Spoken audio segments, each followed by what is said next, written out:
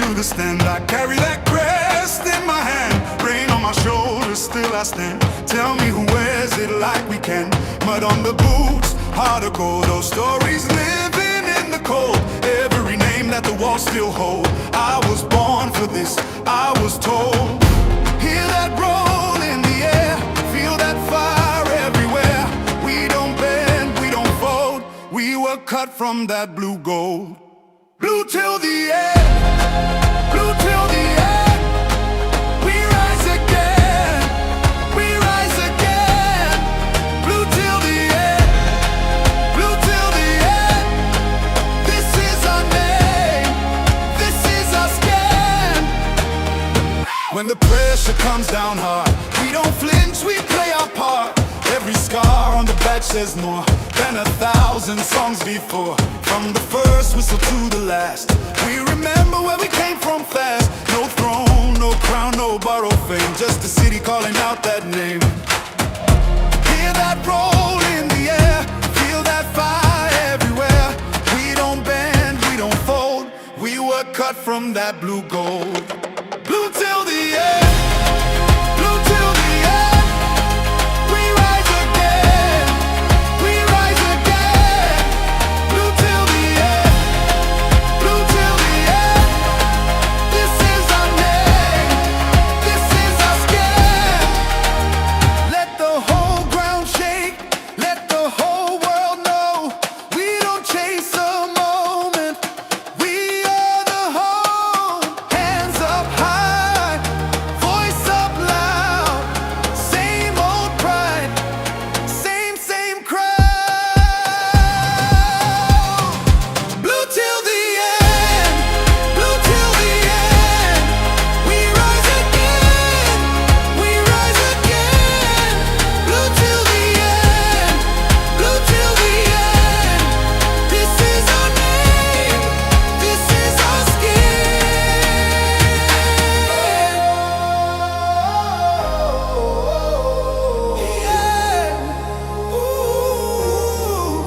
Blue till the end, blue till the end. Loyalty stays even through the storm.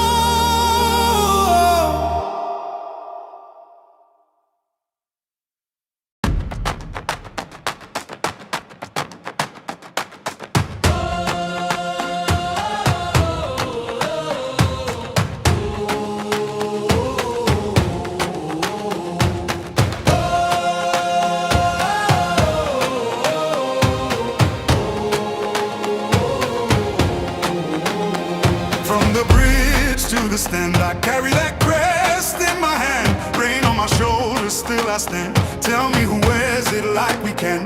Mud on the boots, heart of gold. Those stories living in the cold, every name that the walls still hold. I was born for this, I was told. Hear that roll in the air, feel that fire everywhere. We don't bend, we don't fold, we were cut from that blue gold. Blue till the end, blue till the end. We rise again, we rise again. Blue till the end, blue till the end. This is our name, this is our skin. When the pressure comes down hard, we don't flinch, we play our part. Every scar on the badge says more than 1,000 songs before. From the first whistle to the last, we remember where we came from fast. No throne, no crown, no borrowed fame, just a city calling out that name. Hear that roll in the air, feel that fire everywhere. We don't bend, we don't fold, we were cut from that blue gold. Blue till the end, blue till the end. We rise again, we rise again. Blue till the end, blue till the end. This is our name, this is our skin. Let the whole ground shake, let the whole world know. We don't chase a moment, we are the home. Hands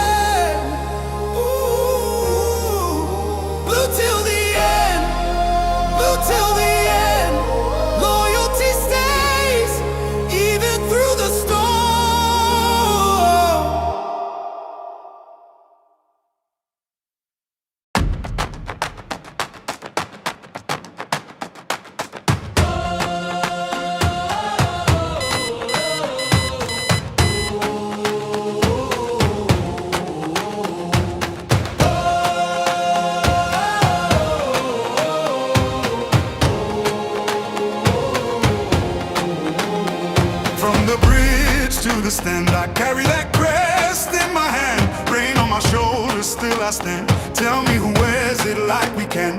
Mud on the boots, heart of gold. Those stories living in the cold. Every name that the walls still hold. I was born for this, I was told.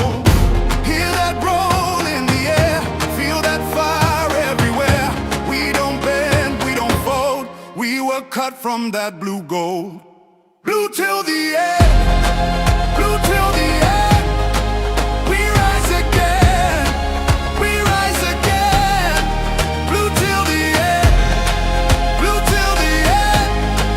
This is our name, this is our stand. When the pressure comes down hard, we don't flinch, we play our part. Every scar on the back says more than 1,000 songs before. From the first whistle to the last, we remember where we came from fast. No throne, no crown, no borrowed fame, just a city calling out that name. Hear that roll in the air, feel that fire everywhere. We don't bend, we don't fold. Yes, good people, big up to all of you. Welcome back to Chelsea Perspective. Welcome for another edition of the Blue Morning Show. I do hope you're all doing well. We're back again to talk about Chelsea transfer activities. We'll talk about Maxence Lacroix, Morgan Rogers, Nicholas Jackson, Lewis Hall, Alejandro Garnacho, Benoît Badiashile, a lot of them. And as the show progresses, be rest assured, if anything new emerges, this will be one of the first places you'll hear about them. But once again, thank you. Remember, we haven't forgotten. We did promise you guys we will do a giveaway of Chelsea custom kit the moment we hit 30K subscribers, and we've hit that milestone. We're just waiting for a lot of our community members to know that we've started streaming consistently again. Then we will do the giveaway to appreciate you all for all the support, because yes, I couldn't have in any way done that alone. Big up to you too. Thank you for joining. I appreciate you. Who else was here? And Cody says hi to you too. And it's time. That's Glitch Ghost 40. It's time indeed. Cody, no people, they're coming. Pay attention. Let's see. Modmana is already here. And my bro Richard Hughes is at work. He said, I am here while working. Always nice to see you, Mr. Richard. I do hope you're doing well. I appreciate you finding time to join the conversation. And my hope is that I will get one or more or two more panelists to join me on the panel so you can get diversified opinion. Okay, you don't want to listen to I alone waffle. It's always important to always have, you can say, the foreign opinions. That way you come to a sensible conclusion and not just listen to one person shove their opinion up your throat. But yeah, we have Festus. Thank you for joining. I knew that the deal couldn't finish up. We have seen that before when Chelsea over talk about a player. Which one of the transfers are you referencing? And big up to you, my bro. Lacroix is not going to do well at Chelsea because Chelsea is not on his level. Wow, that's some argument. How about the fact that he's Premier League experience? He's a good defender. I know people are judging him given how he played, for how well he did for France. I think he did well on occasions where he played and didn't play really well. The entire 11 on the pitch for the French national team didn't do well. It's really that simple. But that's by the way, if you're just joining, if you haven't, take a second, drop a like on the video, and also do subscribe to Chelsea Perspective if you haven't. We are going for 40K subscribers as soon as possible, because yeah, we'll be streaming consistently, and we're looking to hire more people to ensure that we stream consistently. Yep. We put out a notice we did put out a notice a long time ago, but still a lot of people weren't that serious. Some responded, but when you ask a few questions, you won't hear from them again. But big up. Let's see. Yes, please do not use more than 3 emojis, or if you do that and you're not a moderator, the AI that's policing the chat will delete your messages and then probably time you out for a few seconds or a minute.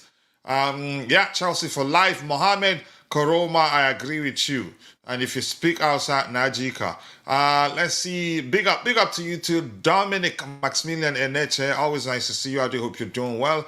Lacroix, we're hearing in advanced negotiations. We are in advanced negotiations with Crystal Palace, so hopefully we get that deal across the line. I really do want him. He's a good player. It's gonna happen. I want him. He has Premier League experience. He's good aerially. He's more of a traditional defender, and we have a lot of ball playing defenders who in most cases, we've seen them not doing well against a more physical opponents and struggle to deal with taller players that are aerially, and he brings that balance to our defensive line. So I want him. I'm not complaining. He's a player I want. If we end up signing another defender, fine. But let's prioritize signing Lacroix. So I have our senior panelists on the panel with me. So be rest assured, you're going to be getting diversified opinion, not just listen to I and I alone waffle. We have our senior panelists with me here, Bobby. Bobby, thank you for finding the time to join me on the panel. I do hope you're doing well. Yeah, big up, coach. Big up. Awesome. It's a big week this week. To be honest with you, I don't want to be hearing about Lacroix come Friday. This deal needs to be done by then. I know the transfer. In fact, yeah, it needs to be done by then. You know, it's we've been hearing this. We say it's in the final stages. Mhm. Get it over the line. I'm never comfortable with highly publicized we're talking to Chelsea transfers with this ownership. Once we start going down that road, it becomes an issue. Fortunately, the likes of Caicedo deal and Enzo deal didn't go that way. Bali got personally involved.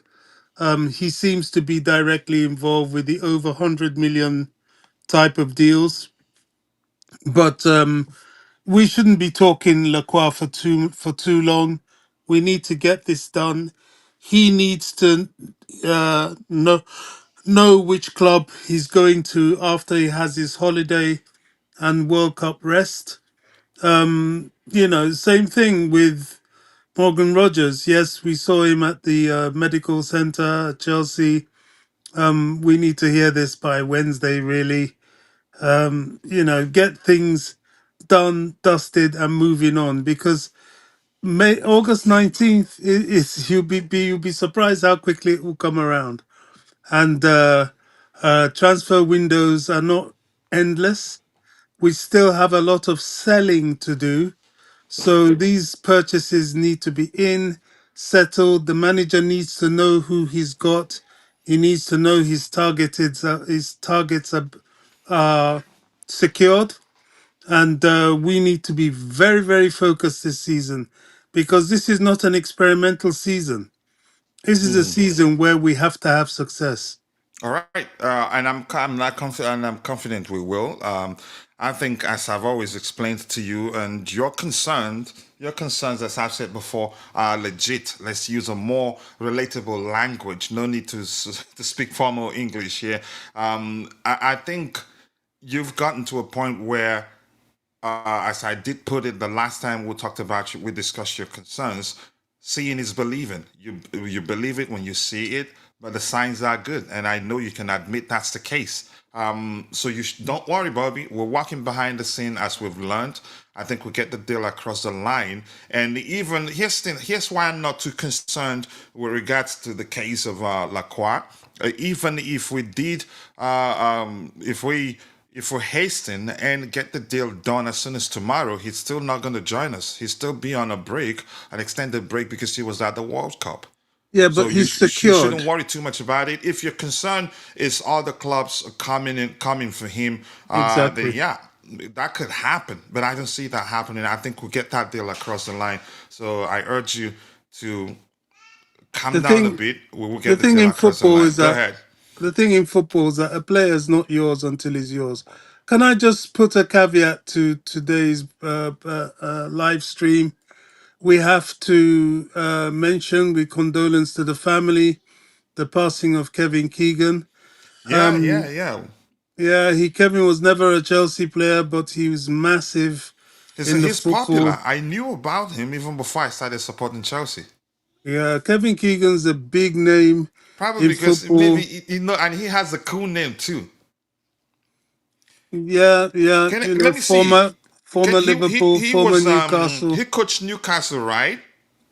Yeah, he played for them as well. Played He for was the one Liverpool during one interview.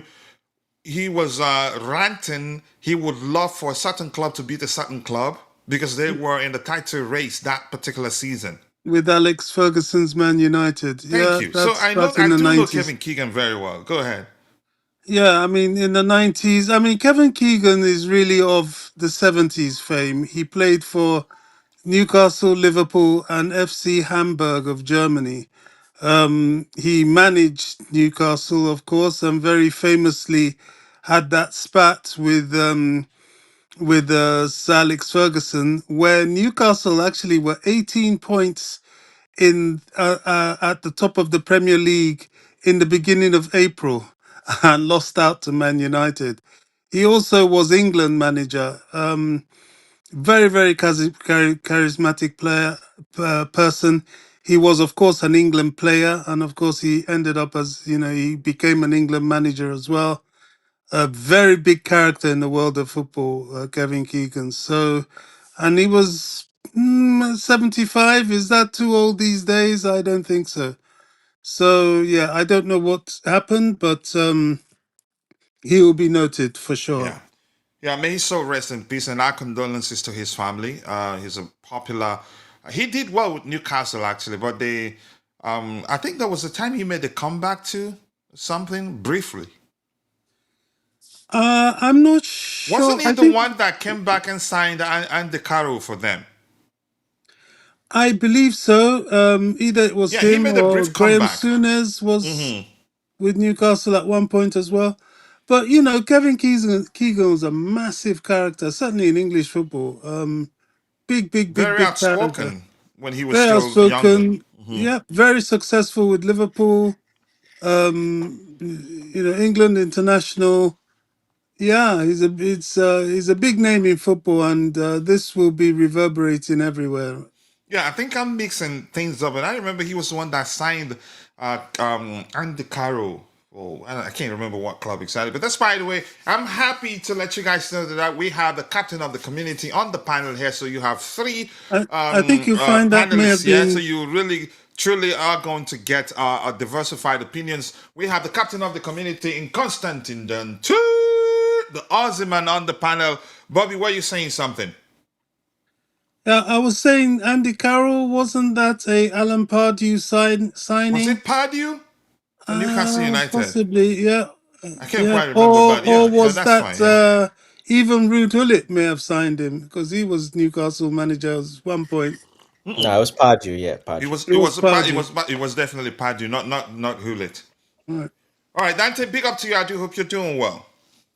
Big up Coachella, and Bobby as well. Everyone in the chat. Yeah, not too bad. Excellent. Not too bad. Had a good sleep, so You got Dante. woke up before. Excellent. Big up to you too, Shay Wendy Wheeland, my Ghanaian sister, always finding the time to join the conversation. I appreciate you, and I hope you dropped a like on the video on X, on YouTube, so to speak. And CFC, get this deal done. Just as Bobby preached, I think we'll get the deal across the line. Ready for preseason? I am ready to. We'll cover a lot of the games, not the video. Yeah, of course. Watch along where you listen to us rant on live here and discuss whatever in real time. Discuss events during the games. Big up to you too, Big up to you, everyone, Coach Bobby and Dante. I appreciate you finding the time to join the conversation. I thought you'd be sleeping by now. We are Chelsea. Where are Chelsea getting all this money from? Again, Collins Keynes. I think you're probably one of those. I don't want to accuse you of anything. At least I am happy to see some people do the mathematics. Say at least they believe that we were able to get the Morgan Rogers deal across the line because we sold certain players. Yeah, we sold our assets. We sold players. One of them didn't want to be here. The other, who was it again? One of our academy graduates who the Tyreek manager George. who the We've manager sold deems a surplus to requirement. Go ahead, Bobby. we've sold Tyreek George. We've sold Santos. We've sold Cucurella. And a couple of Those academy kids too. Exactly. Jimmy J. yeah. And you Morgan, know a few what? I couple, was yeah. at Tobe. I was on Tobeho's in the chat, to be more specific. There, I was when I think somebody did ask that question. Where are we getting the money from? I was going to tell him we robbed, Yeah. because he's just stupid. We Because sold 130 million plus exactly. already. But I'm going to say this: even without selling those players, I think we could still afford signing at least one or two, three players we want. Yeah. The We importance of definitely had selling the those money, that's for players, sure. it's mainly to create space. We definitely had the money. The payment for Club World Exactly. Cup But is creating space coming is also through. important. Go ahead, Bobby. The payment for Club World Cup is coming through this season. It didn't come through last season.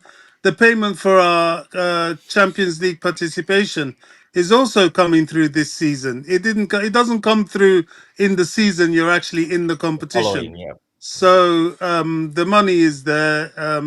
Yes, we have to be careful, of course, and yes, there are debts to service, but Chelsea is not penny pinching at this current point in time. So all these detractors, and we do have them, some of them trying their best on Talk Sports, saying, "Oh, Morgan Rogers is going to threaten Cole Palmer," which is such Yeah, he's got horse no No, positional the team. usual suspect, Paul yeah. Merson, is that how you pronounce his last name? Yeah, that fake Chelsea fan. I have no idea how that guy's in the media.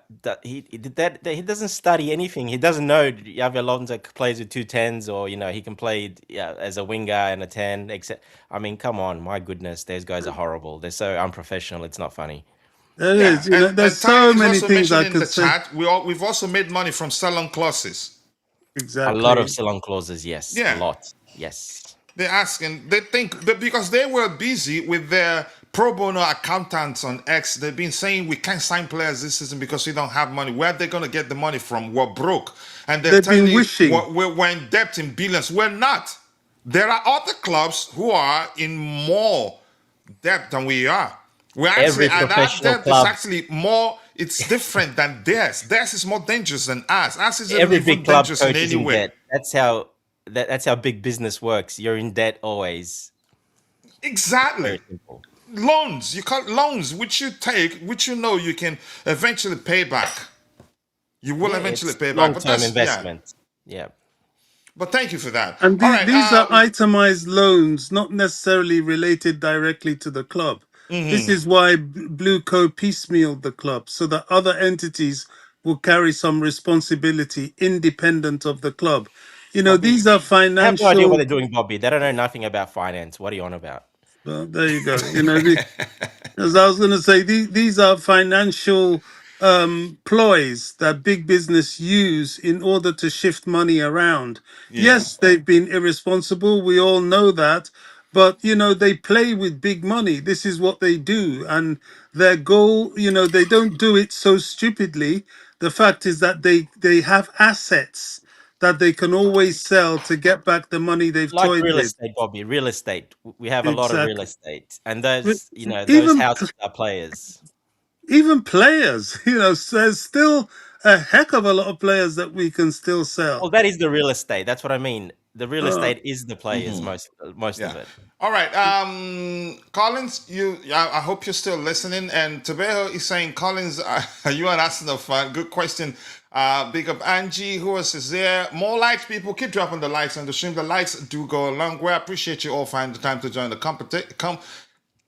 conversation. I can't speak. Sleeping at 6 p.m. Some people do go to bed at that time. In night, yeah, I I did. know.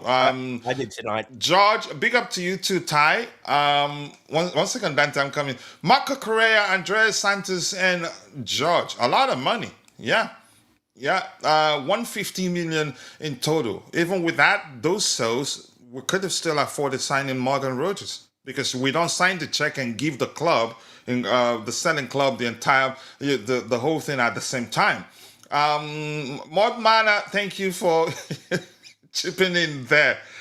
Big up to you too. Sell-on clauses, I read that from the other screen before I even highlighted it. Morgan Rogers passed his medical. Congratulations to us. I think we signed a talent there. Even though I would have loved a more traditional 10, but after paying attention to what's being said with regards to how the manager is going to utilize him, I have no complaints at all. And as long as the manager wants him, who am I to blow against the wind? Big up to you too. I'm not going to do that. I've done that 10,000 times, but I'm human. Probably eventually will happen again someday. So news hunting, let's go for it. I think I might have to refresh this page to be sure it's up to date. Dante, anything you want to talk about while we wait for the page to refresh and ready? No, I was just telling Tobago, yeah, I went to bed at 6 p.m. today. I went to bed really early because I was tired and I just woke up. So, yeah, some people do sometimes go to sleep earlier. Yeah, my kids go to bed at 8. Yeah, yep. And I my go one to goes bed, at 9. yeah, really, really late. Sometimes it depends. Yeah, mine goes at 9 o'clock at night. He goes to bed. Yep. Yeah, eight. But you aim for 8. Sometimes they won't even. There are days it won't work. There are days if you doze up by mistake before them, they're probably not going to go to bed until 10. Pretty much. Yes, pretty much. You know. All right, let's see. Where am I? Oh my God, my own. Let's see. Let me go to Vince's And what you said, page. you were mentioning before, like a lot of that, that Morgan Rogers, it's not like we're going to pay that up front. It's probably going to be No, it's not. stretched out Yeah, over. it's not like they get a check immediately for Yeah, the entire it's not like 117 that. million. Yeah, No, it doesn't work like that. it gets Yeah. stretched out So over they 5, 6 probably years. they're feeling like we're gonna spend the whole money immediately from the sales. No, so it's basically probably like a 20 million for this financial window from that deal only, because it's spread out over 5, 6, 7 years. So it's not 117, up, and that's why clubs can do it It's the these days. contractual purchase. Construction purchase, and that's why the prices have gone up a lot. Yeah. This is one of the reasons, because that kind of loophole, which we, kind of really went aggressive at, and they did change the rules a little bit. They brought the years down, but we really went hard at that at the start, and they changed the rules a little bit because, we were spending like crazy. But, clubs are doing that now, and that's why the transfers fees are much higher, because they know you can spread it out over a longer period of time. Before, it wasn't quite like that. The rules were a little bit different, where you had to pay a bit more upfront. But now that's why the prices have gone up through the roof, basically, because every team is doing that. It's always spread. Even what did Man City? I mean, Man City, everybody was eye watered that they dropped, was it 70 up front in the 116 for Elliot Anderson? Yep, yep, The fact is that it is still spread. It's rare that people will drop that much in the first payment. The payments are installmental over a certain number of years. This is correct. structured payments. This is why Chelsea haggle a lot, because they're always trying to structure the payments to fit in with PSR. And that's why So you don't really play release clauses, because that's upfront, most of those release clauses, a lot of them. So that's yeah, why teams even play over the release clause so they can get better deals. Yeah, thank you so much for that. What we have on the screen here, let's do some dictative work. Jorgensen and IG week 1, green check mark. That doesn't really mean anything to me. It's just him counting to how long it's been since the preseason started for him. But Dante, I think he's definitely going to leave. It Yeah, just yeah. wouldn't make any sort of sense for him to stay, given the fact even before the return of Mike Penders, it's been out there for a while now that he's going to be Robert Sanchez's number 2. They basically both will be competing to be for the number 1 spot. So it just wouldn't make sense for him to stay. And I think he has potential, but he's struggled since joining Chelsea, especially on occasions where he's gotten the opportunity to take the place of Robert Sanchez, and on those periods when he got injured or for one reason or the other was sidelined, he didn't really do well. But independently, when he was designated goalkeeper for Europe, for Conference League, he did well. In all the matches he played in that competition, he did well. Even in the final, when I thought Enzo Maresca was going to drop him, He played him, and he was excellent. And I'm still every time I remember that game, I mention how well he did in the first half. And had it not been for his brilliance on the day in that first half, we could have gone into the break 2 goals or 3 goals down at least. I So I think don't know. Jorgensen Maybe has. he doesn't have the mentality to deal with competition. That's how I see it because I knew him before he joined us. He was a good goalkeeper, fearless. But as I've explained, every time he comes in for Sanchez, he doesn't really do well. Doesn't take the opportunity. But go ahead, Bobby. It looks like you I wanted to say something. Yeah, I think he has to set his sights a bit lower. I know he doesn't want to, in his mind, drop, but if he wants to leave and to play often, he has to look to join clubs like Genk, Basel, maybe if he's lucky, Yeah, that's Ajax. too low, Bobby. But that's his level. A goalkeeping position's only one spot. It's going to be hard for him unless he goes to the championship. Will a Premier League club want to put him as their number one? I don't know. Maybe, I don't know. Maybe a Coventry, but it's not going to be easy for him. That's why I said things like, Genk, Strasbourg, even, Hmm. Rennes, all those sort of clubs. It should be where he's looking at because that's the difficulty about goalkeeping is, as we've said, it's only one spot. After that, you're a backup. Yeah, So it takes a lot for a second choice goalkeeper to get a chance to become the number one. It takes yeah. the first choice goalkeeper getting injured or maybe making consistent errors multiple times actually before the manager decides, you know what, that's it. But go Yeah, ahead. it does take a lot. I mean, look at the guy that was number two in Man United for years. Is it Henderson? And he's quite a good goalkeeper, but he had to kind of go mid-table before. I don't think he's ever recovered from that sort of mid-table slot. Where is he now? Is he with Forest now or somewhere Palace. I like don't know. that? So, it's not easy. I can't see Jorgensen getting a Premier League team. I can't. I can't even see him getting a championship team unless he goes to someone like Ipswich. But it's a very highly sought after area. But for continental clubs, as I've said, Genk, Basel, Ajax would be a great place for him if he could get in there. That's going to be tough. Maybe one of the somewhat lower mid-table Italian clubs might look at him, but it's not going to be easy for him to get a move. Yeah. Dante, let me give the microphone back to those in the chat. I'll come back to the panel to hear your opinion. I know you like him too, as much as I do. I don't think he's a bad goalkeeper. He just has struggled to deal maybe with the pressure of being a Chelsea player or maybe coming in for the find number one. I'm not sure how else to see it. I think eventually he will get there because he's still a very young goalkeeper, and goalkeepers they say get better as they age. Big up to you too, Jojo. Nice to see you. Hope all is well. I can't complain. Any day above ground is a good day, and always nice to see you. Hopefully, your absence simply was because yeah you were busy, and if that's the case, yeah, happy for you. Bills don't pay themselves. The one and only Jojo Modman are saying hello to you and hi to Ikanna Peter. Ikanna. If it was E, but after the E, after the K, then I said maybe Igbo, but Ikanna could still be Igbo. But Ikanna, thank you for joining. I appreciate you. It says, yeah, good from Nigeria, but what part of Nigeria? Sounds like an Igbo name. Ikanna in Igbo would mean are you bigger than your father? Something to that effect.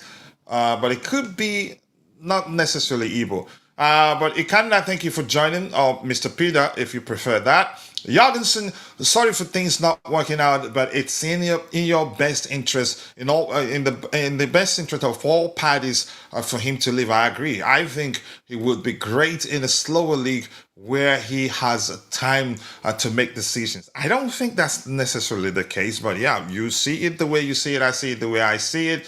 CFC is a big institution, like any major institution. They aren't broke. They operate with assets. Having liabilities doesn't mean they are financially in solvent. It's how large organizations manage finances. Michael Faladay, this is a delicious comment. Unfortunately, we can't use the bells and whistles like the fireworks, balloons, or uploads because we're streaming in vertical format. But let me see if I can find uploads here because that's a delicious comment. I like sensible comments like this. I can't find anything. 100%, yeah. No uploads there. Oh, maybe this one. I can't hear anything. Clap, yeah. We can hear the audience clapping. Yeah, that's a delicious comment. So that's a very, very, very good comment, and I respect that. Are you sure Sanchez is good enough for Chelsea? I think he is. Maybe at the start of his life to Chelsea, life as a Chelsea player, maybe wasn't that smooth, struggled a bit, but I think he's come good, and he's been one of our most consistent players, in my opinion. Are you sure Sanchez is good enough for Chelsea? His performance is horrible, and Jorgensen is not giving him competition. That's the latter part of your comment. I agree. But I think he's good enough for Chelsea. We just need to show him you trust him, and believe me, you'll get good performances from him. What is the source of this information? What information in particular? Let's see, lads. What do you think? Karim Albegovic, the Bosnian who's linked with is he any good? He's really good. Some people are concerned about his height. Yeah, his vertical limitations are for. I'm not sure how else to phrase it. Not an issue for me. He can play as a 10. He can also play as a winger, but he's really good. Greetings to you too, Michael.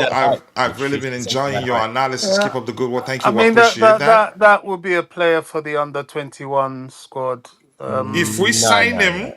if No, we not sign under him, 21. I think he's gonna be part of the squad. Maybe he might not be starting right away, but eventually, he's a He'll be really a That good? rotational and piece.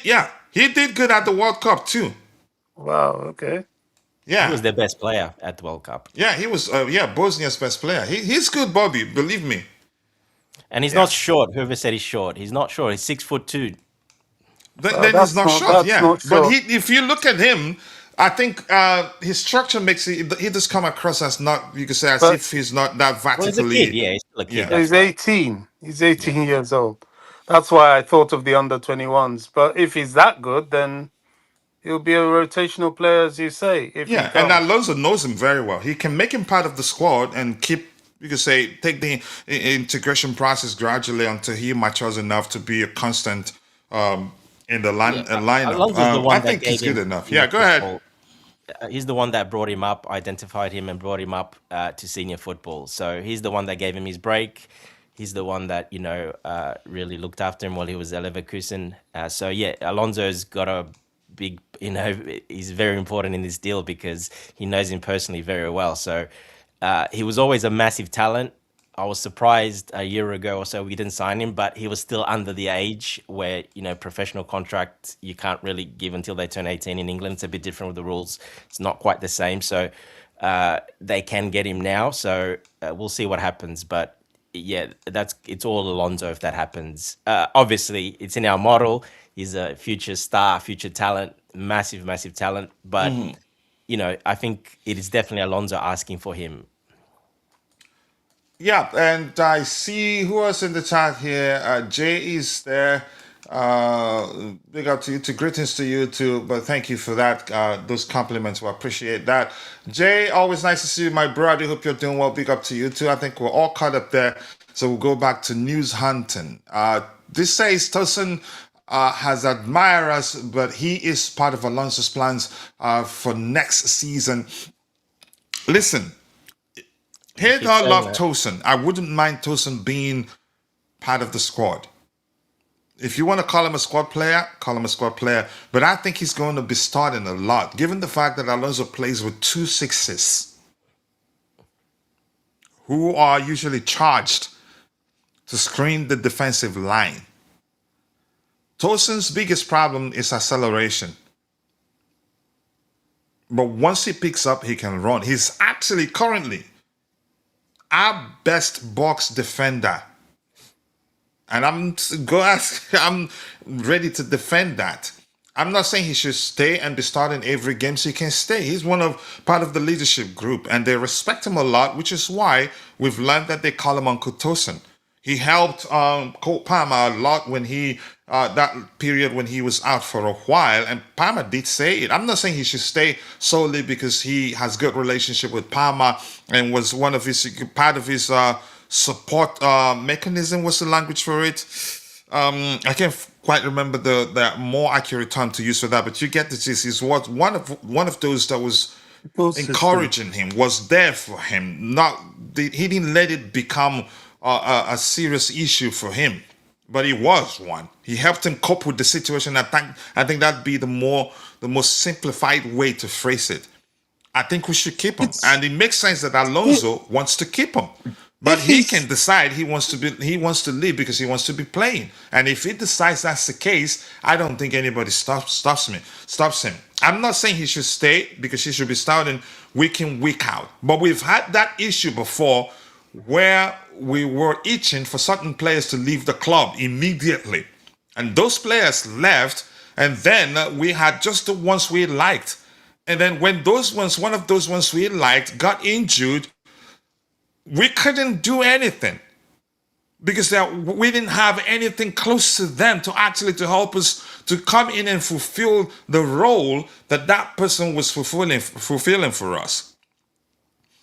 But I get it, people. It's become a culture that we just be screaming, sell, sell, sell, sell. And I'll say this, irrespective of how many times you scream, sell, sell, sell, sell, sell. I don't think it will wield any measure of influence with regards to whether the club sells that particular player or not. As we've heard now, and this is not the first time, the manager wants to keep him. If the manager wants to keep him, I'm happy. If he leaves, I don't care. But sometimes we should be careful what we wish. Go ahead, Bobby. You were saying something. I was just saying that if he stays, which as you say is very likely, I can't see Chelsea bringing in any more than Lacroix as a centre back because we will have him, we will have um, Josh, we will have Colwill, we will have um, Fafana. Um, then the others, Badiashile, Desassi, will have to be sold. I'm hearing rumours that Napoli is sniffing around Badiashile. I really hope he finds a club. I think it would be good for him to leave because, he needs to have somebody that will be a bit more focused on him. Injury and poor form has, I think, put an end to any chance of him having any glory days at Chelsea. Yeah. Yeah, Dante, I'll come to you in a bit to hear your thoughts on how you feel about how Chelsea fans, your opinion on how a lot of Chelsea fans feel about Tosin. They just want him gone. They don't care whether the manager wants to keep him or not. They don't care whether he stays as a squad player. I don't know whether they understand the importance of squad depth. Why would Yeah. we need this Karim guy after Rodgers? Squad depth, if that makes sense to you. We have no space for any new attacker. I think this link has no real substance. There's a chance it's absolute horse dunk. I agree with you. That's a chance we sign him, send him out on loan, or sign him. He'd be an understudy to one of the tens because yeah, he can actually he's equipped enough that he can play as one of the two tens. Yeah, especially with his height as he's Yeah, growing. exactly. He's So already I 6'2", so don't he'll be a think 10 it'd probably be a going bad thing forward. actually to sign him. Yeah. Yeah, give me 1 second. Yeah, so he's developing into more of a 10 because he's growing in height. He was 6 foot, 6'1", now growing up to 6'2". That height won't let you get if you get even taller. That won't let you play as a winger. You're not going to be playing as a winger when you get that. You become more centrally attacking midfield, even second striker, even striker. So guys like that, their body changes very quickly. A good example is that if people remember Matic when he was at Chelsea when he was young, he was tiny, he was scrawny, he was small, he was a 5'10", 5'11" when he left Chelsea. when he came back from Benfica, he was a completely different player, completely different size, and playing in different position as well because he grew so much and got bigger. So, yeah, those players, they do change at that age. Like you said, he's just turned 18. He's an 18-year-old kid, first professional contract. So, yeah, look, he's a massive, massive talent. It's one of those talents that I think because Alonso identified him so early and he did play for him and brought him up in Germany. I think it's one of those opportunities he does want to let go, and it's one that Clear Lake would have won based on But our at this modern. point, I think Jay is correct. That's a chance, but it depends on his definitions, on his Yeah, definition. The term substance in this case, I yeah, think he's suggesting that we don't really need him because we signed Rogers. I'd like you to actually touch on that aspect. Does he? Does I don't think Rogers. For me, signing Rogers would mean we don't want another 10 or anything. Go ahead. yeah. Look, we still kind of need another that one of those. Now it's not really necessary. We have players that can cover, but he's not going to be signed to be a starter, or even maybe they might just sign him actually to get his name down and sign him and put him back on loan or whatever. But I think they're just looking at the player. Can he come in and still do it? He still can because he's so young. He can come and learn and be with the team and grow. It's still an option. He'll play cup games, etc. What if Rogers comes in, gets injured? What if Palmer gets injured? Well, then we're pretty thin. If two of those players get injured, we're pretty thin, and we know Palmer's injury as well. His record, and even if you're looking We've at actually Rodgers, been he's there played a before, but it lot. just seems as if we don't learn Yeah, from the Rodgers has past. played a lot of football the last 2 years. Yeah. European football, game after game. He was one of those that was playing nearly week in, week out because Watkins was out injured for a few months. He was playing. He's been playing a lot of football the last 2 years. So you never, injury might be around the corner. Knock on wood, it's not. But when a player plays that much football, it might not be a serious injury, but it might come. But then we're short. We're basically pretty short. We're caught out, and we're pretty short. So having a younger one like that around the squad, who doesn't mind being around the squad and doesn't mind being, third, fourth choice, you need those players sometimes. You need that depth. We do, but Bobby, you're the squad depth guy. I'm surprised you haven't said anything. No, I'm not disagreeing. In my mind, I'm looking at with the addition of Rogers, the entire what I call supporting forward line is set. Rogers, Quenda, Yes. Asugo, no, not Asugo, Mostly. Esteval, Palmer, all that sort of range of winger stroke tens is quite well stocked. The thing about it is that even the striking role, which I personally believe will be Jackson and Jao Pedro. Jackson isn't a lethal finisher, but he's so I'm flexible sorry, and Bobby. I'm not laughing at you. Mod Mana is fighting everybody in the chat. Go ahead. and he's flexible and he creates. He can play from the left. He can play down the middle. He can play as a supporting striker. Same with Jao Pedro. It's going to be quite interesting. They're very mobile. Where I'm sold on this guy, if he's everything that is said on the tin, is that playing one game a week is not our destination. It's not something that we will be planning to do more than one season. Hopefully, by next season, after this, when we're back in European football, then he would have had a season being blooded into the Chelsea team. And that's where coming to fruition of having more game time with more and bigger games, including Europe, might come in. So it could be a very shrewd move to get him now. It won't be ridiculously expensive, and he's somebody that Alonso knows.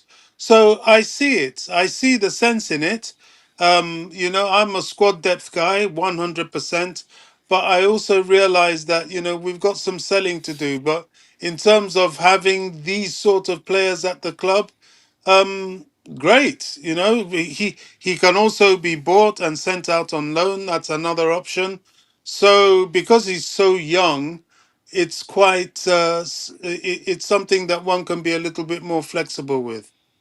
Yeah, I agree with you. And he's that sort of player, even if we sign him and send him on loan to Strasbourg or any other club, I wouldn't mind. It's an opportunity to sign a very good player.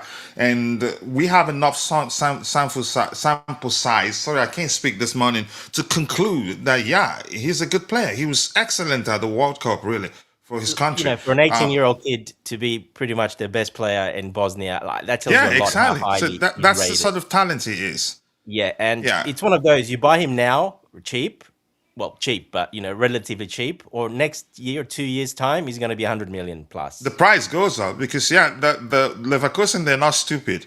They, So they yeah, he's will going to tie cost a him lot of down. money. Yeah, you either get him now or you lose him. A bit like Due, Barcola, all these players. You get him a year or two earlier, like Elise. If not, well, then you're gonna lose those. They're gonna be out of reach after that. It's gonna be very hard. Yeah. All right, I'm going to give the microphone to those in the chat and I will say hello to a lot of you. I can't read everything there. Apologies. I'm not able to switch to the presentation window for some reason. So once I'm back and I ask a question, then as one of the panelists speak, I will refresh my system to see if I'm able to show the presentation window or highlight the presentation window. Yeah, we've answered that. And Abby says, Coach, how much did Uncle Tosin pay you? I mean, I'm not cheap. Um, but you get the gist. I'm not saying we should keep him as a starting center back, but we could do with his leadership. We could do with him his aerial prowess. He's excellent aerially, honestly, and he's still the box defender we have at the club. I haven't Yeah, we'll have him on compared the that. show soon, so you'll know that Abe. We'll have him on the show soon, so Yeah, he'll come by exactly. and So say he will hello. speak for himself. Correct. FSB tweet: Rogers has signed his contract. We'll get to that in a bit. It's on the screen, but I just can't use the presentation screen. Yeah, let's see. Some players don't mind the squad role. Yep, don't mind squad role.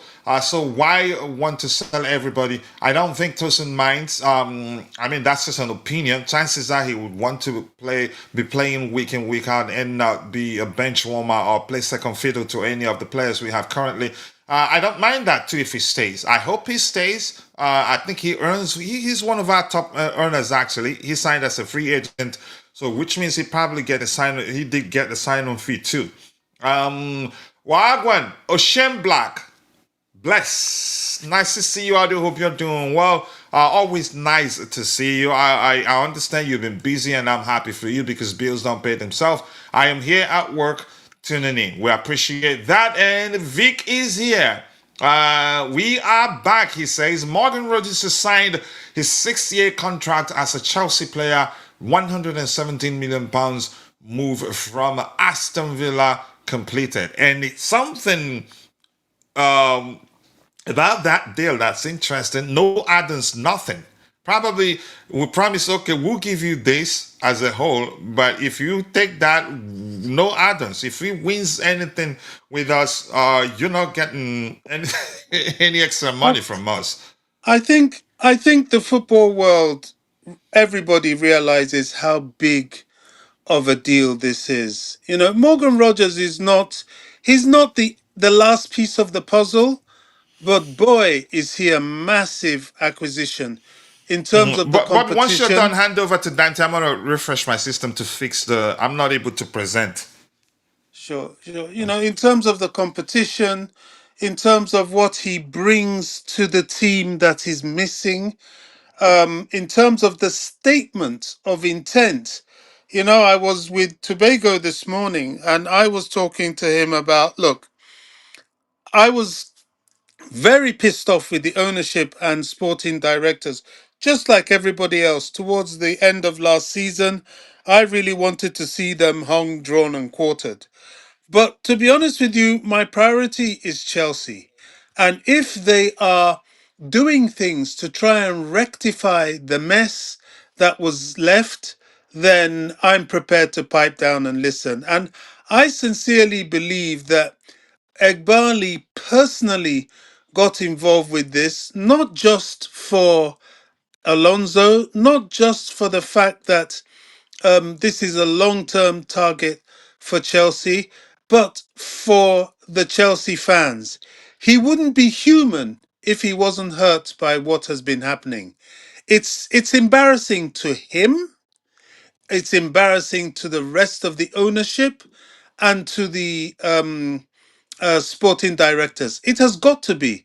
If you are not embarrassed by this, you don't belong in football. You know, you really don't.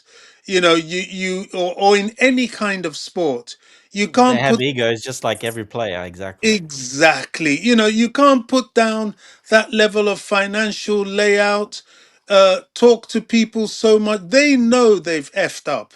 They know. And he's done this for himself. He's done this for the club. He's done this for the new manager. And I believe he's done this for the fans. Just to tell them, hey, look, we're out to sort this mess out. And as far as that's concerned, I keep my powder dry because they can only do so much. The rest now has to be once you give Alonso the tools, please God, let him know how to use them. That's just where I stand. You know, this is massive. This is huge. None of us expected this. And I think they've done very well to make it happen. Yeah, and please, if you're joining, once you join the panel, use your X handle as your name. So when I'm not highlighting the comment, people can see it if they want to follow you, so that they can go and follow you. I'm gonna give the microphone back to those in the chat. Come back to the panel. We'll hear from Jay. We are back. Thank you. Morgan Rogers has signed his Chelsea contract. Yep. He's actually, I think they've actually interviewed him already or something. Morgan Rogers and Cole Palmer doing the cold celebration. It will be a lot, very, very cold at the bridge at any given day, at any given match day. So you better go with your coats on to be sure you stay warm. But you get that, right? Let's see Modmana there. I'm not going to read what he says. Modmana has no manners, as Vince says here. As Vic said in the chat there. Big up to you too, Daniel Crane. Always nice to see you all. Hope you're doing well. I appreciate you finding the time to join the conversation. We need to shut it down. You cannot. Modmana has more power than you. You should know that. Let us cook. Try. He will crush you out eventually. I am worried about the goalkeeping position. I'm worried about the goalkeeping position. Another into Robert Sanchez. I like him. I don't have an issue with him staying. Hopefully, Pendas will prove to be a good competition for him. Get him to do even better. He's improved, and I don't think it makes sense to sell him.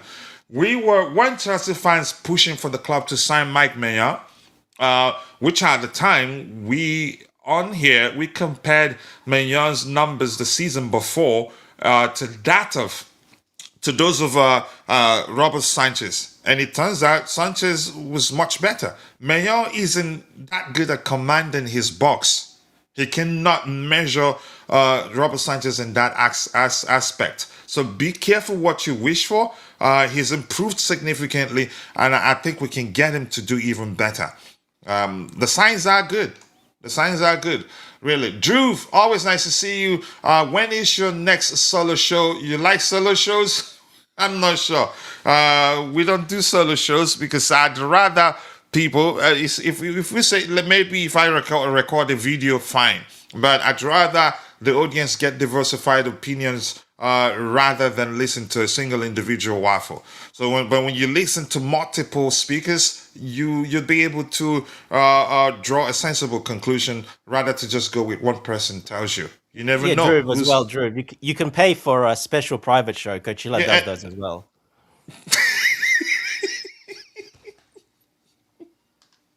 But it costs a lot. He's expensive. Yeah. Private what? A private show, like just for Drew, but just the one-on-one. I'm not doing. Thank God. Thank you, Dante. I'm only worried about the goalkeeping position if we don't address the CBs we need. if we have good CCs that shields the defensive line effectively, you hardly ever you won't even get that much opportunity at having a go at our goalpost. We need to sign Maxine Lacroix.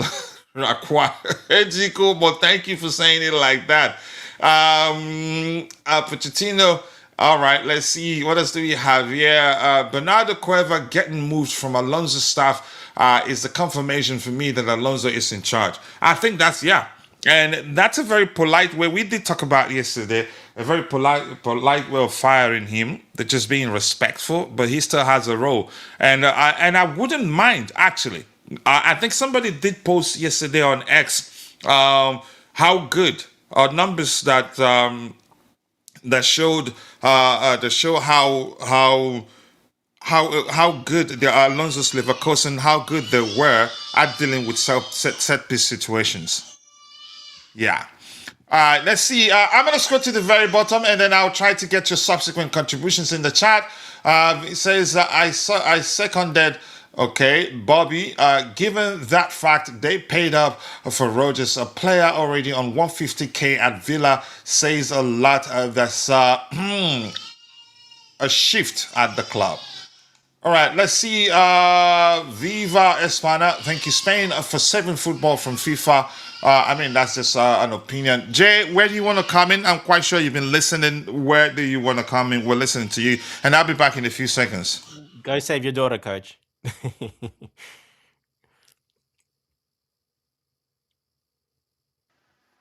You there, Jay? Yeah, big up guys, big up Dante, big up Yeah. Bobby. I'm not sure what he's asked me to do, coach. Couldn't hear him. It was just to give your, if you've been listening, if you've, I'm not sure if you've been listening, just to give your insight Um, on the I Morgan think Rogers. Roger Steele, yeah, I think I've spoken a bit about it on yesterday's show. About the Kareem, yeah, I was having, a chat with you guys when I put the message about Kareem. Um, and I was listening to you guys, how, squad depth is important and everything. And I actually full-heartedly believe in that. Obviously, any good team, any big team, you need squad depth because such is the level of modern football, especially the Premier League. You can have unfortunate injuries to your main player anytime, and then you will have to depend on your bench players. Now, the quality of those on bench needs to be, seen because a lot of the times the difference in those that are starting and those on the bench is too much. The gap is too much in quality. Hence, the season just derails. And it's a fair point. My only doubt is we actually have a lot of strikers right now. That doesn't mean I don't want that guy. I've seen few clips and videos about him, and he looks really good on the ball and looks really threatening, and And especially he for can that shoot. young age. He can shoot with both feet. Both feet, same Yeah, power. Yeah, he's one of those rare ones that, like Palestra, that can really do that. So he's a Go bit of a ahead, Jay. unicorn. Yeah.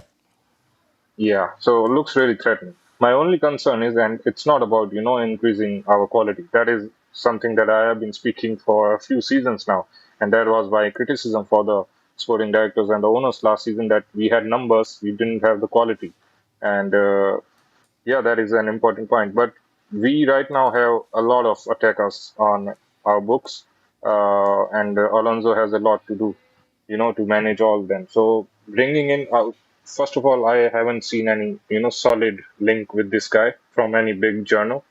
Which But was a great still, point you made. That's a chance. It's all nonsense. Go ahead.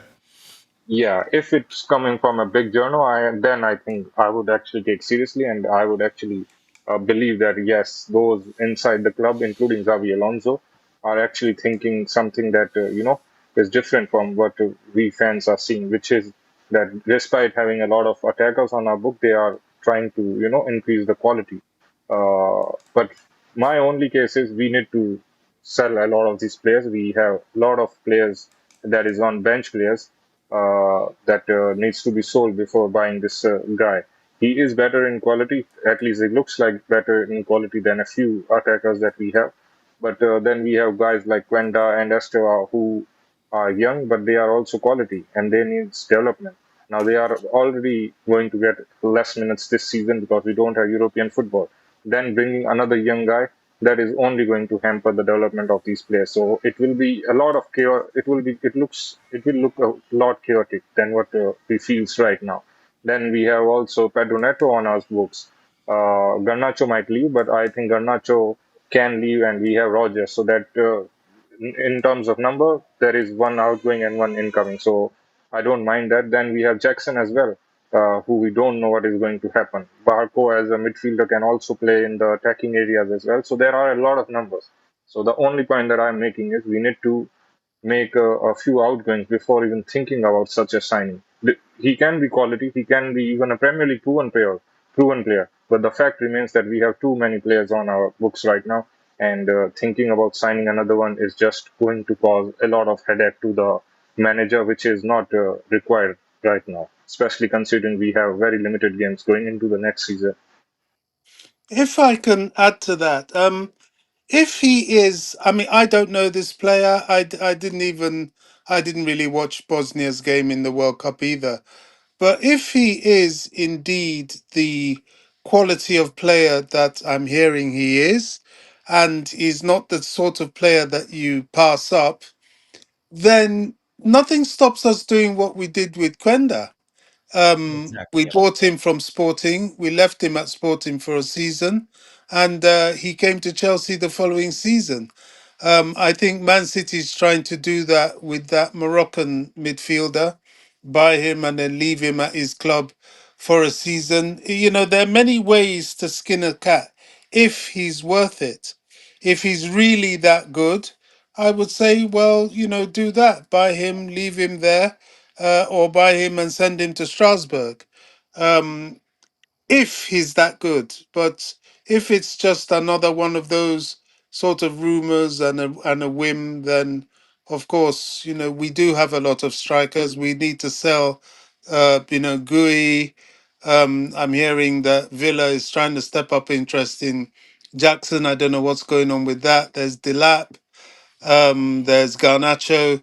So, you know, we have to have some focus on sales unless the kid is really worth the while. Then buying, and I'm sure the club he's at wouldn't mind that deal. If they sell, use him Yeah. for a season, that's a good deal for Just to them. give a bit of insight, the source is coming from Bosnia, so it's one of the main Bosnian reporters there. That's very close to the team, pretty much the team reporter for Bosnia. So he had a move. He had a move planned. That move has been stalled, A and the move to reporter said, Atalanta. "Yeah, Yeah, I yeah, read that's that. because he said why that's stalled is because there's a lot more interest, but also Chelsea and Xabi Alonso called and they're discussing options and terms for him and to make a decision what they're going to do. So Atalanta was ready to wrap that deal up. I think it was it Fabrizio that wrote about it that it's getting done. So that stalled because apparently we're interested in him. So that's just where the source is coming on from people that don't know. And it's not the first time we would have done that. You know, we did that with Kunda, we did that with Esteval, Yeah, remember? exactly. All the top young Um, players that we really rate, yeah, we do that with. Yes, And we these definitely. days, it's not only Chelsea. All the top clubs are looking for young talents to poach and send them somewhere. Especially now, the way the market is and how it's going to be going forward, that is the way. But All right, it's as Zambian bro, Prosper Chamba, do not use more than 3 emojis. If you do that, the AI that's policing the chat will time you out and delete your message. Apologies for that. I haven't had the time to tame it a little bit so that yeah, it be a little bit lenient. Um, you guys got Enzo Fernandez. I'm not sure what you're saying there. We have opposition scouts regarding what their set piece means. We shouldn't be too fast to talk bad about him. I'm not talking bad about him, but that's a way you can say of firing him from the main, I'd say, staff, from the main staff. Yeah, I think that'd be accurate. Basically, from the bench next to Yeah, Alonso, in a basically from way. the bench, yeah. We shouldn't be too fast. Yeah, he still has a job, but I think because they respect him, but Alonso wants his own person. So maybe it wouldn't be accurate to say he's fired, but you get the gist there, Ugem. What else do we have here? Michael Obinka, thank you for finding the time to join the conversation. I appreciate you. I'm sure Badiashile decides it doesn't the lap later. Mark Gee goes on. Um, go on. Jackson will go to Aston Villa. That looks like a possibility because, yeah, they've inquired about him. And I did tell people we're not hearing much about Jackson. Isn't really itching to leave right now. Him and his camp because at the time there weren't many suitors. But right now it looks like some clubs are beginning starting to show interest, which would mean very soon we'd hear him making the choice. Because that be clear. Everything comes down to whether Alonso wants to keep him or not, and he wants to stay. Not just even if Alonso wants to keep him and he decides he wants to leave, I think he's gone. I wouldn't mind Emera in place of Jackson, but it wants because given his experience, um, he has Premier League experience. I wouldn't mind him staying either, and Emera going out on loan. If you get it. So this says Morgan, welcome to Chelsea, supporting you from Zambia. Thank you, our Zambian bro. We appreciate that. And yes, people, keep dropping the likes on the stream. The likes do go a long way. If you haven't, please double tap your screen if you're viewing it in a vertical format, or just the usual way. Find the like button and press the heck out of it. Okay, would really appreciate that. Jay has spoken about that. Anybody want to talk about Morgan Rogers? Anybody? 117 million. The agreement includes an option to extend the contract until June 2033. Morgan Rogers, yep, he signed his contract, a 6-year deal. For me, not bad, really. Anybody else on the panel want to talk about that deal? Yeah, look, that's what I was expecting till he's 30 years old, basically, because we don't really give contracts after 30 too much. So, yeah, up to his that sort of age. So yeah, it's a good contract, of course, not good length. He's still very young. People, yeah, I saw a lot of people thinking that he's much older, but he's actually only 23. He's not that old. I think because he's been playing, and just the way he looks and his physique, and he looks a bit older, but he's actually quite young. Yeah. And I'm hearing PSG and who else? Manchester United and one other club, and Arsenal were all interested. I thought it was just Arsenal. It turns out PSG, maybe even if they made what they did was just to make it, maybe even if they made just an inquiry, for me, it doesn't matter. They wanted him. Yeah, they do. They're doing their due diligence. Of course, those clubs probably, but of course, he's not going to really go there because he's not guaranteed to play as in a starting position. So he's not going to go there, and he's comfortable in England. His best friend Cole Palmer, of course, and he's coming to the biggest club in London. So what more do you want? I don't think we're gonna move on from Morgan Rogers so soon. Anybody else on the panel want to say anything else? But I'd like us to talk about some people arguing that we'll sign them because Cole Palmer will leave next season. That's one. Some are arguing where is he gonna play. He plays the same position at Cole Palmer, which is absolute nonsense. It just doesn't. For me, which suggests some of them don't understand football or maybe don't know how they differ. They're not the same. Not even close. No, they're not the same at all. Very different players. So yeah, look, it's like I said, it's very unprofessional, especially some of those big media personalities saying that he's got no room in the team because Cole Palmer's got his place. Where is he going to play? I mean, that's just ridiculous. It shows that they don't really, study, or they don't really look at, the details of Alonso coming in, how he plays. But even if They you look at before how they we they, played in a 4-2-3-1, there's still room there. There's still a left wing attacking they, mid and a right wing. So either of those formations, he's still got a starting position. So it's pretty silly, to be honest. Go ahead, Bobby. they didn't ask where he's going to play if he went to Arsenal, did they? Yeah, exactly. Exactly. They didn't ask And those there's questions. far fewer opportunities there for him. It's just sour grapes and sniping, which is what they do. A bit of jealousy that we've got him and how we took him from Arsenal, and we hold the record again, basically, in a way. Jay, you want to add to that? Absolutely. Yeah, I think me and Bobby had a discussion on this on Tobago's channel. I think it was one of those fake Chelsea fans. I can't remember his name, the former Arsenal player. Um, Paul but Merson. Almost, Yeah, Paul yeah. Mason. So he started this thing, and he is renowned for talking BS about Chelsea, which lacks substance and practically means have just shows that he looks at football very superficially on the surface without really going into depth and studying it, which is quite remarkable for a former player who has a career at such a big club. So-called But analyst, Jay. He's an analyst. yeah, exactly. So-called analyst. So I just don't understand how he is a Chelsea fan despite playing for Arsenal and Shameful. with his weird takes on Chelsea time and again.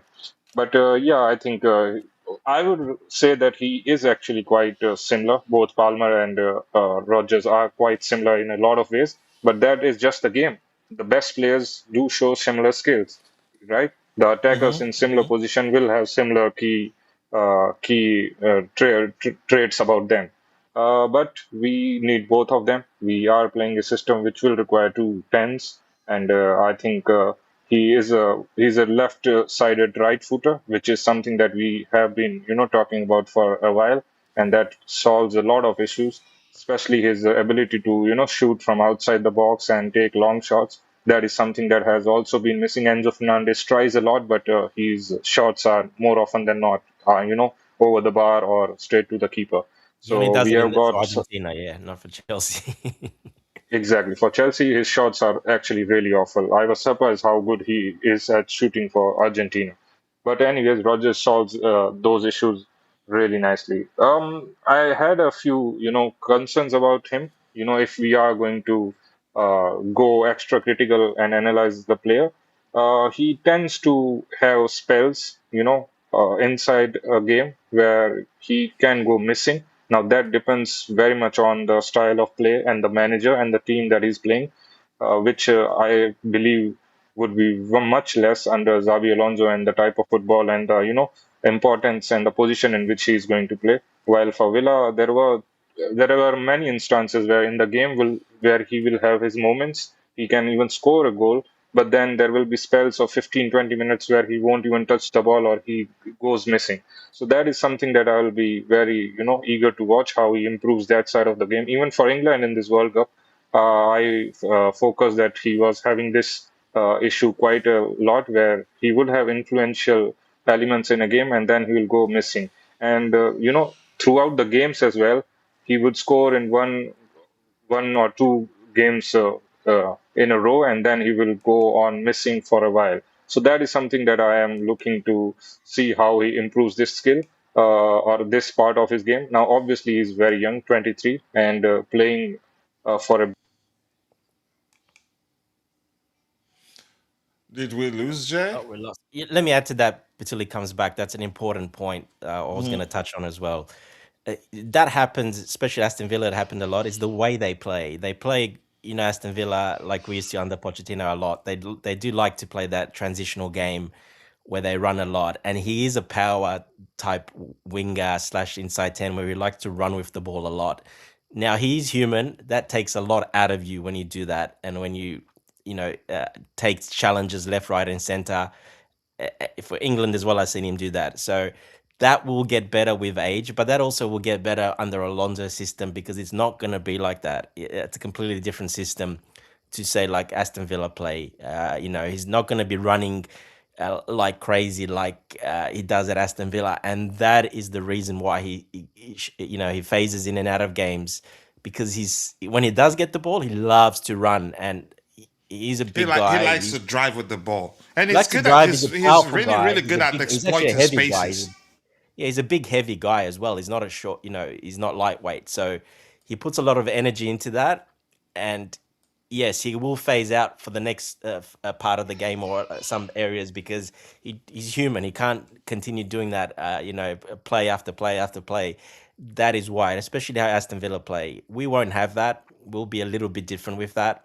So he'll be more composed. But that also saying that he'll need to adjust a little bit to more possession and to when to do it right. But yeah, that's got a lot to do with fitness and his physique and how he actually likes to play the game. that's something he'll get better as he gets older and more mature, with his body as well. And he will get a little bit heavier as he gets more mature because that's his type of body, and he will slow down a little bit. But I I think that is wouldn't an like him to important. give up that aspect of his game. He's really, really good at exploiting spaces. Well, that's his, like you say, coach. That's his biggest attribute. That's his Yeah, biggest that's plus. his strongest tool. Yep. You back, Jay? Yeah, can you hear me? Yeah, with a little Uh, bit of echo. Echoes. Yeah. I need to fix it because my headphone just got discharged. So let me find a solution for it.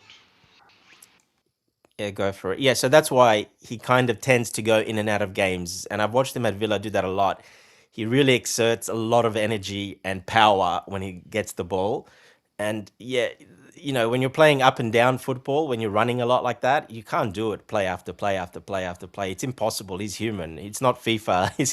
You're not controlled. You're not pressing a button for him to sprint every time. So yeah, that's a lot of people don't realize So you're that why. saying you're basically saying it changes at Chelsea. He's not going to be doing that a lot of those. You can say he's not going to be experiencing those moments where he goes missing in the game, and then all of a sudden, boom, shows up.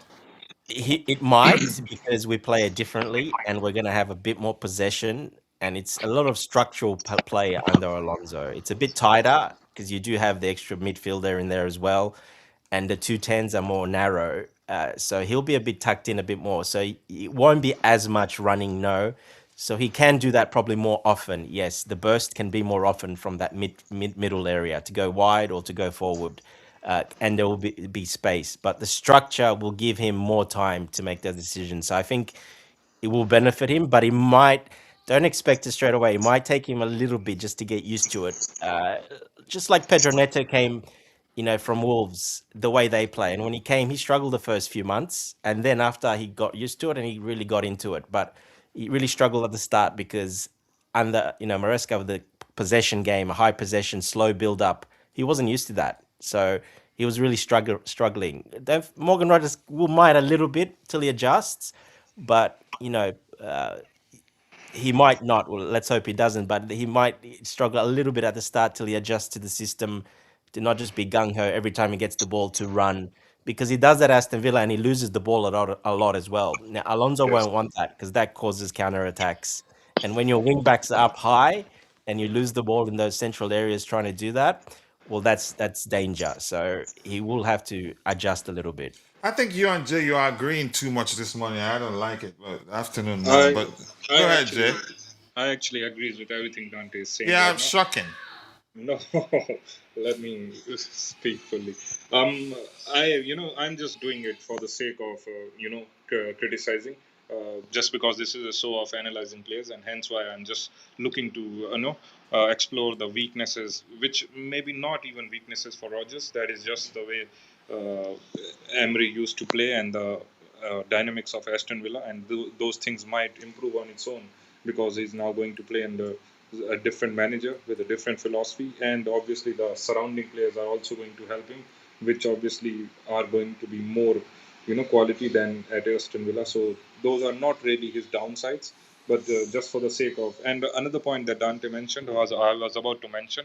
It was that he loses the ball quite often, but that is also something which is part of his game because he's a really good carrier of the ball. He likes to run into spaces with the ball, and when you are going to be attempting so much carries and running with the ball in spaces, there is always a chance that you are going to lose the ball.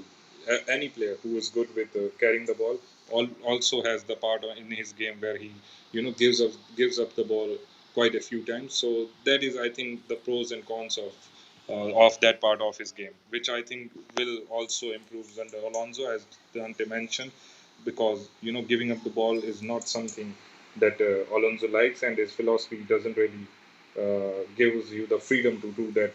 But I think he will find a synergy where he can, carry on doing his part, where he carries the ball in important areas, but also protect the protect the ball and maybe have some link up with the surrounding players so that the problem of losing the ball can also reduce on its own.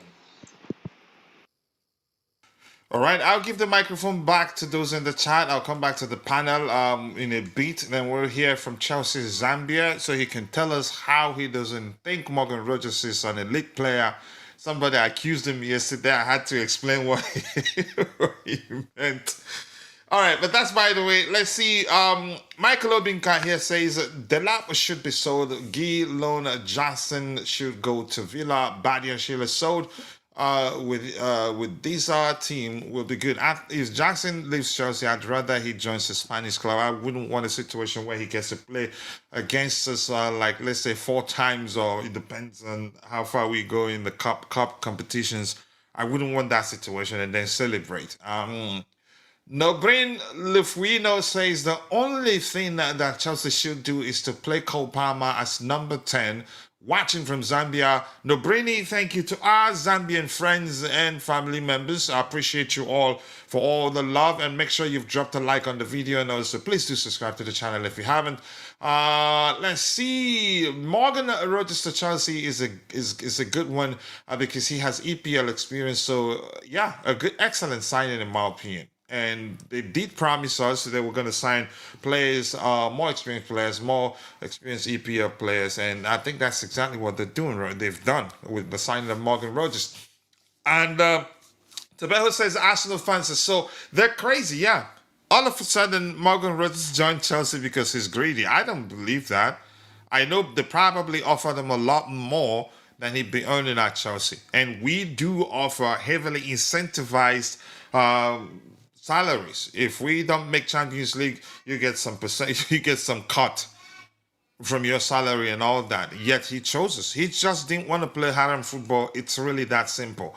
Morgan Rogers will operate from the left of the midfield. Both him, Cole Palmer, can play the twin number 10s. Yeah, I agree. Every information about where you will play are only scared of what CFC are cooking up front. That's another way to see it. And Michael Faladay says about Paul Mercy's comments, I think some of these pundits don't actually watch many of the players they run analysis about. Yeah, I agree. Talk is cheap. Yeah, sometimes. I do agree with you. Tosin really needs to go because I know that he's going to flop again. Okay, let's see what happens. Paul just presented presented to be a Chelsea fan, but he hates us. Sounds about right in my opinion. If Alonso wants Rodgers, which of course he does, then he knows exactly how and where to use them. End of story. It doesn't matter what anybody thinks. So I agree with you, Tosin. He's not leaving. Just accept that. I think he will not leave. But if he wants to leave, he's going to leave. Do I think we want to keep him? Absolutely. I think that's the case. We have 29 people online right now. 28, still about the same. Keep dropping the likes on the stream, people. If you haven't, 26 likes. We should be doing a lot better than that. If you haven't, take a second, drop a like on the video, and also do subscribe to the channel. If you haven't, sincerely do appreciate you all. Help, yep, press your screen for just about a second. I think that has changed, so I need to change that command. So you just need to double tap your screen, then pay attention to the count, like counts. If it increases by 1, you've liked the video. All right, I'm gonna scroll past quite a lot of stuff here, and yeah, because I can't read everything you have on there. Hopefully we get Lacroix. I think that's gonna happen. Yep, I'll try and get your subsequent contributions in the chat. Nice one, thank you, Michael. One, I appreciate that. One source said Morgan Rogers came away from their conversation thinking Xabi Alonso is the real deal. Exactly, he is. Why wouldn't he? He's played the game at the highest level, and as a manager, shocked the world. Won the Bundesliga without losing a single game under the noses of star-studded Bayern Munich. Because they also star-studded, what's his name, Borussia Dortmund. He did that with players that a lot of people knew nothing about until they were on the verge of winning the league without losing a single game. That was when a lot of people started paying attention. So I agree. He is the real deal. He's been there, seen it all, won it all. Once he speaks, if he starts speaking, the dressing room will start listening. You dare not question him. He's done it. He did it as a player, did it as a manager in style. And if you're worried about his Real Madrid record, for me, you shouldn't be. I think it didn't just work out, but he finished well. His win percentage at Real Madrid is excellent too. Let's see what else we have here. All right, I'm gonna scroll past a lot and we'll go news hunting again. Apologies. If I skipped any of your comments, I just can't read everything. I just cannot. Okay, as much as I like to interact with you. So we've addressed this one. Morgan Rogers to Chelsea, pretty much done. So yeah, Nizaki Sela or Chavaria. He's actually a player Alonso really wants, and apparently he's absolutely amazing. People at Rayo Vallecano are saying that anyway. I mean, if you've seen him, I think he's good. And some are saying the reason Alonso wants him was how well he did against his Real Madrid side. But I think he's a good player. I wouldn't mind the other current Real Madrid player. What's his name? The left back or what position? I wouldn't mind either of the two players. So, but his stand, Carreras. I don't Carreras. think we should. Sorry. It's Alvaro Carreras, Yeah, the Carreras. Real Yeah, I Madrid. don't think we should go give him all the money we've made from selling the players we sold so far this transfer window because Alonso wants him, and even Alonso, I think even he understands that. And from what we've heard, it seems as what they've done on two occasions is move the goalposts. To break it down, if you don't understand what that means, change their asking price. But Charles, I'll let you speak. We're not fighting over whether Rogers is late or not. We've moved on. You want that argument? Do you want the trophy to move on, or you're good? You don't need the trophy to move on from that. Um, no, we can move on from Rogers. What's going on, Charles? Have you invited the whole of Zambia in the chat? We had so many Zambians turn up today. Yeah, maybe Charles. Maybe Zambians heard we had a Zambian bro on the panel. A lot of them Yeah, in the chat. and they decided to take a listen. Yeah, Yeah, but because that's a good thing. Well, one. But let's hear you, Charles. Where do yeah, you want to come in? You want to speak about Rogers, or you want to talk about this particular topic here? I think we pretty much talked about Rogers yesterday. There's an argument that he's an elite player. No, he's not an Not with the elite player. panelists. That was between you and someone in the chat who And misunderstood so, what you said. By the way, he's not there yet. Obviously, no, he's he's not. still He's not. He still has a still long way pretty to go. much In all honesty. yeah. Still pretty much a patchy player, if you can see it that way. Patchy player. He's got a lot of pepper patches. Then yeah, he gets these periods where he goes 5, 6 games without a goal. Then he's hot again, cold again. So for him to be considered world class, you need to work on the consistency, which under Xabi Alonso, I think is going to improve. Paul Mason, despite saying a lot of garbage, did make a good point regarding Morgan Rogers, and we did talk about it yesterday, where we said he likes to carry.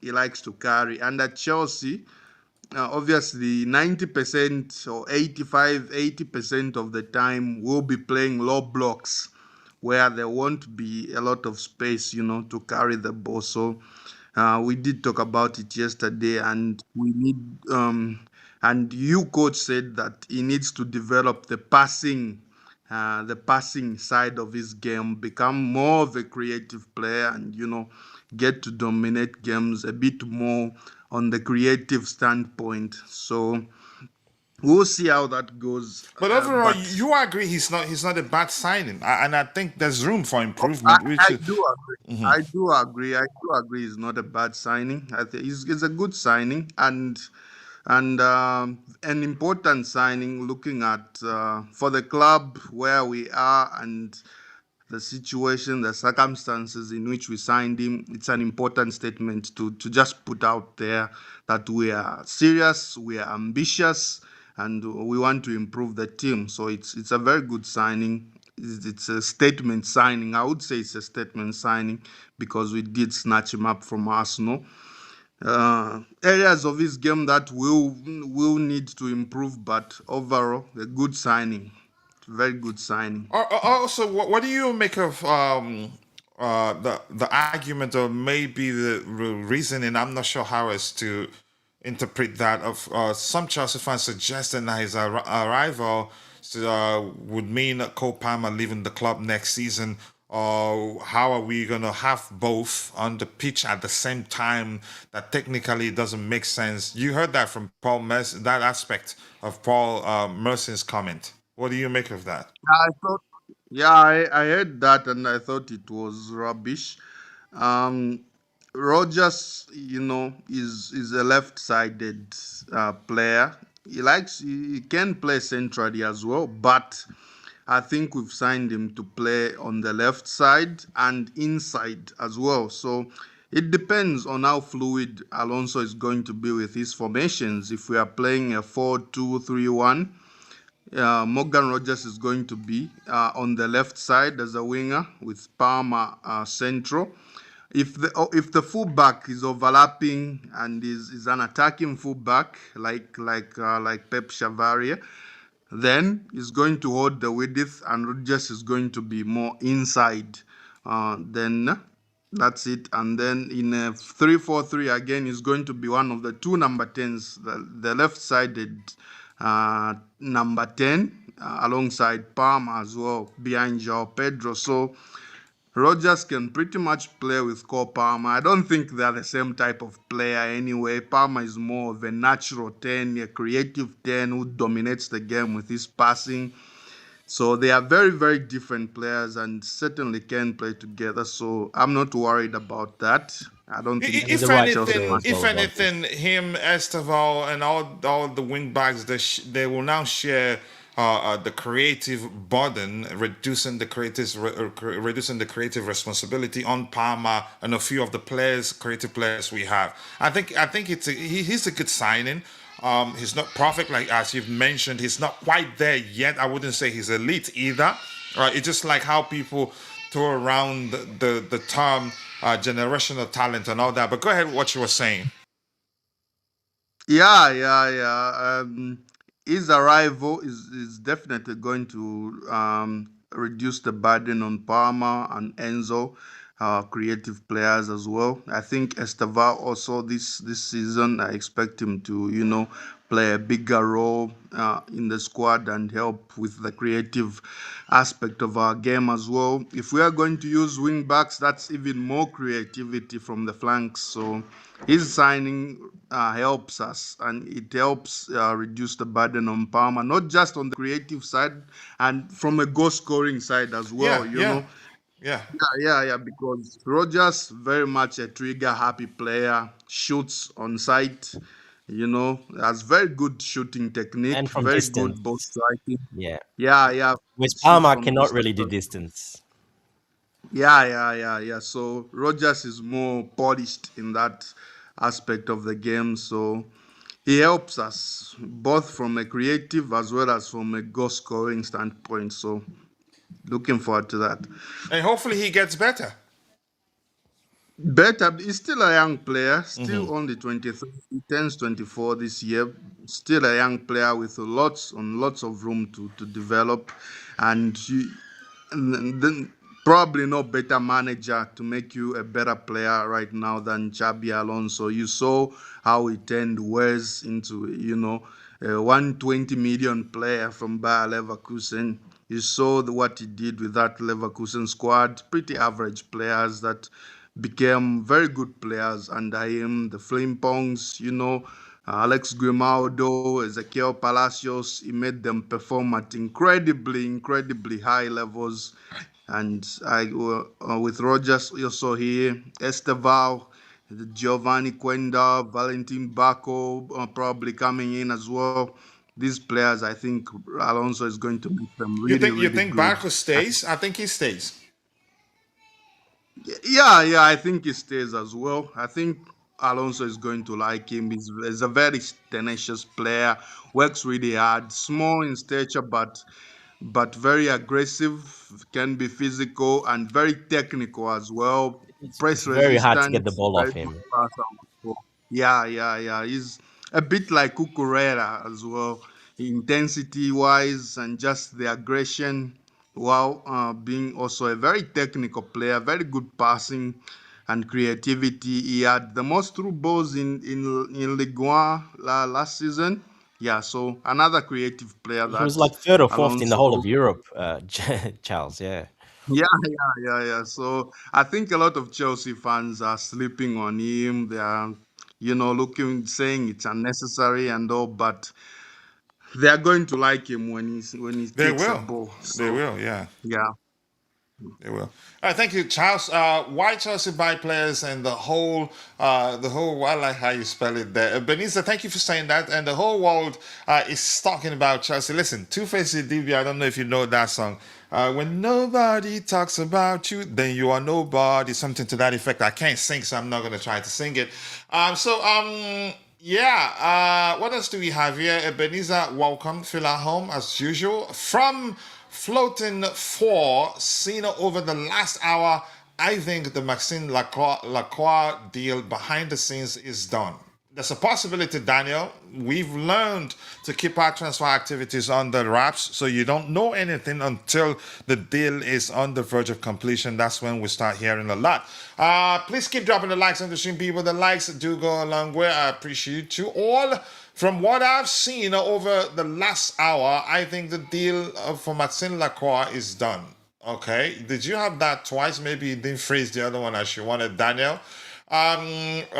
Breaking news. Yep. Chelsea feel the arrival of Morgan Rogers has sent a message to targets of their ambition as well as inside their own dressing room. At least one more key arrival as planned. I agree. And there was a report I wanted to read. It was on my laptop screen here. I can't see it anymore.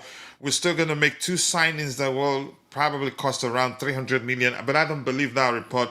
You don't tell the public you have 300 million to spend on two players. If you do that, if you come for my player, I'll tell you 180. So by the time we're done negotiating, I'll get 150 from you. So if anything, I'll take the first paragraph of that report so that I don't have it on my screen. That yeah, we're still gonna make two big signings. But yeah, I don't think it makes sense to mention how much you have to spend. That's why when you go to purchase something and the seller asks you what's your budget, usually people stupidly say I have this amount. Then they know how much they can get from you. So it just doesn't make sense that we're saying we're going to make two more signings and open something that suggests well, we have I don't 300 think our million to sporting spend. directors would say something like that. So that's definitely not true. It just doesn't make sense. Yeah. So let's see what else we have here. I used the word young elite player, but Mr. Zambian, okay, that's the guy. That's Charles. That's the guy you fought with. But Mr. Zambian said he's not. The word young elite player. Young elite still makes sense because he's one of the best young players. So I think it makes sense to say he's a young elite player. A young footballer, usually under 23, 24, who is already performing at a very high level, Yeah. and it's widely. And again, it depends on who you ask. It depends on how you Everybody's got a see different his yeah. performances. Yeah. Regarded as one of the best young players in their position, it makes sense to call him a younger elite player. They may still be developing and have room to improve, just like Estevao. Yeah, I agree. Everybody's different. Lacroix's deal is on right now. Teams will terms. I think you mean will be agreed soon. I agree. You have special needs. Sorry to hear that. What were you saying, Dante? I said, yeah, everybody's opinion of world class, elite, good, very good is different. So for me, Generational talent, but yeah, look, for me, world class, because I've had this not debate, just argument with people and just talked about it in general. For me, world class, if you start for your country and you're one of the big clubs in world football, basically, well, you're a world class. You're a world class to me. So Enzo Fernandez, a lot of people say he's not even close to world class. Well, to me, he is. He plays for Chelsea, big club. He plays for Argentina, and he's won trophies. He's a starter for both. To me, that is world class. Now Morgan Rogers and it's comes just in. like how people throw around generational talent. It depends on how you define it because there are no, you can say there isn't any definite definition for race. uniform definition for it. My Exactly. definition of generational talent, before I call you a generational talent, you'd have to dominate a certain generation until you Well, you retire. have to beat the Yeah. previous. You have to have the stats and the numbers behind you to Yeah, do that to exactly. get So generational behind, yeah, talent. exactly. That's maybe that's the better way to explain it. But I get it. Yes. Yeah. And thank you for that. Let's Maybe see. I think we need to get another goalkeeper because we have seen Robert Sanchez so many times. I don't like him at all. Definitely an opinion. The word "I" there gives it away, but I think he's improved. You don't want to lose him. He's proven that he can perform at the highest level. You just need to show him you trust him. And he's become a very important leader, I think, as well. Exactly, too. More importantly, too, you just need to show him you trust him. He's improved in terms of his high number claims has improved significantly. I think him and unfortunately, Pendas both. Pendas un- hopefully improves quick enough to come in if Robert Sanchez started. So if he starts experiencing that sort of period where he starts making, you could say, averaging at least one mistake per 2 mistakes per game, then he can come in. Pendas, I think, not quite there. As much as I think he has the potential and he's a good goalkeeper, but it's not quite there. And I don't think can really displace, for lack of a more accurate term, there, Robert Sanchez. Enzo is just a CM, I not the think best 10 or preseason will DM. You give can us easily replace him. Go ahead. preseason will give us a good idea on Penders. I'm looking forward to seeing him there if he's back in time from the World Cup, which he should be because Belgium went out fairly. I think they went out, was it in the quarterfinals? So he may meet one or two of the Australia games. It'll be interesting to see how he does. Although just coming back, he may still be rusty. But you know, it has No, to he'll be be back pre. for the. He'll be back. He'll be back. I think he's back already. Yeah, remember they start what next week? Yeah, but he's going to be one of the early arrivals because Returnees. they were knocked out what stage? Quarterfinals. And he's not a I starter. He think didn't so. play any games, so yeah, no, But he's back like early. Ibrahim Zlatan said, he would have been better than the Manchester United goalkeeper when Thibaut Courtois got injured. You remember that? Pendas. But go ahead, Bobby, you were still speaking. I think Bobby No, is I cutting said out. what I needed to. Okay. Were you saying something, Dante? No, no, it's all good. Continue. Go But ahead. do you remember in the incident I mentioned? Thibaut Courtois got injured, and the United goalkeeper took his place, but immediately Yeah, made a yeah, serious error. yeah. He had a horrible World Cup. Yes. Which Zlatan did say that he didn't expect him to be the one to replace him, that he felt like Well, yeah, he did say he something to should be that the one effect. to replace him because I mean he had an amazing season at Manchester And United. he's He more did. experienced, He isn't did. he? Yes. He was probably one of the best keepers in the Premier League. To be honest, he had an amazing. He's one of the reasons they were up there. He was very good for Manchester United. So, yeah, he deserved this spot, in my opinion. I felt the same too. Because, yeah. All right. Hi, Kuchila, and your coffee cup. So yeah. But thank you. His Magura, thank you mug. for It's not a joining. cup. It's a mug. That's a mug. Yeah, I agree. But I still call it cup. Not. I mean, both works. But you get it, Dante. He doesn't have to call it a mug. Two Or let liter. me. He's got 2 liters in there. He's got a lot. He drinks a lot of coffee. Yeah, that's hugely huge, really. So Chavaria, I think it's probably we will get the deal across the line because I think if they refuse to sell him to us, they might end up not getting that much money for him. I think Yeah, so. We will see. that's This a is to be confirmed. That one. Yeah, I wouldn't be surprised we walk away from that because I mean, they're because playing games. because we've registered interest in Carillas, right? Maybe not official. There's a couple of other, left wing backs that could be available.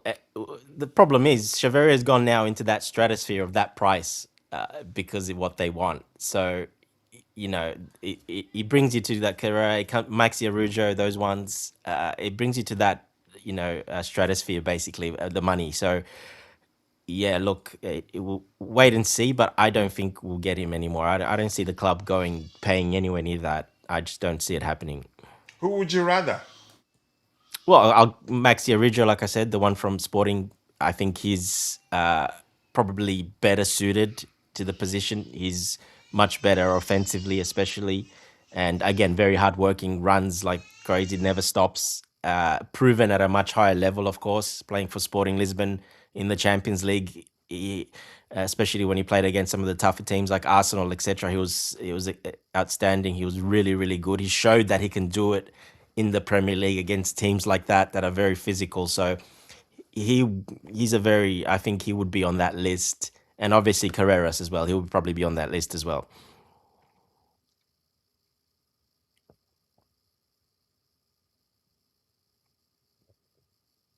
Oh, you there, Coach? I think you're muted.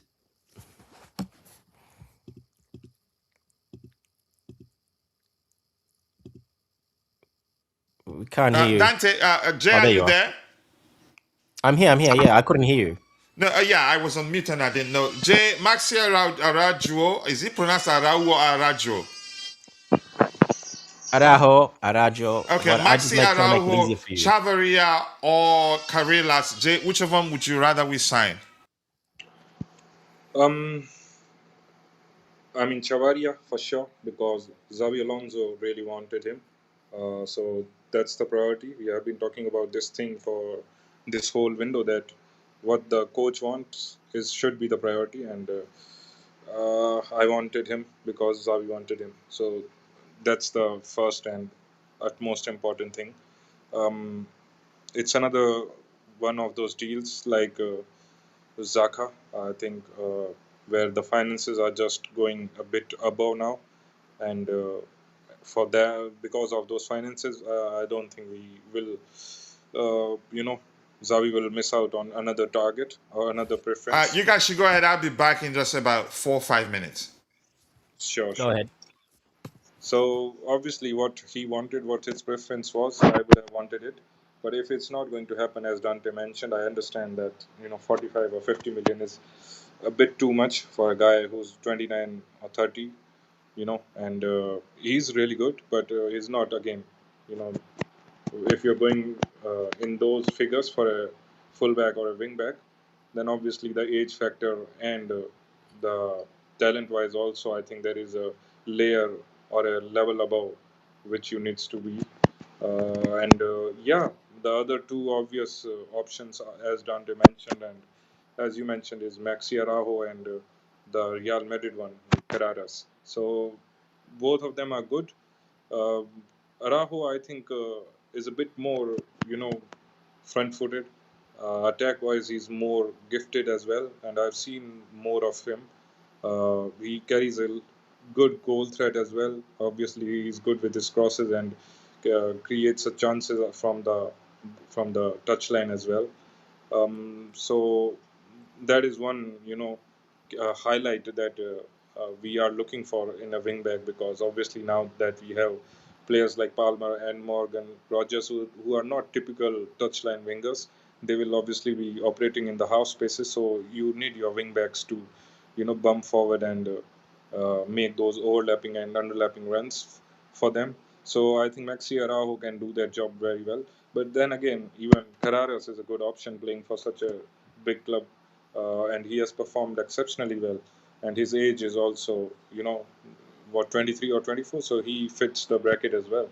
Uh, but I think Real Madrid will be reluctant to sell him. Maybe obviously there is a price for him as well, but I think he will be a bit more expensive. Araujo can also be expensive, but I think that is the category. After Chavaria, I think if we are going to get players in this category of under 25s, I think it is going to cost a bit more money. But yeah, I think I would take Yep. any of them. Maxi Araujo is a bit, a little bit more preferred for me. Yeah. This is just my personal opinion. I think the reason Xavi Alonso, he wanted to go for like a he hasn't really played for a big club or been that type. He's not a big name. No one knew him basically. We didn't really know him. No one, because he hasn't really played at a big club. He's a bit more mature. Obviously, he's 28, so we didn't know him. I think the plan for me, and obviously he was supposed to be very cheap, as we know. Uh, Vallecano's record sale is 7.5 million euros ever. That's their biggest sale ever. So, and then we kind of, they said they want a certain amount for it. We went for it, and then they moved the goalposts. Well, we don't know what's happening with that. It's all over the place, to be honest. First, they said they'll agree to us that. Then there's 21 million release clause. Okay, we'll play that. No, now it's 41. So we don't know. I think, in my personal opinion, the reason we went for that type of player, Chavaria, very hardworking, talented, but hasn't played at a high, like an elite club or higher level, and basically in the prime of his career, but at a club in a system that he suits him. But Vallecano, in all respect, is not a big club. They're quite a small club. So I think the plan was to bring him in and basically, for that left wing position.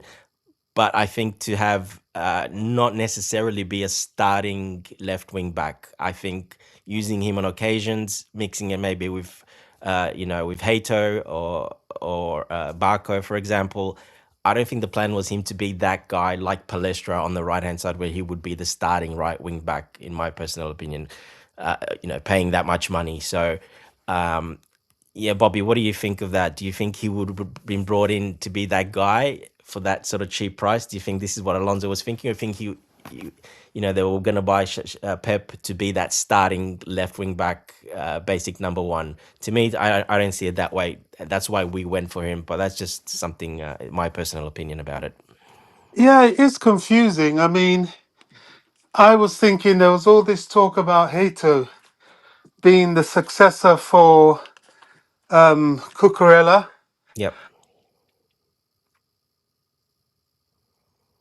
Started putting in some decent performances. Um, I don't know. It's a funny one. I don't know Chavaria, but at his age, although he's not, he's at his peak really. Would he want to be a rotating left back, stroke wing back? It's an interesting one. It seems, I don't know. I don't know. And then you look That's at, why I said he's playing for a small club. At his age, he's in his prime. In due respect to Vallecano, they're a small club, and it's oh, he will want the move for sure. He yeah, will want the move. Would he? Maybe he thinks once he gets to Chelsea that he would be able to knock out anybody starting in front of him as competition. yep. But I was coming more of the angle. Maybe I can ask Charles about.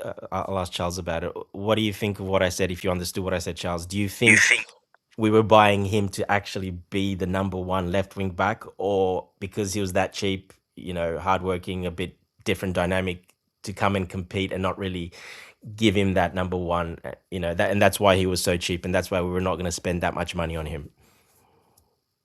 Yeah, so Chavaria, I saw him as a backup because the club pretty much were impressed with what they saw with Jorel Hato in the second half of the season.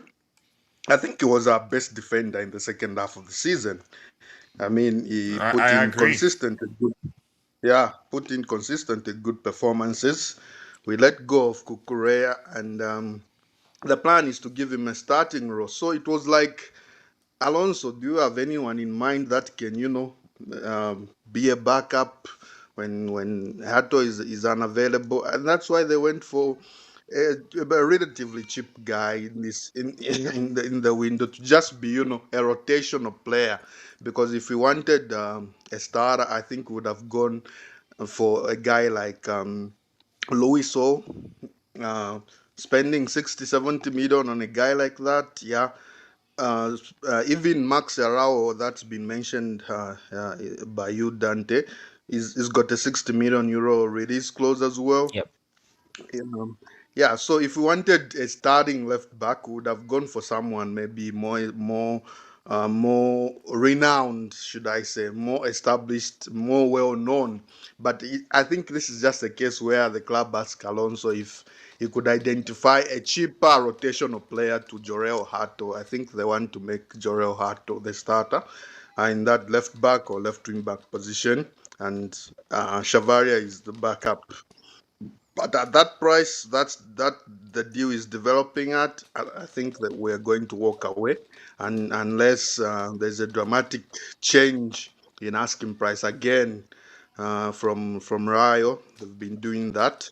So I think we'll come up with another target. That can be a backup player again. I don't think we are looking for a starter in that position. I think the club want to give Hato a chance, and I'm very much in Which he support of that. deserves.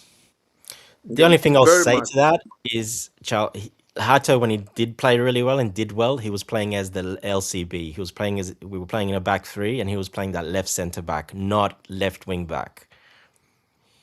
But that doesn't Yeah, necessarily yeah, mean he cannot play as a left in the left Yeah, and fulfill I the think left wing back that's role. why I brought up the Chef Favria. We're going for a player like that and cheaper, but he can come in, compete, not necessarily be a starter. But if he takes the starter, that's fine. But that's why we went for him. Just like Charles was saying, Alonso identified him as one of those system players because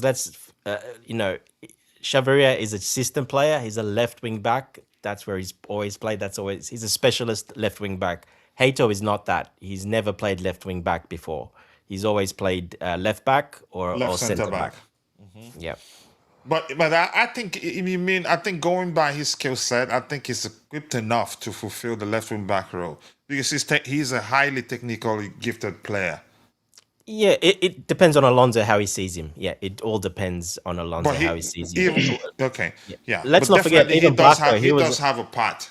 Barco was a left wing back originally. So he played for Argentina when he played as he plays as a left wing back a lot as well, Barco. So Even at Brighton, yeah, left wing correct. back, left back, So he moved to the midfield, but he can do that job because he's easily left equipped. wing back. Yeah. So I I think see. Yeah, I see the chef Bavaria like he was brought in to just as a specialist for that, but we've got others to cover that as well. So I kind of agree. Yeah, I think looking at it now, because if we really wanted him, we would probably just pay for him if we want him as the starter. That's I think another it would point. Go be ahead, a Jay. it.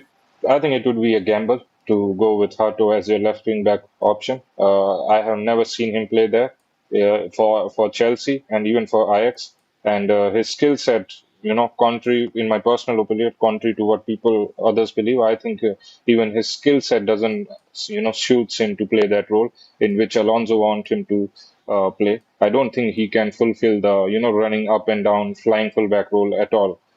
But I do you haven't think he really has a seen. he has a place? I mean, he's a very good player. He is really good as a left back. He can do really good job. We have seen that as a left center back. But wing back role is something that I have not seen at all. And even his skill set, in when he's operating normally on the pitch, the crosses, the typical crosses that we see from wing backs, I have not seen him do that. His powers or his utility actually comes from playing balls that are grounded more. His passing skill set, making small passes, carrying the ball as well, and that just does not shows me that he can, convert that into a wing back role. And even if that is something which is hidden from us, which maybe we don't know, he can maybe do it. It's just a gamble, and gamble is something that we should not go with in the coming next season. So I think Hato should be the last thing uh, as a left wing back if we are going to go into the next season with full trust and cover. I would actually trust Barco more, and I don't even like Barco as a left wing back, but I would favor Barco as a left wing back over No, Hato. I agree So with that. that Yes, I do agree with that. I would put Why you Barco ahead don't of. have to agree, man? Yeah. Jeez. Well, no, because I've seen him play a lot as left wing back for Strasbourg, especially when he first joined. He played he played quite a lot No, there. I So just want you to fight. That's it. Right. yeah, we got to agree sometimes. But yeah, look, Barco is very good. He's quick, deceptively quick. Like Charles was saying as well, very technical. very good at pass through, linking up triangles, small passes, balls through. Like we said, he was like third or fourth in Europe, as a central midfielder for Strasbourg playing that. So he can do the centering, but originally he was more out wide, and being shorter, quicker, and actually very defensive mindedly as well. I think, yeah, I would put him ahead of Hato for me as that left wing back position, because I think Hato, he's very good at defensively, but unfortunately going forward, there's not too much there. We saw him score a nice goal. I think we saw him put one or two nice crosses, but that's it. That's all when he played. He didn't do nothing else going forward at all, because it's not really. He struggled there. He struggled when he was played there when Cucurella was not playing. He really struggled, and that's why they put him back at left centre back. Especially when we went back to back three, he was put at left centre back, and that's where he really shined, and that's why he became a starter under Rafinha, because Rafinha put him in that position, and he really flourished in that position, because that's where he suited in a back three, I think. So And he has that sweeper defender mentality. correct, last ditch Cleans up challenges, after his teammates. acceleration, Yeah, yeah, but running all his day up and acceleration down, is next to none at Chelsea, in my opinion. recovery, but doing Recovery, yeah, that and everything. Yeah, that's offensively, he why doesn't have that at all. He that's can't why do that I offensively, and disagree with Jay when he says he can't really run up and down, because I think he's one of the fastest players that we have. He can recover. He's got not bags But of I not mean, energy. speed, He not but can move speed, actually, Charles, not Richard, speed. up and down. Charles, running He's the up quickest and for down, me. I think it's a different thing. Yeah, speed and His recovery are pace very doesn't different. necessarily mean he can consistently run up and down, and still you could say and endure throughout the game. So running with the ball and without the ball is very different as well. Exactly, and his pace has Yes, nothing to and do with it. Ato Yeah, can yeah. run with the ball. He can run with the ball. Actually, can carry. He can even beat a man at pace. I saw a lot of that. He got us out of very, very tricky pressing situations from left center backs and carried the ball He, and he moved it up the pitch. I mean, So he's a highly technically gifted player. That's one thing he has over Kukurea. yeah, and I think is in forward areas when he played forward, the goal he scored that Dante mentioned. It was in a cup, FA Cup, I think. Yep, yep. I think he strikes the ball really well in the Yeah, good box. volley. Yeah, But that's all we Yeah, have. yeah. That is it. I mean, not enough We sample also size. have the fact that whenever he went forward, he linked up really, really well with the attackers. So he did not put as many balls into the box as a left wing back should, but the link up with the attackers was really good. Good movement, good passing between the lines in those forward areas. So Yeah, I I don't think he remember can do that, the to be job. honest, Charles. The I ones think he I can, thought really. He's when equipped. he, I get it. We're not yeah, saying we should The do it. If we can get a specialized player for that role, better. But I think he's equipped enough that he can do it. I've seen enough, And which we don't really know the system that Alonso will use for most of the games. I mean, we are saying is a defensive left back, and we used a back four when we played our first friendly game on Saturday against Crawley, and in a back four, it would be the best. It would be the best option as a left back. So, and Alonso did mention that he's not known for one system specifically. So again, yeah, we don't know what formation we consistently use and how Ato can adapt to that. But he certainly, for me, he certainly has the tools to play both in a back three, in a back four, and as a wing back, because he has the pace, because he has the recovery, because he has the carrying. He can beat a man. He's technical. He can cross and links up really, really well with attacking players. Doesn't lose the ball in those attacking areas. Looks very much at home. Very, very comfortable. So I think he does the job, and I think the club is right. I don't consider it a gamble, like Jay said. I don't consider it a gamble to trust Hato to start games for us. I mean, we did start him last season, and he proved very capable more capable than defenders who have been here for a long time, who are more experienced than him. So I don't think it's a gamble when you've shown what you can do. It's in a different position, yeah, but all the same, it's not a gamble if you've proven that you can perform. The I only I thing I'll actually say to that, term sorry, JL, let me quickly go, just quickly. Yeah, yeah left wing back is not the same as left back, or yeah not in a Xavi Alonso system. It is a very completely different position than a left center back or a left back. You need to first have the tank to run up and down all the time, as in with the ball and without the ball. To me, Hato does it extremely well, but without the ball, not with the ball. I've seen him make some runs, but he's lost. He doesn't know what to do. He'll pass it off very You've not quickly, seen and him. that's You've it. not seen him move with the ball, Dante. That's what I'm telling you. I've seen him move with the ball, but pass it off very quickly and be lost in space and not know what to do after that.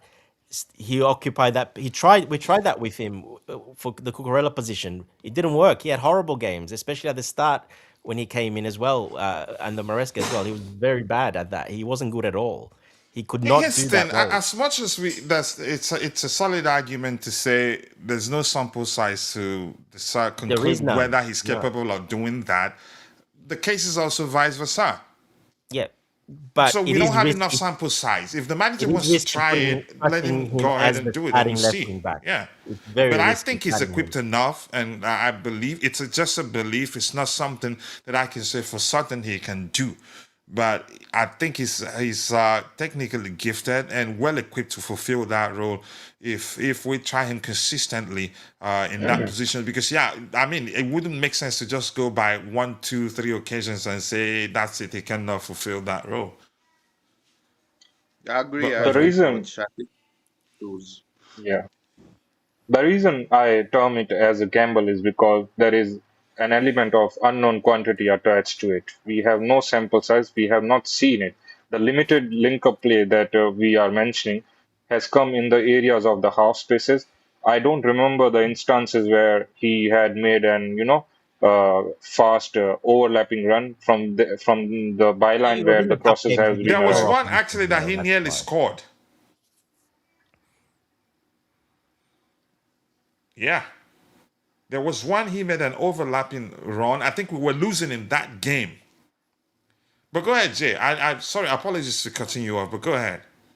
No, no, no issue. We're just having a discussion. So, yeah, I mean, the sample size, that is what I'm talking about. When the sample size is very short or is negligible, then there will always be a, risk or gamble attached to it. And if we are going to, and I believe that Alonso is the guy who, eradicates gamble most of the time and goes with planning into a season with proper equipments in proper positions, then I think that he will be going and will find a guy who can do that role pretty solidly. And now that we have two guys and two very important and expensive guys in Morgan Rogers and Cole Palmer who likes to operate in the half spaces, they don't like to operate near the touch lines, then the importance of wingback is more and more. So I think that makes this position even more crucial, and that is why I think he made the signing of Palestra so quickly, and the demand and the desire to get another one,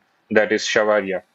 So I think these are really crucial positions, and I don't think we are going to experiment and test and try something of this importance. In the next season, I think we will go with something which is tried and tested, and which has enough sample size to be guaranteed or can be trusted in the next season. Yeah. Dante, you want to add to that or you're good? No, I agree. I mean, I think Hato will be given that opportunity to do that and see if he can do it. But I have my doubts because of all the Which which is reasons we which is said. sensible, really. Yeah, and that's why look, we didn't sign Palestra for no reason, a specialized right wing back, and we didn't go for Chevrier as a specialized left wing back all his career for no reason. I mean that is in the back of he wanted those two positions, and those two positions are very crucial in his system, in that system that he likes to play. his preferred system to, let's say, to his go-to system that he loves mostly. So yeah, he might change it because, like I said, he's changed it at halftime before. I've seen him change it in game, but the key positions are those two wing back positions and those two tens. The striker's not quite that important normally, but those four positions are the main positions, and the CCB is the other really important one. So yeah, look, I think we will get one, but that's why I brought the question up, because just wanted to hear everyone's opinion on it and what they think, and why I think we went for Chavaria. I think, yeah, I agree with like Charles as well. It's a bit of everything, but I think they are looking. He's gone to that next price now, Chavaria, where there's no point getting him at that price. Yeah. Correct Dante, correct me if I'm wrong, but if am I wrong to say that Xabi Alonso's fullbacks are 80% attack minded, and hence using a defense minded Hato would not work. Yes, That's a probably that's around a that's an 70, excellent 75%, actually definitely. point. Yeah, Go ahead, Dante. 100%. That was for you. Yeah, definitely. His attackers minimum 70%, minimum 70% attacking wise. They have to be more, have that attacking flair as number one, and then the defense is probably secondary. Correct. Yes, that's what he's always had. It has always done that. Which That's means who it'd be played. accurate to say that's the main reason why he plays with two sixes. Yeah, that as well. You got need covered, of course, 100%. But Jay's right. His wing backs. Remember, I broke down the numbers, the assists and etc. Goals, where the striker not that much. It's all the left. It's the wing backs and the tens that get all the assists and the goals, not the striker. So that tells you how he uses that system. Uh, you know. So yeah, it's accurate. It's definitely accurate, Jay. Yes. Oh, I disagree. I disagree where Jed says playing with Hato will not work. Like he's so certain that it will not work. I mean, No, no. He we said are it's a talking risk. right It's a now. risk. Yeah, we're talking right now about how there's a bit of an unknown, how much how good Hato can do that role. So you can't say for certain that it's not gonna work if you haven't seen it. So I disagree with the certainty with which he says Hato cannot work there. I disagree. I would like to see it. Let me give an example of Josh. I think Josh Chimpang can also do a job at wingback, but we Yes. did sign Palestra. So we can do that thing with almost every position. But is known for using specialized player in specialized position, and hence why we are going with players who are, renowned in those positions and have a certain sample size in working in those particular positions. Otherwise, we can use all our players because most of our players have been, scouted with the mindset that they can operate in multiple positions. all right. Yep. Michael Obinka says, Kachila, every manager that comes to Chelsea always take Sanchez as number one. Um, and that's number one goalkeeper, so I think they know what they're doing. I mean, yeah. I don't know why we are not looking at the goalkeeping too. Even he has improved, even though he's improved, but we cannot rely on him. Pendas is coming back in. For me, you could say good enough. That's an understudy. I think eventually he And just will. another important point on the goalkeeper coach. Mhm. Let's not forget, Alonso does not use the keeper as a ball playing goalkeeper in his system. So Sanchez will not be asked to do. Yes, you got to have it, obviously, a little, but he's not going to be asked to do what he was asked under previous managers. Not So not that not a cuts deal out. breaker, maybe. Yeah, that cuts out a lot of errors. Pretty much all his errors. He doesn't do hardly any goalkeeping, as in saving or His other errors all errors. come from ball playing. All came from ball playing. Okay, so yeah, he'll have the sometimes occasional, but very occasional IQ moment where he should have done that. But I think he was probably our best top three players for last season up until that last dozen Until the game. departure of Maresca. Correct. He was our best. Like he was probably one of the top three goalkeepers in the league, to be honest. So he was very, very good, comfortable. Getting really good. And like I said, he was becoming a leader. He was very vocal as well, which I love to see. That he was having a go at the crowd. If you remember when we were down 2-0 and the crowd were booing Maresca and everyone and all the players when they were going off the field, and he's yelling at the crowd, telling them it's not over. We're coming back to second half. Don't boo us yet. Don't be like. So when I saw that, that tells you that he's, becoming a leader as well, which is really good. So yeah, I think under Alonso, he can actually shine even more because he can do what he's good at. Yeah. All right. Thank you for Um, that. Just 1 second. I'll come back. We lost you there, Kuchila. It was a quick hydration break. No, it's actually my daughter. She's Causing with our trouble with the brothers boys. there, but they're giving her a hard time, so she came screaming my name. She's the only Uh, one, t- yes. It's all boys otherwise. So yeah, yeah. exactly. All boys. Yeah. To me, Sanchez should stay. Pendas should be the second choice. I am glad that who will leave? Philip Jorgensen. Okay, will leave. Let's see. I think we should bring back Lewis Hall. He's already in the Premier League and also have some what in his deal, some clause in his deal. That's Omari. Thank you, Kendrick. Omari Kendrick, thank you for joining. So the transfer money wouldn't be high as this young too. I'm not sure. I've seen some rumors suggesting that he wouldn't want to come back to. He doesn't want to come back to Chelsea. I prefer Pep Chavaria for his defensive work rate, work related, and attacking abilities. I want a good defender with street experience. This will help her to learn. Okay. He quieted Yamal. Okay. Let's see. For some reason, Barco hasn't been announced yet. I don't think Alonso is entirely convinced, or they are waiting to see how the Enzo situation turns out. Usually, they don't announce players until that player is available. I think so. He's still on holiday. But I think if the idea or maybe the decision is for him to go out on loan or leave, I think we'd know by now. But we can't tell. Let's wait and see what happens. Right. So Poch is still in charge. All right, I don't want to talk about that. Modmana is losing his head. I wish and hope Achampong will get more minutes. I think he will. The fact that he's not even alone, he's at the club, even though we don't have European assignments, which will mean that we'll have a lot of games to play. So he'd be guaranteed to play enough games. I think he's gonna play a lot, and that's my opinion. All right, let's see. Anything else here? Pep Chavaria there, Philip Jorgensen still there, Tosin Adara Bioya. We've also talked about him. Let's see anything interesting here. Again, Morgan Rogers has passed his medical. Congratulations to him. Nicholas Jackson coming there. I'm looking for it. Anything with 5 signings expected this summer, Chelsea will want to sell. Give me a second here. Shoot, what's this happening here? And Coach, just can with I the just pop in on the goalkeeping Yeah. Go situation? ahead. Go ahead. Go ahead, Charles.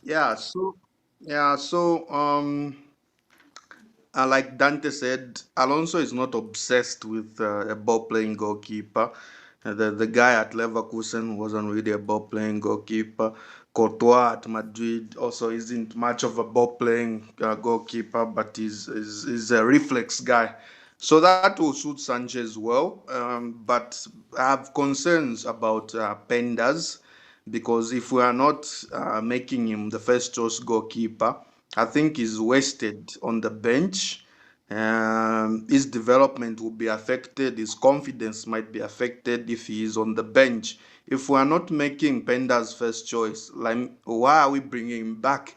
He's better off still developing at Strasbourg, or now that his name is getting bigger, he can get maybe another move to a Champions League club where he can play consistent minutes, because at that stage of his career, he needs to be playing regularly and improving and developing as a player. I don't think getting him now and putting him on the bench is a great plan for his development.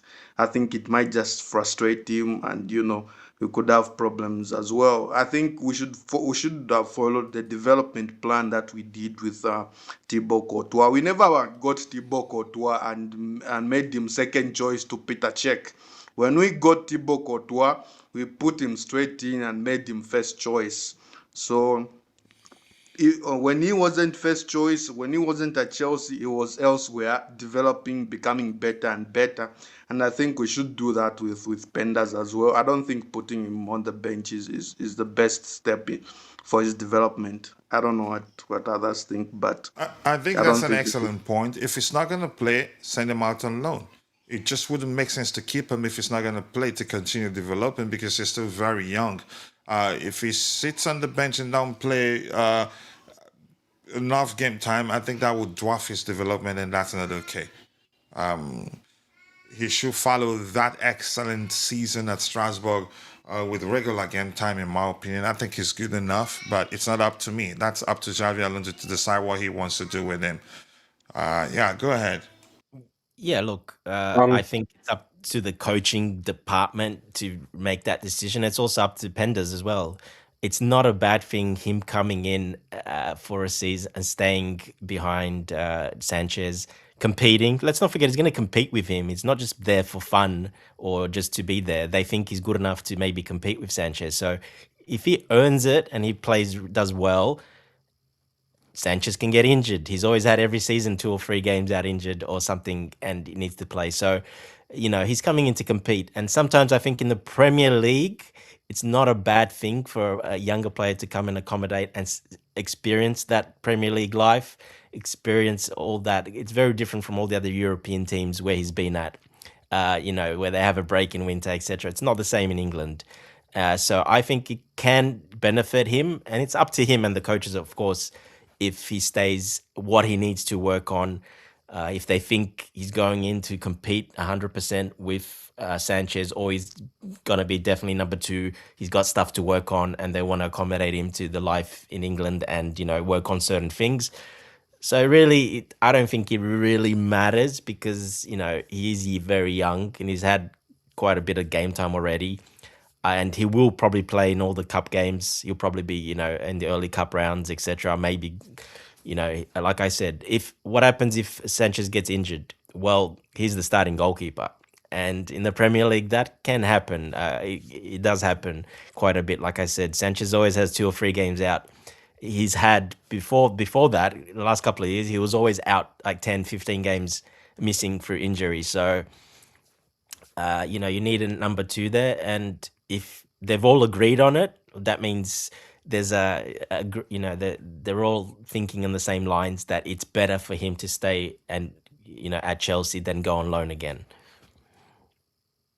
The only positive thing about him staying would be maybe settle in, like you've said, use a season to settle in, acclimatize to life in England and work on some things. Then with a certain assurances that after a season learning from Sanchez and working on his game and getting used to life in England, in the second season, next season, the other season, he would be first choice because eventually, I think eventually we will have to give up Sanchez. We will have to No, sacrifice they Sanchez. don't make that type of promise. There's no team that will make that type of promise, not to a young Yeah, but goalkeeper. eventually we will have to sacrifice Sanchez for Penders.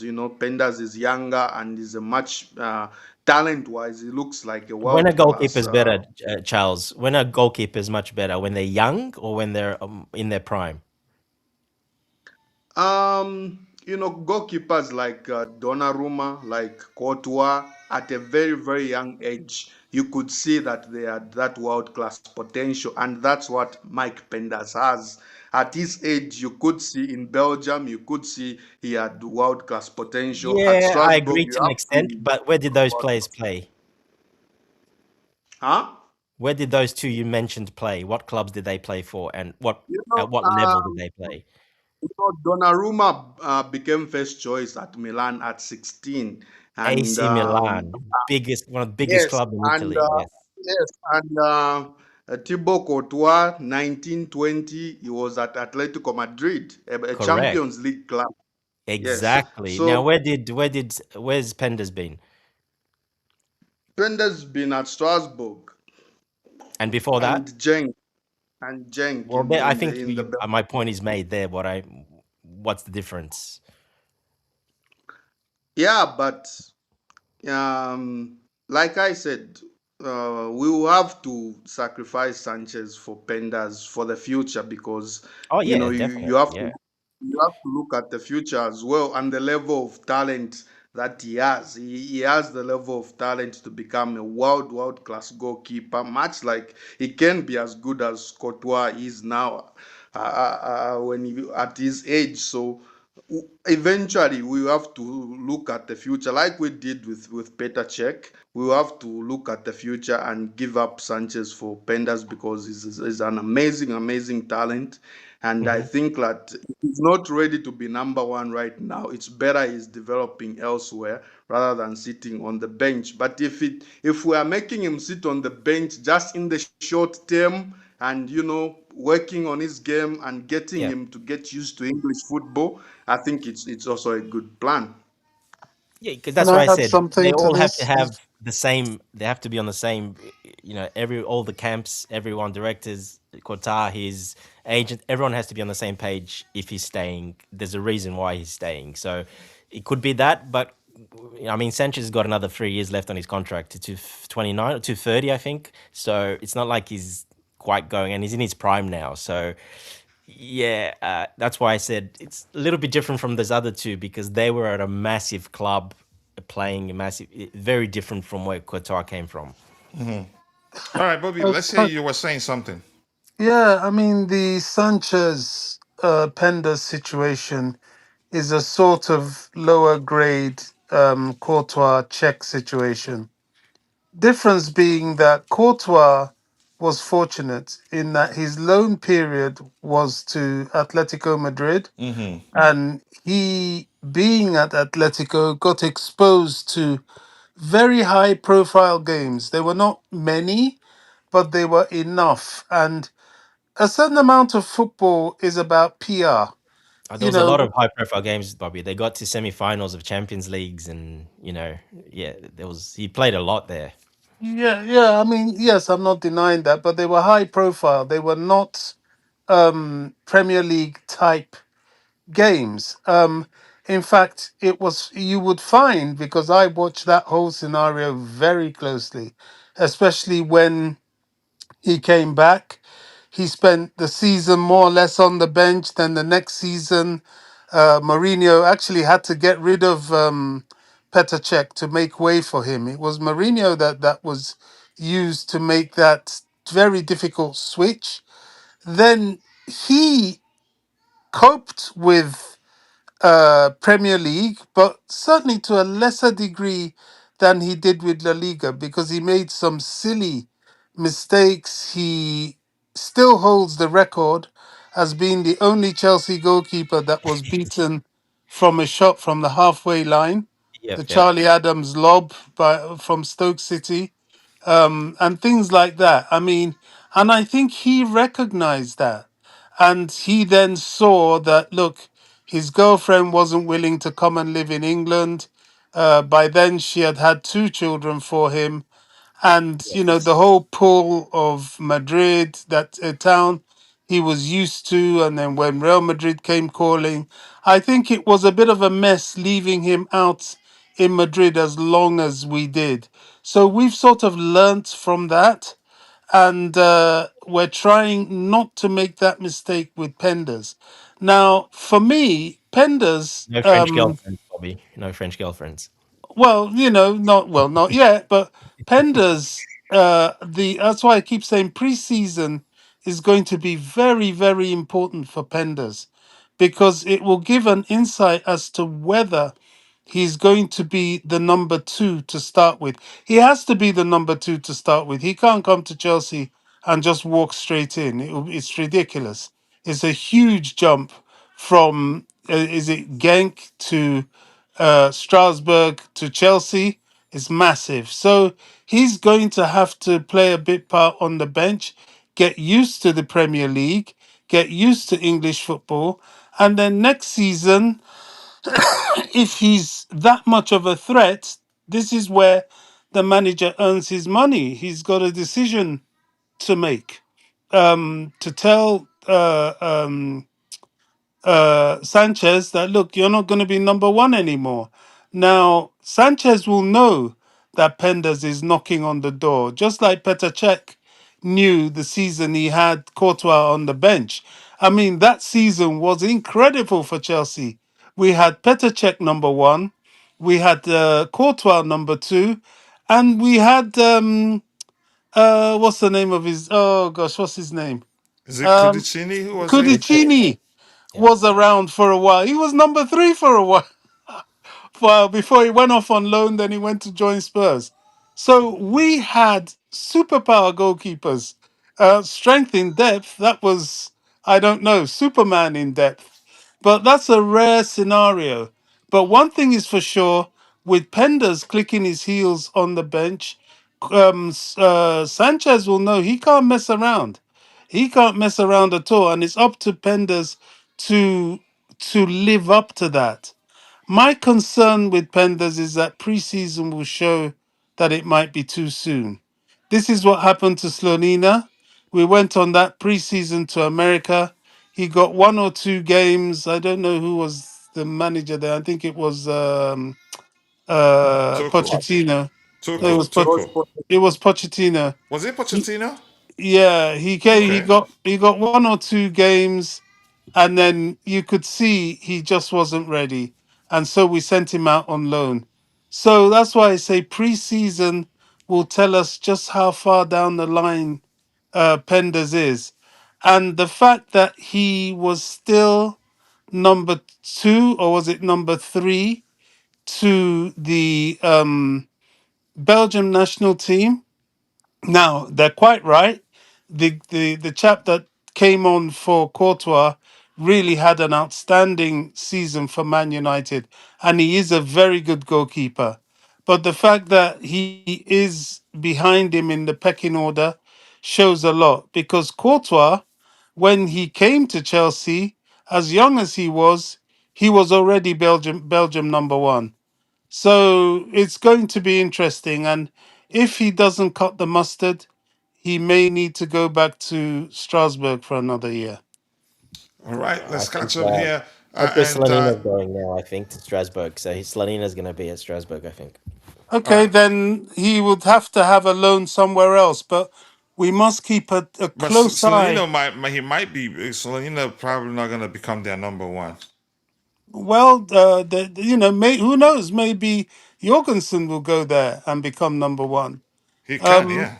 but we've got to keep a very close eye from this point in wherever we send Penders, and we can't allow him to settle, because a goalkeeper can settle very quickly in a team because it's the only spot. And if he gets there and gets a girlfriend, then it's another problem. Yeah, it has to be a big club though. They don't settle if it's not If a big once club. that happens, that's it. He settles down. The babies, like you said, Bobby, the two babies, Yeah. Courtois. Yeah. Limited different. All right.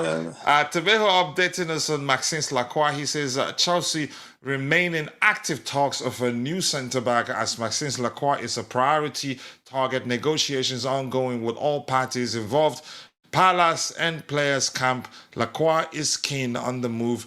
Deal is on. It looks like it's going to happen, and I think we see. there has to be all focus on that now. I Yeah. mean, Rogers is signed, sealed, and delivered. They just have to do the PR work now. And But I Think that'll don't. get done Was it very Ben soon. Jacobs yesterday on Isaac Kinsella who reported that we are advanced? Yeah, the deal is advanced. So I think we'll Ben get that Jacobs deal has been across the saying line. it, and Sorry. Ben Jacobs has been saying it. Fabrizio has been saying it. I don't know if there's anything from David Ornstein about Lacroix. Nothing Not quite. yet. No. Nothing. Not yet. That's worrying. Yeah. Okay. No. That's But according we to they Fabrizio are there. They're Romano. This is negotiating. Mike Pendas is on Yeah. holiday right now. Yes, I agree. Go ahead. It's pretty much going to be done. They're there now. They were there live. They saw them there at the having meeting about it. So it's probably going to get done today. Most likely.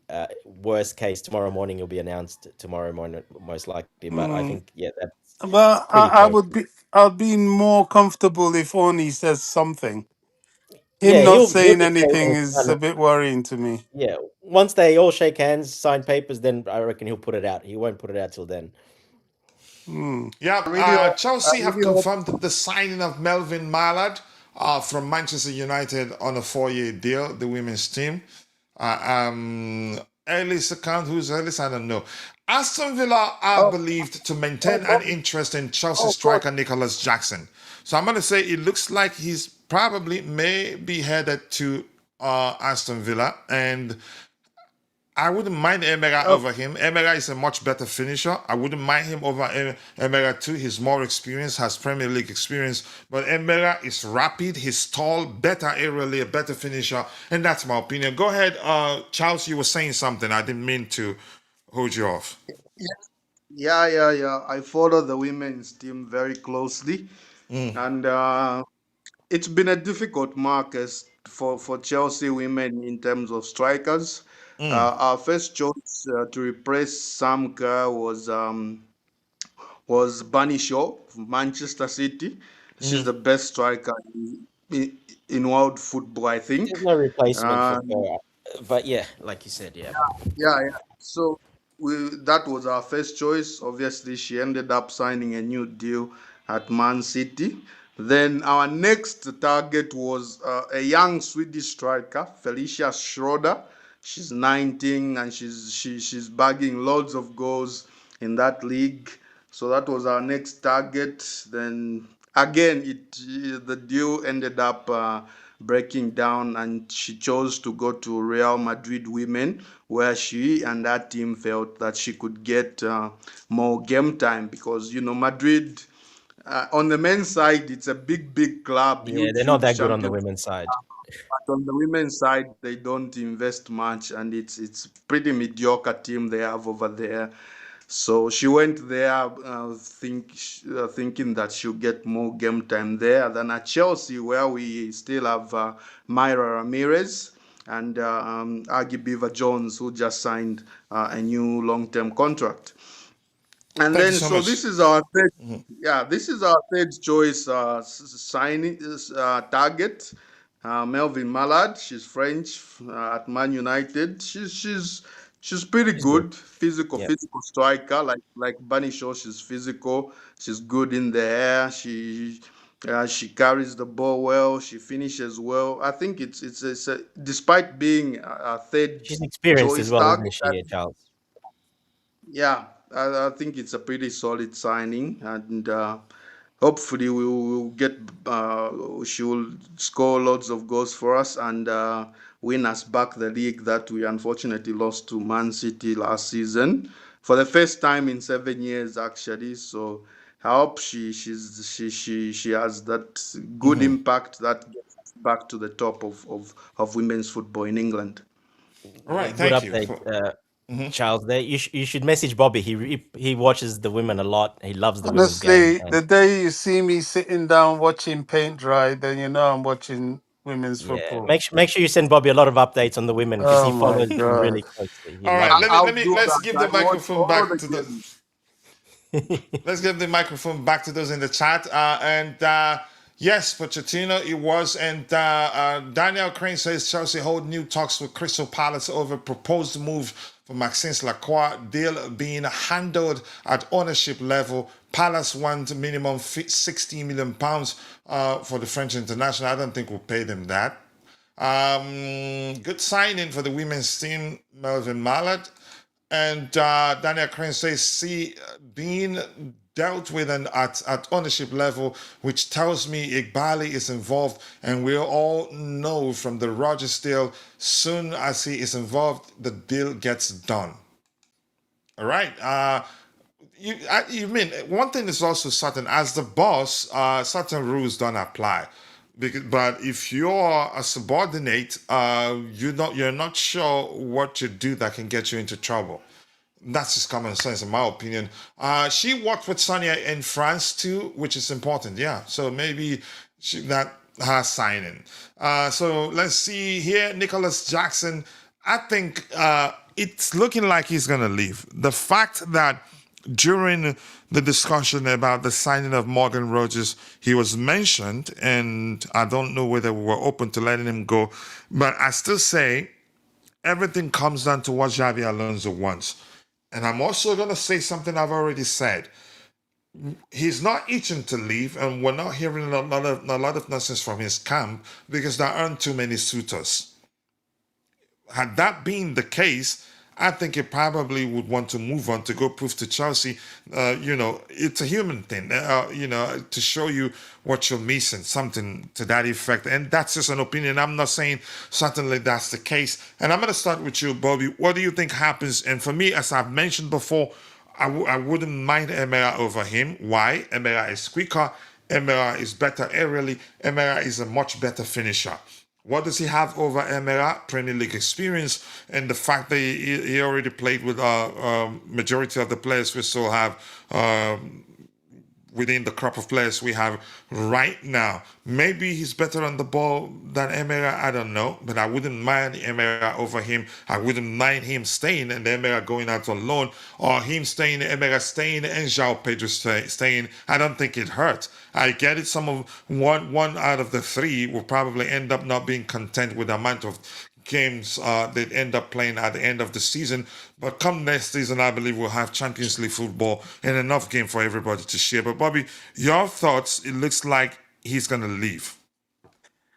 Well, this is a very delicate thing, isn't it? Definitely of the numerous strikers we have, one, two, three, four strikers, definitely two of them will be moved on. You think up to two? Yeah, you're forgetting Mark Gui. He has to go either Oh, on loan or definitely. sale. And there's him, there's Delap, there's Jackson, and there's João Pedro. Forget João Pedro. So two of three will have to go. So look, I don't know Omega. I know of him. I don't know him. All I know is that I know Jackson. I've seen Jackson play at the highest level in the Premier League. For 2 seasons, he was Chelsea's only striker. He scored 30 goals in those 2 seasons, 15 goals a season. Not one of them was from the penalty spot. He is single handedly, in my opinion, one of the main reasons in those 2 seasons that Cole Palmer was such a great player. I think he creates space. His work rate is second to none. He can work on the left wing. He is a winner. He's a fighter. His fitness is good. So he's a player I know. Delap, his first season was a very bad season. People forget that a lot of that was he was out due to injury. He wasn't fit. He came back from injury, and of course, he didn't exactly rip up trees. Does that happen with strikers sometimes? Yes, it does. Sometimes they need that season to get their feet under the table and to get firing the next season. Mark Gui, at the age of 19, I don't know if he'll ever really be fancied. Is he good enough to lead the line for Chelsea? He's shown glimpses, he's shown a lot of potential, which tells me he may be one that's sent out on loan again. I don't know, but he'll be easy to sell. He only cost us 5 million. Delap will probably be easy to sell because he only cost 30 million. Jackson, a little bit harder, though he wasn't expensive, but he's a higher profile. We've seen him play in the Premier League. I haven't watched him in Germany, but I understand, the few times he got to play, he didn't do himself too much of an injustice. We've seen him play for Senegal, African Cup of Nations, World Cup. I mean, he's up there. Will he stay or will he go? That's down to Alonso. I go with Alonso, whoever he picks. And He him may too. he and also down to him. But if we go from what we're being told, he wants to stay and fight for his place, as does Delap. Mark Gui, well, is a kid and nobody probably listens to where he wants to go anyway. So he goes probably where he's told. So, I don't know. it's an interesting one. If Alonso picks, for example, Omega, it may not be for any other reason other than the fact that he's the least exposed of all of them, even the Mark Gui. At least Mark Gui has Premier League exposure. So, and he may be less impatient to his game time as the others will.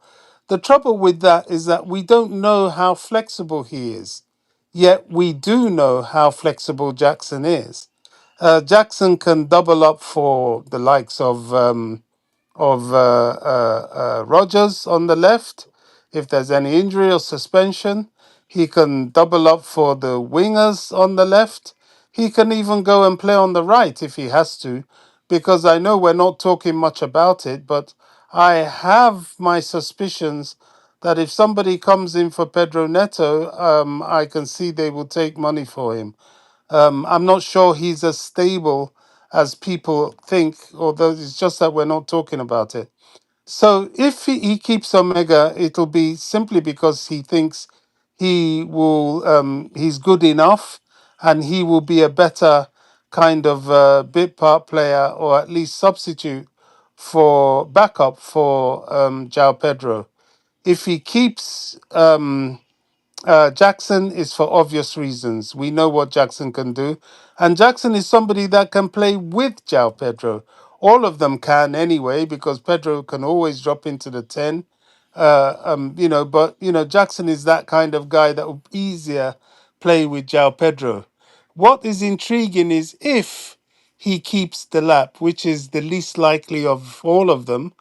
If he keeps the lap, then it means there's something he's seen in pre-season that has caught his eye, because Delap has very, very good physicality. And before he went off injured, he was very functional for the team. I remember when we beat West Ham, was it 5-1 or so at Upton Park? I still call it Upton Park. It's the Olympic Stadium, which is their home ground. Was it West Ham? You mean the day he got a hat trick of assists? Yeah, it was. His hold up In a play cup game. was I don't think it was was West Ham. well, whatever it was, his hold up game before he got injured was excellent. He was very good on the ball. He could score occasionally. I remember going to see him at the bridge against AC Milan. He scored a goal there when he came on, and his hold up play was excellent. So it will be for that reason if he stays. But it seems I can't see a world where all of them will be kept, and as I've said, two of three of them will be sold. Unfortunately, because it's a shame. I think they all have something to offer if given a chance, but Alonso has a manager's decision to make. Let's see a few things here from the users in the chat, members in the chat. Then I'll come back. I want to hear from Charles. Then I'll go to Jay and Dante to see what they have to say about that.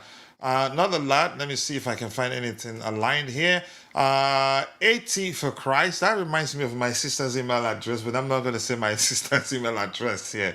It definitely has for Christ in it.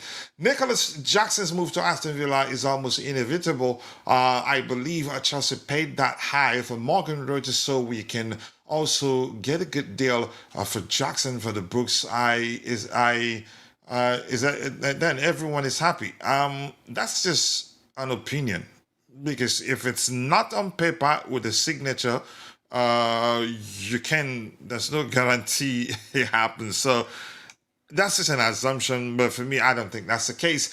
Signing Rodgers doesn't mean this owner has done something great. Okay, if that's how you see it, I will never appreciate them because they have bring a Chelsea down. That's something, if I watch, I cannot recognize your club. Okay, if that's how you feel, you go ahead.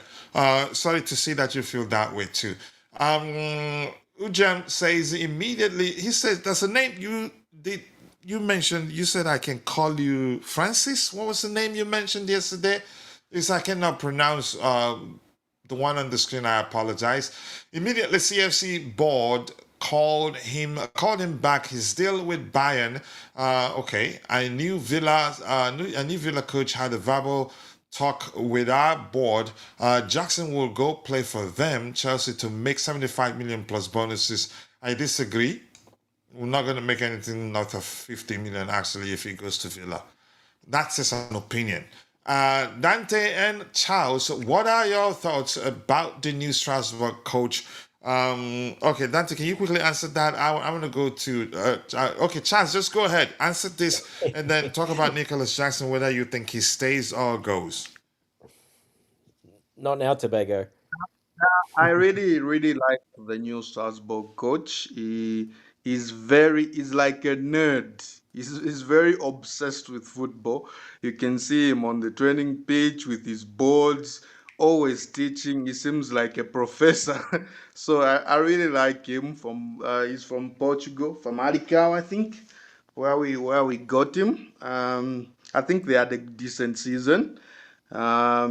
So we'll see what the future is in store for Strasbourg. But I'm really excited for them. I think he's a good coach, and I like his obsession with football. Like he's always teaching. I really like that.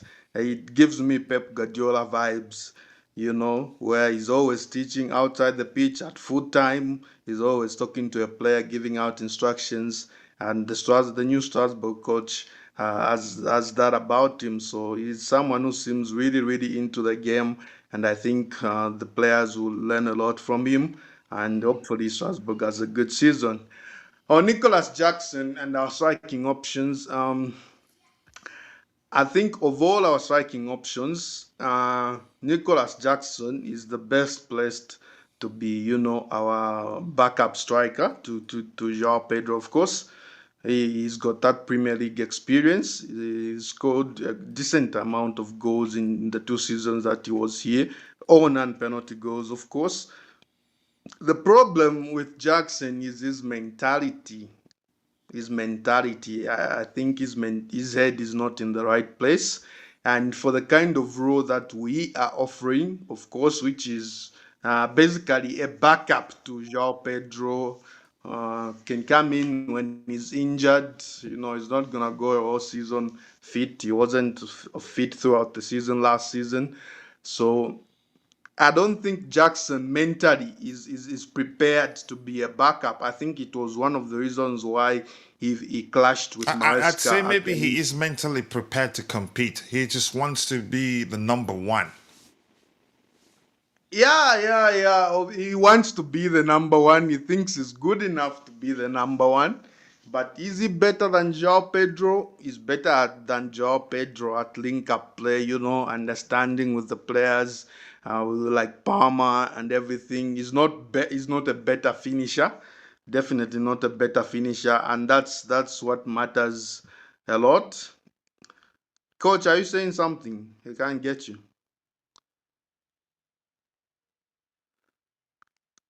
Not Dante, to you, can Charles. get I was me? speaking to someone. Okay, yeah. When So his head is down, Charles, Jackson, keep going. yeah. So Jackson, the issue is whether he is ready to come in and compete initially as second choice, of course, because Joao Pedro is going to start the season as our first choice. So I don't think Jackson has the mentality to be second choice. I think it's one of the reasons he fell out with Maresca. They used to have a very good relationship when he was starting games, but towards the end of the season, when he got stupid red cards against Newcastle and in preseason, and we signed Joao Pedro, quickly made him number one. He started games. I think that Jackson started losing his head there. The second red card that he had in the Club World Cup, it was certainly a challenge of frustration. He was very frustrated at being second choice and that we had signed a guy who was doing really well and was going to take his place. So I could see his body language around the players. I could see it on the pitch. He was frustrated. So I don't think he has the mentality for a second choice striker that we initially want at Chelsea. So, and of all our options, I think he's the guy that can bring us the most money. He can bring us north of 50 million, 55 million. And if the conspiracies are correct with Villa, and we are doing some sort of PR deals, it could be 70, 75 to inflate the books and that kind of thing. So, of all our options, and selling players is really, really going to be important for us this summer. I think he's the guy that brings us the most money, and I think he eventually ends up going. I think Delap probably had a very bad season as well. It was pretty obvious he's not ready for the step up at Chelsea. I don't think he has much to offer us, and we should be looking to sell. I think we should also be looking to sell or find a more permanent solution for McGeew. He's pretty young and needs game time at this point in his career. When it comes to Emega, I followed him very closely at Strasbourg. Um, he has speed. He has some aerial ability. He can score a header, directs his headers much, much better than what we're used to at Chelsea, especially with Nicholas Jackson. Um, I think physically he is a good fit for the Premier League, but again, if we add a guy like that, it brings the same issues as Nicholas Jackson in terms of his finishing. I think his finishing is still very much poor, and I saw a lot of it, despite scoring quite a number of goals, like Jackson. Jackson scored 15, 14 goals in his 2 seasons at Chelsea, but he could have easily scored 30 or 35. And it's the same with Emega. He can score 15, 17 goals at Strasbourg, and he could easily have scored 35 to 40. So he brings the same finishing issues that Jackson brings, without the Premier League experience, of course. So for me, not enough as a backup, especially with Joao Pedro, who can get injured and be out for weeks to months in a season. I think he was out for 2 or 3 occasions last season. So you really, really need a very good, dependable backup striker that can get you the goals.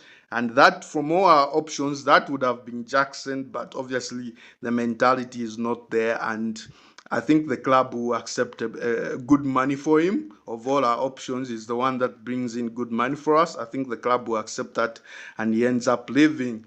So if it were up to me, and maybe should they seek Alonso's opinion on maybe adding a backup striker, a more dependable backup striker that can go in and just be ready to compete in the short term, I would go for Gonzalo Garcia at Real Madrid.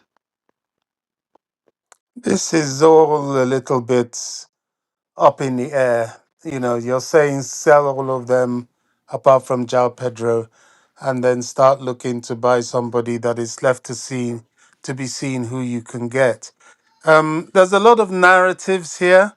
It was assumed in the fan base that there was some sort of issue with Jackson and being quote unquote a backup striker. He would have never been backup if he had stayed at Chelsea anyway. The season itself, the way it unfolded, showed that he would have had so much more playing time and maybe would have reclaimed his top striker position anyway, with both injuries to João Pedro and Delap. Jackson, I don't believe that, because he went straight to Bayern and sat clicking his heels for what's his name? Harry Kane quite comfortably. And many a time when it wasn't Harry Kane, he was sat there waiting for other players that were converted into the striking position. So I don't believe that's it. I think he has petulance in him anyway. He came into the Club World Cup and got a red card because he was overtly trying to impress. Had nothing to do with the other players there, because he got a card against Newcastle and those other players were not there. So that's just a narrative. In terms of Omega, I'm inclined to agree. I don't know that player. I don't think many Chelsea fans do. I don't think they've watched Strasbourg closely enough, and Strasbourg is the only sample size that we have of him. He's not an international as Jackson is. He hasn't played in He the is an World Cup. international, Bobby. An He international did with who? play a game. He Netherlands. did play a game for the Dutch. Netherlands The reason where he he probably, you missed. could In argue the reason he wasn't at the World Cup was before, a few months before the World Cup, he was out injured for a while. well, Yeah, and maybe he that's played the the game. case. He's the next in line to be a striker there. Given, yeah, given what they Well, have right now. well, maybe that's the The case. game that he But played, he scored. He missed very. He missed like three sitters. I yeah, think it's well, probably why the team tore him up. exactly. You know, we haven't actually seen that much of him to draw conclusions. And if for the little we've seen, is it Charles can remember him for missing sitters? Well, that tells you everything. The lap, if you ask me, I is the one that I'm not sure we are 100% being fair to him. I point to the fact that before he was injured, he showed himself to be somebody that was capable of something. In the preseason, he didn't do badly. In the postseason, he didn't do badly. I saw him live in the flesh, and I thought he looked quite an accomplished striker. And he got his goal, he took his goal well, and he does hold up play very well.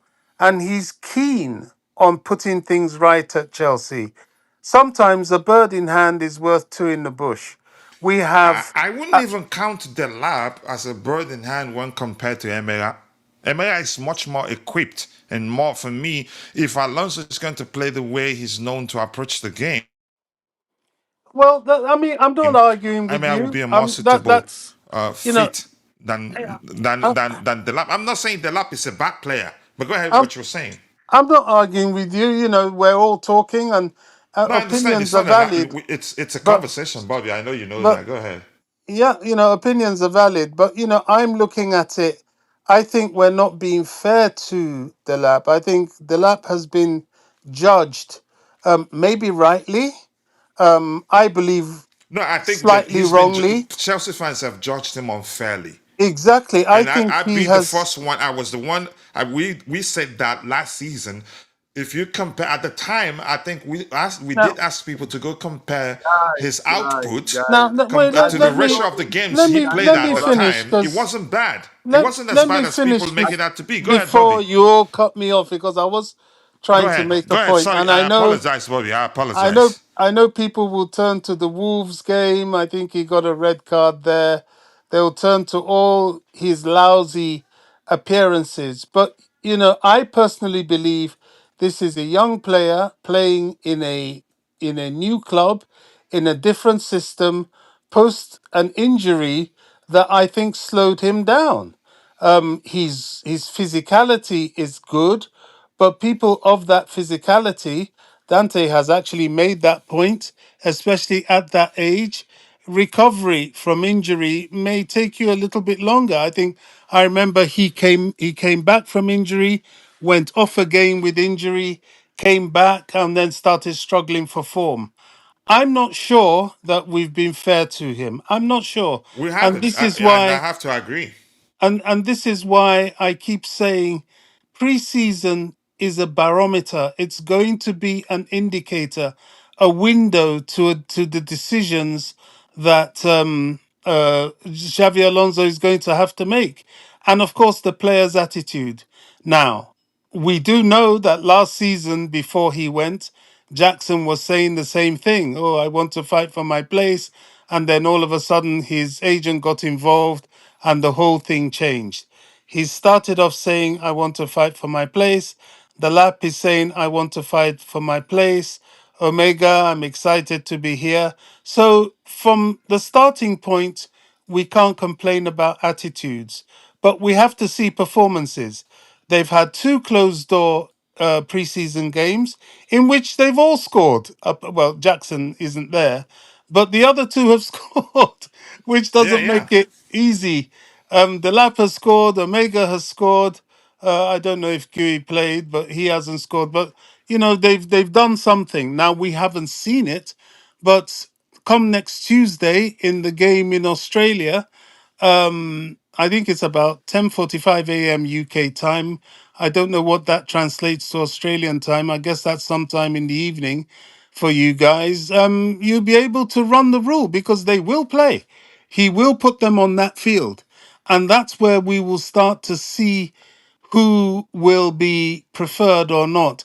Now it's only one game. I think there are about 4 or 5 preseason games to assess them, but assess them we have to, because I think these judgments we're making are a little bit, in many cases, premature, and quite presumptuous.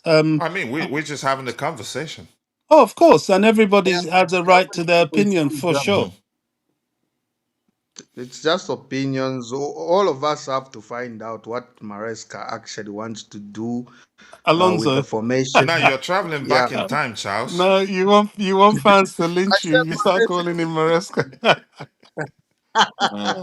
Yeah, but obviously we don't know for We certain. don't know. We don't. That We can only speculate based on what we know. I yeah. just my personal opinion. Now, I think the lap is the dark horse. I think he's going to surprise everyone. I I think I I disagree, but we're gonna he see. But go no, ahead. it's good to disagree, and I don't expect anyone to agree.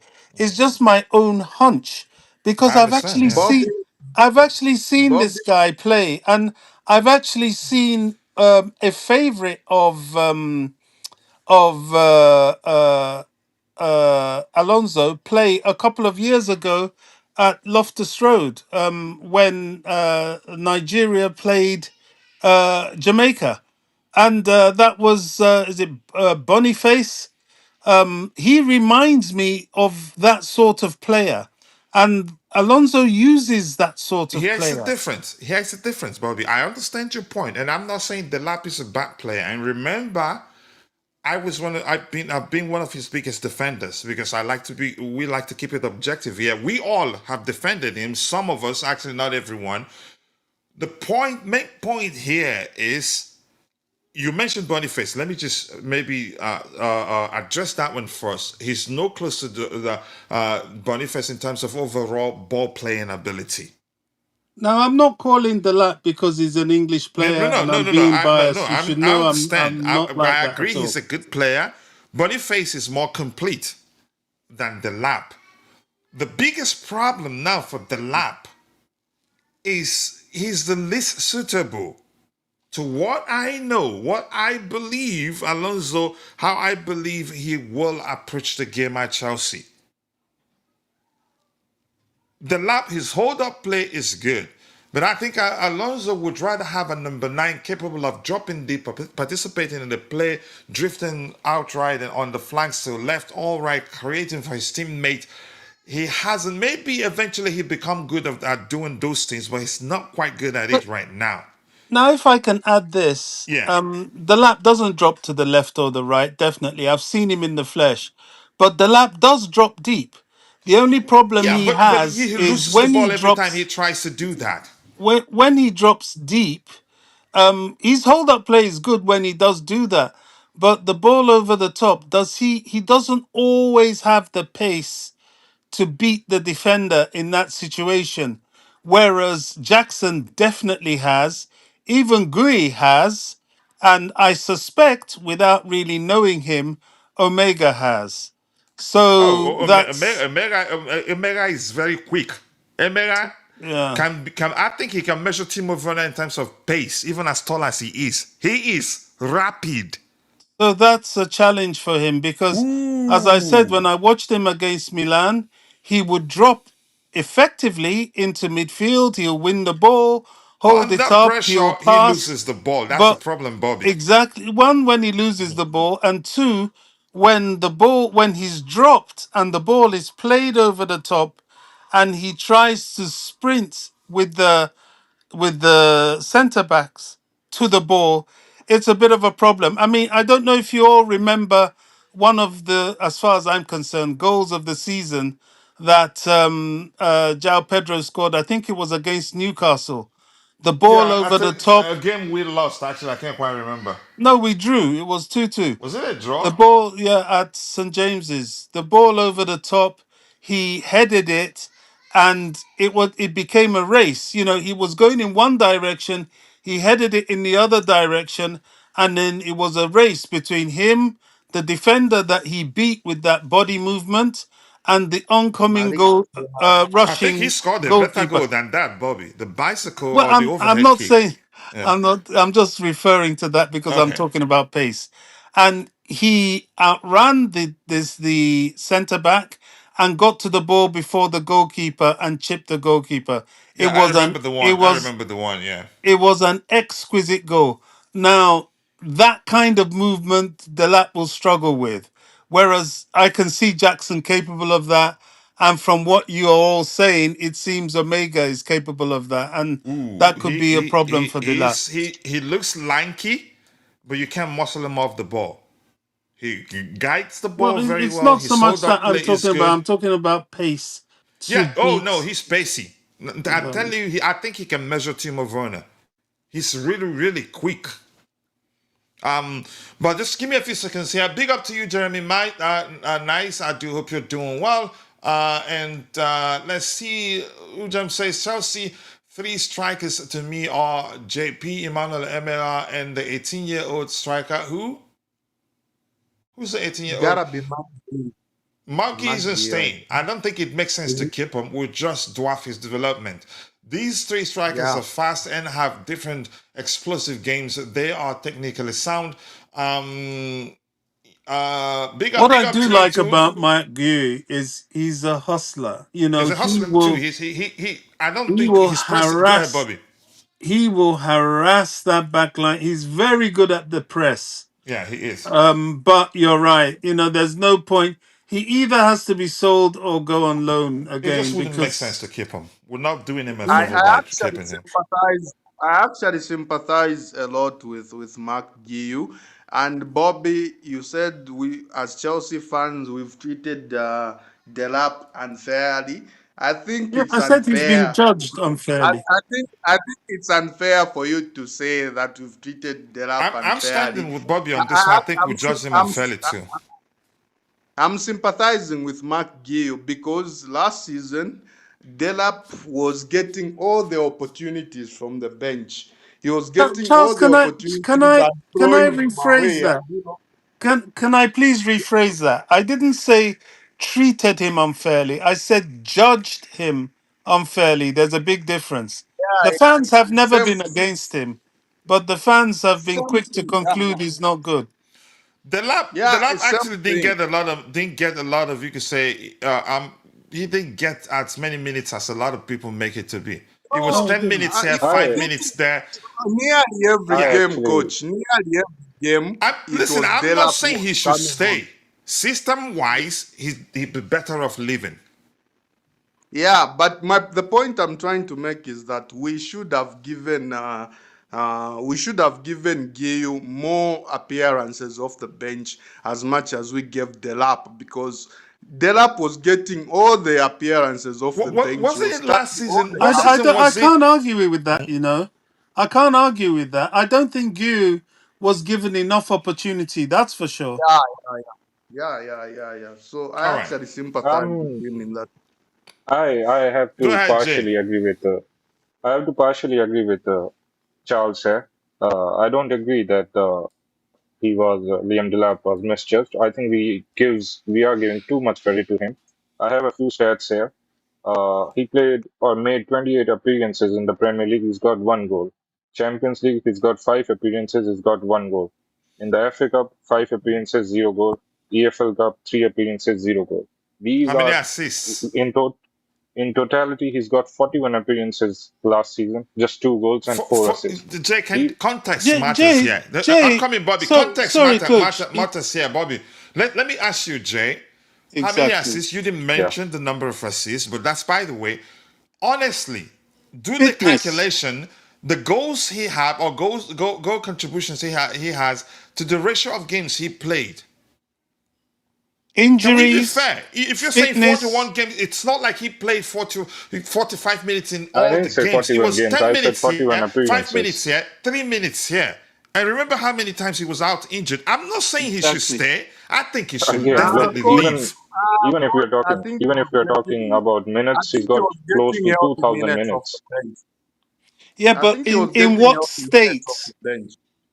It's like talking about How many did um he start? Cole How many Palmer games did he last start? season. Cole Palmer played, a decent number of minutes considering, but a lot of those minutes he wasn't fit. And it's the same for Delap. I'm like coach. I'm not saying he But should then, stay, but I don't think we're always very fair to what happened to him last season. We're not, I honestly. think we And were. I'm with Bobby I on this think the one. coaches were not fair to Mark Giu. I think Giu also deserved more opportunities off the bench. I think I, they all prioritized Delap. He was bad. The previous game, you still get the substitute appearances. This game, again, you still get the substitute appearance the following game, regardless of how rubbish he is. And I thought that was really poor in terms of treatment You don't towards like Mark him, do Giu. you? As a player, to be more specific, I'm I not saying you actually, hate him. Um, uh, I don't think he showed enough to build with. What I mean, there are players that can play a season and they show that even if they are not that very good, they can show they have something that we can build on the following season. So I all right. don't think Delap showed anything that we can build All on. right, I'm gonna catch up with what we have in the chat. Come back, we're here because Jay he hasn't spoken. We were cutting him off. I'll come back to him. Chelsea King 879 says big up to you too. What do you think, Lacroix? I think we'll get that deal done. As we've heard, the negotiations have advanced, so that gives me hope. Jeremy, nice to see you. Big up to you too. Walter Omoregbe. Nice to see you, my brother. I do hope you're doing well. I appreciate you finding the time to join the conversation.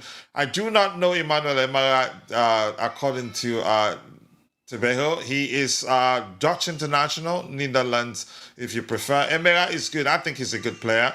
I'm not saying he's perfect yet. There are still some aspects of his games.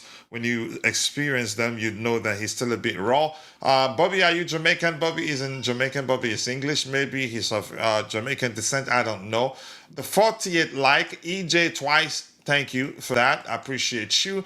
I'm gonna scroll past a lot of stuff here. I can't read everything you have. Argentina were really dirty yesterday. They didn't play. That was the most, my opinion, the most embarrassing World Cup final I've ever experienced. It was horrible. They were, Jesus Christ, they didn't have a shot on goal until 122nd minute or so. Spain and Argentina have the best players. We should get more of those players. I don't think only the Argentine defense may be, and one or two from the midfield. But that's by the way. Selma Gay, Badiashile, Nico and the Paz, Sassi. coach. Yeah. We could do So Nico Jay, were you Paz. still speaking so that you get done? We'll get Dante's opinion. Maybe call it a day. I don't think anything new emerged, anything new and serious emerged as the show progressed. But Jay, let's say you were speaking and we did cut you off. Apologies for that, by the way. yeah, no worries. So yeah, I didn't say 41 matches, I said 41 appearances, and he's played close to 1900 minutes. And for 1900 minutes, 4 goals is a really bad ratio. Now you'll say he was making 10 minutes and 15 minutes appearances here and there from the bench. He got one serious injury, then he came back, and he was not starting game because he was not performing as good as João Pedro. So he was getting less minutes and he was getting from the bench more often and for 10-15 minutes only. That is because he was not as impressive as João Pedro. He didn't have the capabilities or he was not doing enough on the pitch to replace João Pedro. So that's not something to sympathize with him. And I think we do this sympathizing with players a lot. I think it's a cutthroat competition here. I think every club, the same, at every big club, the same cutthroat competition goes through. And I think one of the big reasons that we are in a state where we are in the last few seasons, I think one big contributing factor is that we get emotionally attached to players a lot more and sympathize with them a lot more. While if we look at the stats, we are giving them opportunities. They are just not capable of producing the talent or the results that a Chelsea level striker or a Chelsea level player should. And these are the stats of Liam Delap. Now, going to the secondary point that you were trying to mention, the system just does not favor him, or the system just does not suit him. He came from a team who was thriving. First of all, he played for a team who was, who went to relegation, for a relegation team or for a team that is bottom of the table most of the time. They will get enough spaces on counters. They will have enough spaces for the striker to, carry the ball or have opportunities to run with the ball. This is not going to happen at big clubs. You are always going to face low blocks and all those type of situations. So that's the reality. Now, going back to the system, Maresca used a certain type of system which was quite opposite to what he was used to at Ipswich Town. Now, Xabi Alonso is not exactly the same Maresca system, but there are quite a lot similarities in both these systems as well. So I believe and I can see it already that he is going to struggle because the system is not that different. It is not the same system. He's actually not going to get that Ipswich or that type of system at any big club. So for him and for the club and for everyone involved, it's better that he goes and he looks for his own career because that I think at other clubs, at some lower or mid-table club, he's going to get the opportunities and also the style which will suit his style of play. So I think it's best for all parties that they part ways. Yeah, I agree.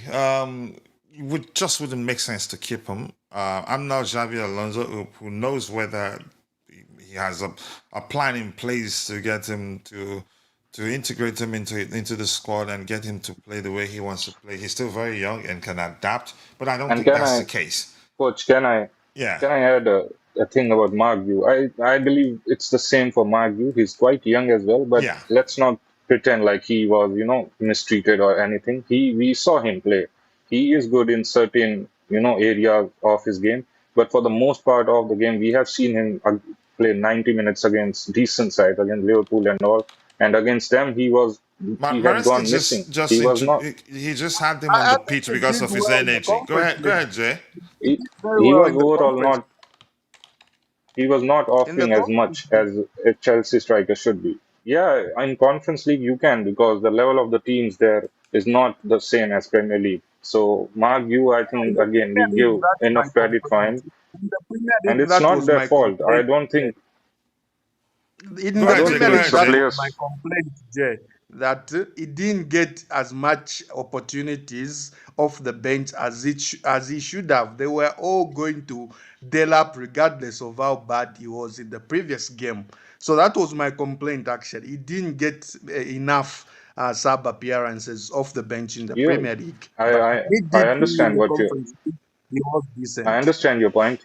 When the season ends and we look at the stats and profiles and we see the minutes that a player played, it looks like he was given less opportunity. But then if we go specifically and if we remember the details, we saw him play 2, 3 games continuously and he was not giving us the quality that a player should give. And that is why he was put on the bench because he was not offering that many things. And we got a prolific striker in João Pedro. So you have to adjust according to your competition as well. If you're not going to surpass players like João Pedro and the ones ahead of you, then you cannot just cry about opportunities because that's how merit-based competition happens at the big club. Yeah. All right. Before I go to Yeah, Dante yeah, Jay. here, I think Jabulani says, Coach, can Blahovic be a plus to sharpen our front line? I think so, but we're not looking to sign him, and I don't think he ever happens. Not McGee, but the 18-year-old that we bought on loan. He played in UEFA Champions League. Oh, Dastan Satpaev. I think so. Were you saying something, Charles, before I go to Dante? Yeah, I just wanted to say to Jay that I think the club, the coaches, they should have made it more of a competition between Gil and Delap for minutes off the bench, but they never made it a competition between those two. They gave all the minutes to Delap, and that was I think a negative for me. They should have made them fight for those minutes and give to the one who was showing more promise in those minutes. I think when Gil was coming off the bench, he was showing more promise and pressing really, really well from the front, and I think he should have got more minutes off the bench. But we kept giving them all to Delap, regardless of how he played, probably because he was bought for more money and that kind of stuff. Yeah. All right, Dante, let's hear your thoughts. Dante, Yeah, and we don't see what happens at training, so we more don't know. importantly. Yes, correct. So that's just one point. Just wanted to put that there. There's a lot to cover. We went quite a lot, but yeah. Look, the only what I looked at more at the strikers is how Alonso likes his strikers and who he's played before, and that's especially at Leverkusen because that's where he's got the most minutes. So we know his two strikers at Leverkusen were Patrick Schick and Boniface. They're the two strikers he used. At Schick was more the starter, whereas Boniface was coming in younger, more off the bench, and pretty much most of his games are off the bench. Some starts as well, but mostly off the bench. Now, Patrick Schick is a box head. Scored half his goals with his head. He is just a guy that sits in the box, he lays off balls, and gets crosses in from the wing backs or from the tens. And basically, a bit of a decoy type of striker he uses quite a lot from what I've seen. So, those strikers were more stronger guys in the air that the wing backs, because if you are having wing backs overlapping, they're going to cross the ball probably 80% of the time because that's the position they get into. So from what I've seen, looking into it more and more, Alonso used guys that are quite good in the air. So Patrick Schick was his starting center forward at Leverkusen, and like I said, 50% of his goals were scored by his head. So the other play was him laying balls off, and basically he's never ran out past the box. He was a box striker. So I think, yeah, we just to bring that up because I know some of you guys said that his striker needs to drop deep and link up, and well, that was not the case at all. Boniface did that a little bit because of his speed when he was younger. So he did that a bit, but he was off the bench pretty much 90% of the time. So he was the second go-to, not Schick, who was the starting striker. So he actually used strikers very differently. And that's why I said his strikers are more stronger guys up front that tend to hold the ball up and lay it off, or very good finishers in the box, or very good with their aerially as well. So that's a little bit different. But we know João As Pedro much is as that sounds, sounds as something the lab would do yeah. perfectly, do you think he's the guy? Do you think he stays? It depends on Xabi Alonso and his coaching team, what they're Off looking the at. bat, would you say he fits? He does fit because of what I just said. Yes. But how about his Because overall ball playing ability? he doesn't need it in that system. That's what I'm trying to make a point. Go It ahead. does. You don't This need is to the be a point guy. I was trying to make as well, You don't need to be. Yeah, sorry, Dante, Bobby. and I You was don't need to shut be a guy down. that drops deep. No, you weren't And shut down. We're having a conversation about you. Go ahead, Dante. Let's hear you. That's just an expression.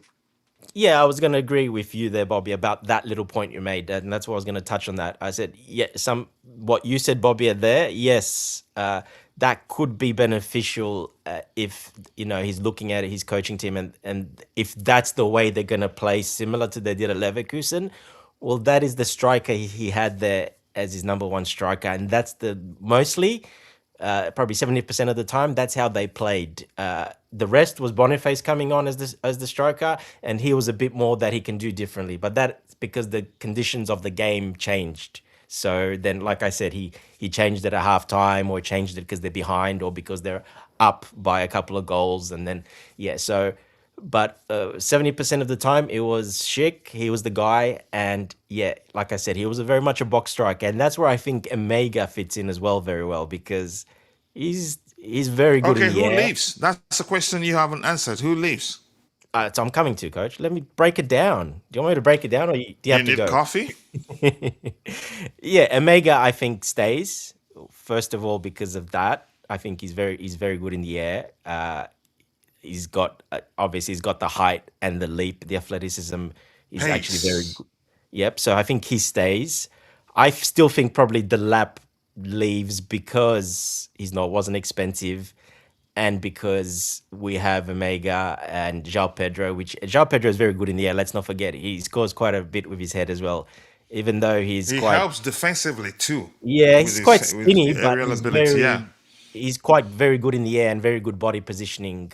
So he's very good in the air as well. So look, the lap is strong in the air as well. Very so all those three kind of suit, to be honest. Yeah. So I probably would think it would be Delap because he already kind of got his chance a little bit, even though I think Jay was talking about the minutes, how many minutes. He only got like 12, a dozen starts in that. So there's only like 12 or 14 games where he started the whole season. So it's not that much. The rest were rubbish Don't worry minutes. about Jay. He never liked him. Yeah, he's just being nasty to him. Hmm.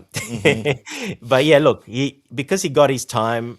I think Omega will probably stay because of that and because of his height, and he's also got the other side of his game where Delap doesn't as much. So he's more versatile Omega than Delap. So, but look, don't be surprised Delap even stays as a third guy. I would not be surprised if we see João Pedro, Omega, and Delap all staying because of what I mentioned. How Xavi played, he might want to have that option, and if Delap is happy to stay and compete and not get as many minutes or maybe prove himself, I would not be surprised that he stays as well, to be honest. I can see all three of them staying because João Pedro can play in the 10. He can drop in the 10 as well.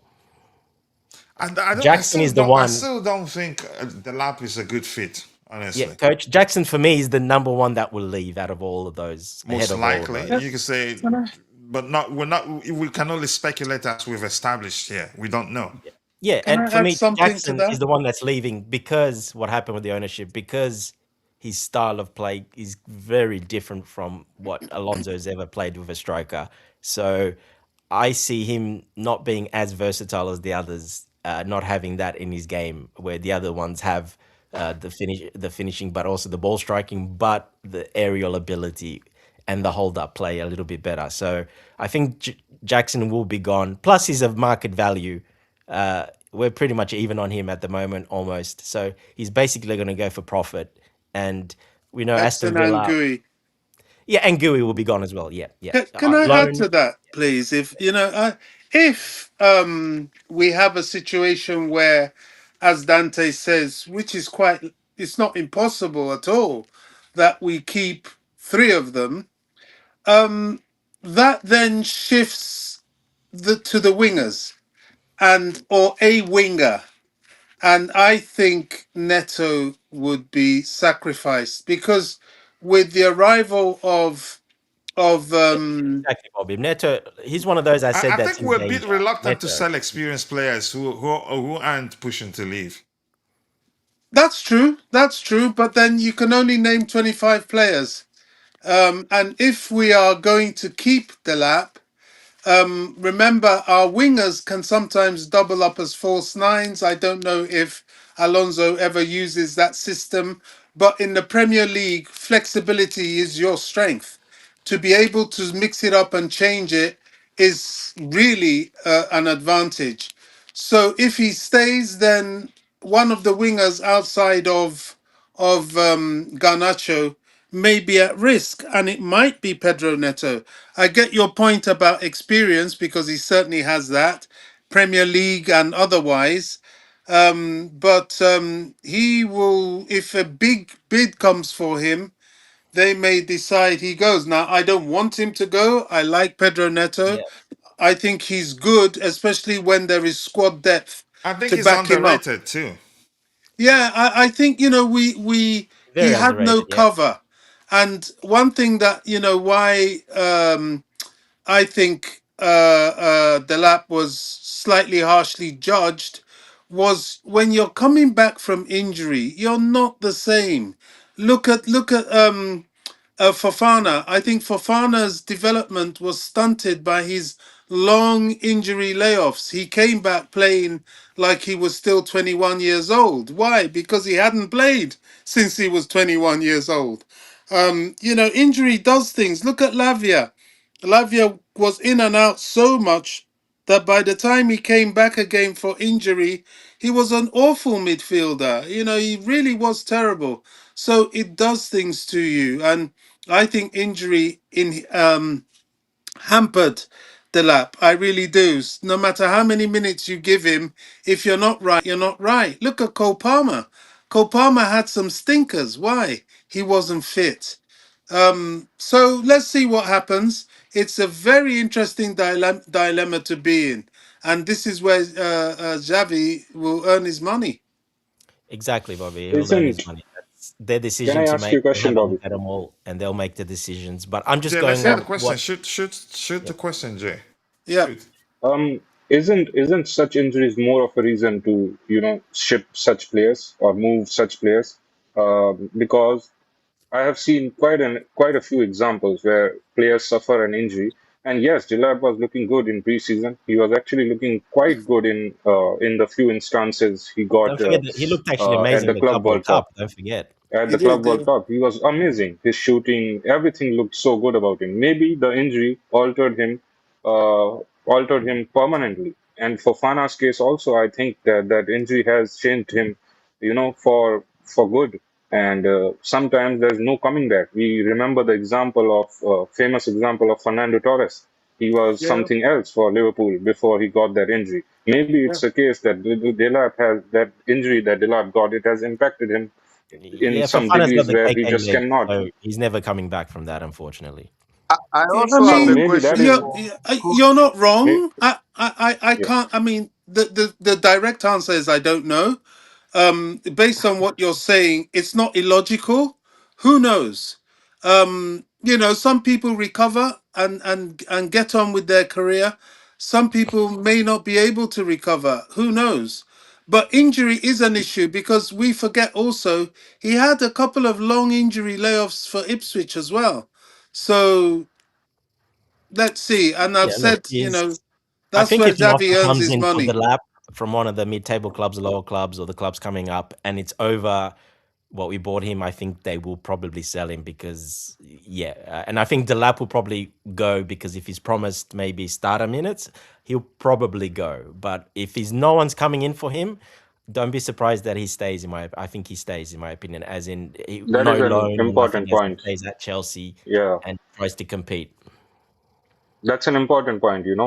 If even if we put aside the skill set and analysis of a player's skills, we purchased him for 30 million, and we probably will sell him for maybe 40 or 45 million. So that is an profit, and that is something is which is kind of guaranteed. So sometimes even if a player maybe can perform good, but just because the finances are in our favor, or maybe we need those finances, sometimes the players have to be sacrificed. And maybe Liam Delap's case, something like this might happen. The ownership or the directors might see it as a, instant injection of cash, which they can invest somewhere else.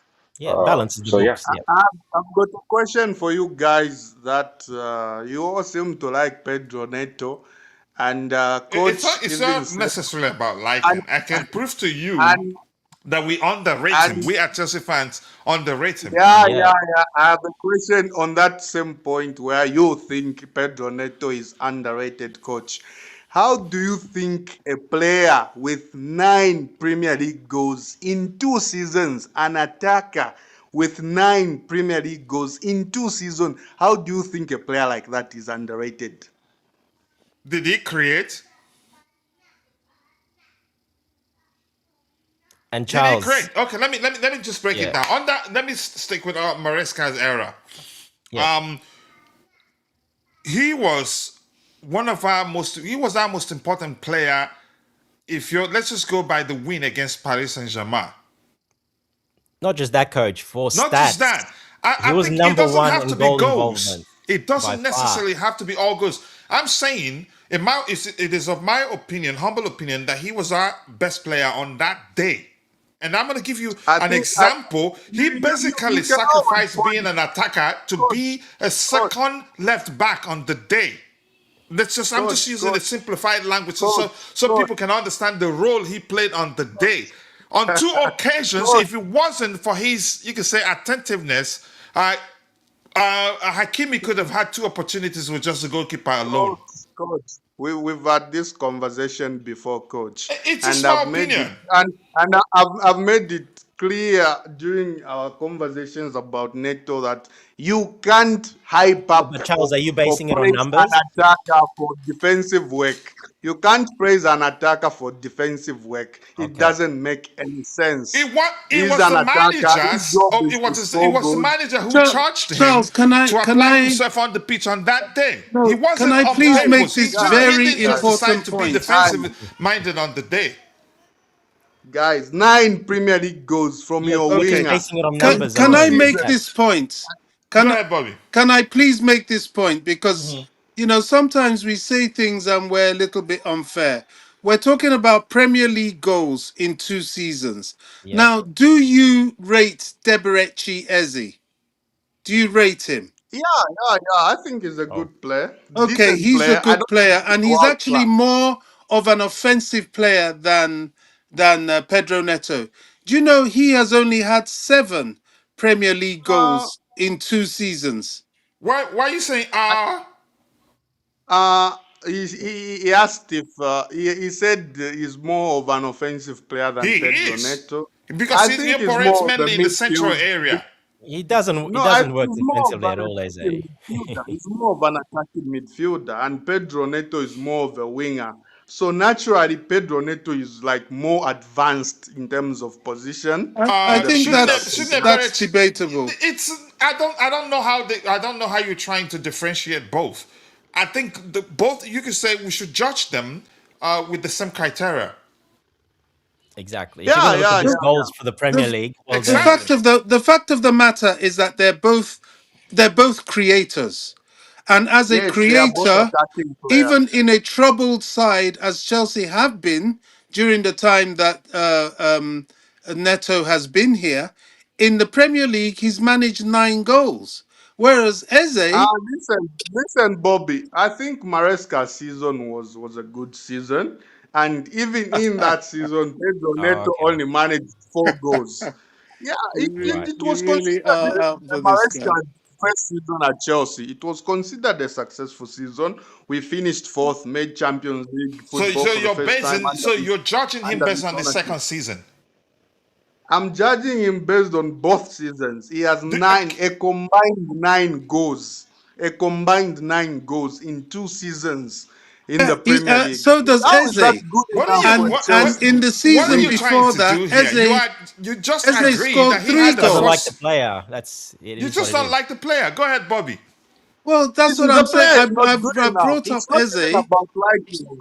It's not even about liking him. I think I have to come back to Jay's point where he said that we Let are me ask where you we this are. again. Let me ask you this again, Charles. You said his first season was good. He had a good season, right?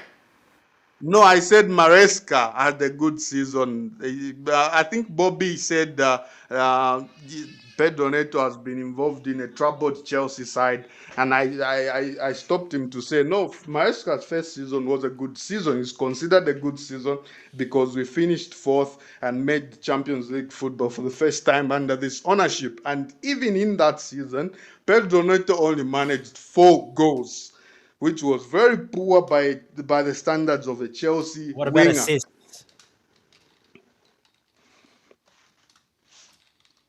Yeah, how Assists don't about matter, assists? You or don't know. You don't have that number. Okay, do you rate Saka? Saka's been the same. Yeah, Bukayo Saka? Yeah. Uh, I don't he's had like rate him 9 as Premier League highly goals or as something. that. I Bobby, don't rate him as highly as Bobby, other I think the people. comparisons are not fair. Eze has been criticized heavily by Arsenal and their fans. He has been a flop last season, and Well, so No, is Pedro Saka's been Neto Saka. is okay. getting criticized as well. Look at Saka. Well, Two I seasons, understand your Premier point, but League then again, we goals have to are agree. 6. I, well, Premier he has League been goals. criticized for his Can I numbers. ask you this? Saka has Hold on quickly, Charles. How many goals and how many assists does Pedro Neto has for Chelsea? How many There's one stat that's even more does he have for impressive than Chelsea? How that. many? Yeah. How many? How many goals and assists does he have for Chelsea?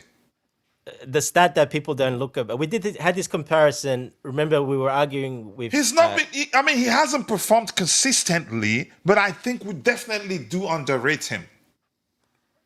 We do. No, the problem is, let me break down the problem. The problem is he's not sometimes pretty on the eye when he tries to dribble and loses the ball. So people get really turned off by that.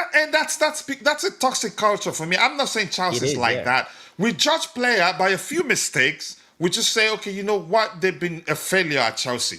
Pedro Neto for Chelsea has 19 goals and 17 assists. That's not poor for two No, and seasons. what's more important, because I broke this down like when we had this argument a year ago. He was leading That's 36 Maresca's second GAs. season. By GA. halfway through the season, just before Maresca left, he was number one by far in goal involvements and pass to assists, which people don't look at much, but that means positional play. You get in position and you're passing, you're creating before the goal happens and making space. He was number one by far in our squad because we were having an argument at the I time. think what Dante, happens do is you that have once the a player numbers for that? makes a few I mistakes don't here think you and can there, assume. we let You those can't mistakes assume you're define number one how for we that perceive when you that don't player. have He the was numbers. number one, Charles. I can bring you up Do, There the was a do you time numbers. have he the He was was number numbers there. one for by far. He has you have top the numbers GA. for pre-assist? Because I don't see Pedro Neto being that influential in our attacks to have highest number of Don't you pre-assists. remember? I Unless you think give He's me he's some, At one very point he was. influential. There was a time he was. He's he very was. He influential. had the top GA. Yeah. At one He point he was had now the number top GA. one. Yeah. Yeah. well, the fact is there, and he has. You said 19 goals in all competitions And and 17 17 assists assists. Don't stick with in goals two alone. seasons, all competitions. How's that good enough? That's good enough for a Not season bad. for a Does he have to for be an the one to attacker. score all the He's a goals? creative winger, not a scoring Let me ask you winger. this again. Does he have to be the one to score all the goals before you think he's been good enough? I get it. We have that toxic culture of once a player makes a few mistakes here and there, we'll let those mistakes define how we see that player. No Because he's not Yeah, player pretty on the eye no sometimes, and player it is just yeah. perfect. I it's get too it. harsh. He's had a few games where he's been crap. I have to admit Of that course, he's sometimes Yes. bad, yeah. he did He come can across as crap if he like was 75% disinterested of the and games. maybe and on those occasions actually was towards the end of last season after the departure of Enzo Maresca, where When a lot of our players were yes, did come What across as if they were absent-minded or disinterested what on the position pitch. did Come Neto on, can play we for be fair Rosenior, here? Charles? Can What we be position did fair? Neto play for Rosenior? I think we can met in the middle. I think both sides are kind of true. I think he has been helpful to this Chelsea side, but again, you also have to agree that the numbers are not pretty for a winger, and we cannot the compare numbers with are not out of good form. enough. The We numbers cannot are simply compare not good enough. one How are minute, you how are Charles. you 1 minute, praising 1 minute. 19 Well, goals that's why we brought up and Saka 17 and We Eze. cannot, assists we in Saka two cannot, has seasons? lower we cannot numbers. It's not good compare. enough. We cannot You compare can use Neto all to the out of comparisons. forms. Yes, you can compare all you want, but it's simply not good enough. Here's It's the Again, not thing. good again, enough In It's your for it's us. opinion, not Charles, yes. poor. Charles, It's not Charles. elite either. But Yeah, we It's have to poor, speak we coach. have to It's speak poor. He objectively has It's not about it. poor. 9 goals in 2 seasons. How is that not poor, coach? In How is that listen, not poor? You're saying you it's know not what? poor. You know Nine what? How goals in many the Premier League. If you Nine if goals he's in a the Premier striker, League. How is okay. that not poor?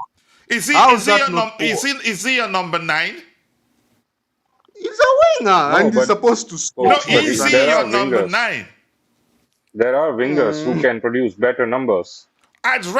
yeah, That's not how we I'd play, rather my Jay. That's wingers not how we create play. more than We score cannot, more. we cannot, we cannot compare him the to out of wingers form have to Saka chip and out in of with form Eze goals. to Coach, justify that Here's he the is look at thing. the doing guys well. We're the winning sounding side. as if here's the thing, which means if our number 9, let's say under Enzo Maresca, which I You don't can't, expect, and coach. You can't place all the scoring responsibility on one person, that's the point I'm on the trying to strikers make. alone. And 19 Yeah. goals and 17 assists in 2 seasons, not bad. How does he use his It's wingers, not good Charles? enough. How did Not When you bad, Maresca look use at his the really. Premier wingers? League numbers, Especially it's not under good Enzo enough. Maresca. In all Charles, competitions, it's how not did good enough. Maresca use his wingers? Weren't they touchline wingers? Touchline wingers, right? Do you think, Dante, Uh, that he will work under Xabi Alonso? No, he won't. No. I think Exactly. So Dante he is has just to trying either to. accept a defensive I think role, that Dante is is as just a getting wing more back, or experience for he But next has that's not to what season. we're maybe talking leave. about now, though. That's No, not but what we're talking that's about not the that fight. now. I'm saying That's a I different think question. we underrate him. Chelsea fans underrate him. A lot of Chelsea fans some I actually think want him sold because There of was no you that period guys where are he appreciation. He had carrying was getting a underperformers. few hate You games very guys where early. are he carrying was really shaky. underperformers. You are defending and protecting underperformers, and it's No, why we no, are no. That's here. not the And point. it's The why point we I'm No, trying to finished no. make. 10th last season. What was And your it's why we made Charles? yeah, and it's why we made Champions League football only once in 4 years under No, this ownership. It's that's not the carrying and point. protecting underperformers Can I like say this? Pedro. Do I think we can do better than Pedro Neto? Absolutely. But I think it's But important that we but speak but how do objectively. you think it's good enough? How do you think it's good enough with those numbers? Is Is he he the good I enough mean, to worst? start Is for? he the worst player in Wait. our Is he good squad? enough to start for Is he the Portugal? worst player in our squad, Charles? huh? Does he not Is he start the for worst player Portugal? in our squad? I'm getting. He's one of the worst wingers in our Name squad. another You one. can't beat a man. Name another one. Him and Garnacho. Him and Who Garnacho. else? Uh, I'll give Gittens a bit more time. He was injured most of the season and is new to the league, unlike Neto and Garnacho. So I'll give him an extra Where season. where I'll But where I'll agree with Charles is that we should not be content with such numbers. yes, This is not the No, he level of a winger shouldn't. at I Chelsea. how said can you be the how numbers can you aren't be happy poor with and they nine aren't goals in elite two either. seasons? How can you be happy with 9 goals in 2 seasons for an attacker? We don't know We whether have he's to happy. aim I'm not higher, saying. guys. Listen, Charles, can we not listen? I haven't said I'm happy. I'm just saying I think we underrate him. And you're I not don't looking think we at How respect. is nine and you're not looking at Premier League goals objectively. in 2 seasons Formation, Would you say underrated? he's a flop, manager, Coach, style of Charles? Would you play. say he's a coach, flop? Would you say he's a flop? Massive flop. Not just a flop. A big flop, I and won't he say he's a flop, but I think he is should get out perfectly of rated by there. Chelsea fans. It's not over, it's not Listen, below. I think it's perfectly rated. Okay. can we do better than Pedro Neto? Absolutely. But I think we underrate him. That's just my opinion. I think we should give more minutes to That Esteval. is just my opinion. We've had worse players play for Chelsea, and we still rate those players. You know, Pedro Neto was a signing with Premier League experience, the alternative to Michael Olise for a big transfer fee. He was supposed to do much more than what you That's guys the are So problem. That's defending. you're the judging problem him then. based on your expectations, not necessarily because he did bad. You're No, comparing he him to did Michael bad. Olise I'm not now. judging Okay. him based on expectations. That's The the problem. expectations obviously are there because he's one of But the but Dante, more but, experienced but players Dante, in the squad. Obviously, he's good. Dante, There are is it going to wrong be to compare our winger expectations. to Michael Olise? No, I did not compare. I said he was I an mean, why? alternative. No, I'm not talking An about you, Charles. I'm alternative. He saying, was just how an is it wrong alternative. to compare our wingers to the best in the world? How is it wrong? No, there's nothing wrong with that. It The No, makes you problem look nobody like ever a is, said it's wrong joke. to I'm compare saying him to that's the best in Charles' the probably world. mindset. We're just go ahead, Dante. Looking at numbers of It will Elise, look what he's like a doing in joke. Germany, etc. Listen, I think we're making this what it isn't. Pedro Neto isn't a bad player. Do I think we can do better than him? I'm going to say it again for the 10,000 times. Of course. Absolutely, but I think we underrate What him. does he And do? What is I'm he gonna good at? mention. You Let's are just going stick. to say He he was one of our defends. best players at the Club World What? Cup. The He funny What was. was thing our is Yes, that best Are if you player? I ask denying you I what that? agree. he First does well, 5 months of the the only season. the funny thing is that if I ask you what he does well, you are going to say he defends. He helps out the No, fullback. I can answer For your an question. attacker, why are you loading his defensive I can answer your contributions? Can I question ask very you It's this? like clearly. Can I You ask you didn't hear this? me Can I before. ask you this question, Charles? Do you agree he was one of our best players at the Club World Cup? at the Club World Cup. mm, Yes, he was. I think at But the that Club doesn't World change Cup, the the fact. whole team He performed was, and a lot of exceptionally Yes, he Chelsea well. fans was. were singing him praises No, until he at the started Club going World through. Cup, Go He's a ahead, go key ahead. player. Let me hear you out. at the Club World Cup, I think the whole team was exceptional. I didn't even point out individuals to say no, this one was one of the best Okay, performers. I who think one of our best it players in was the a final in collective effort. particular?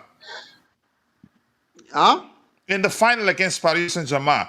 Name he is, in my opinion, on that day, one of our top 3 best performers on that day. in the final.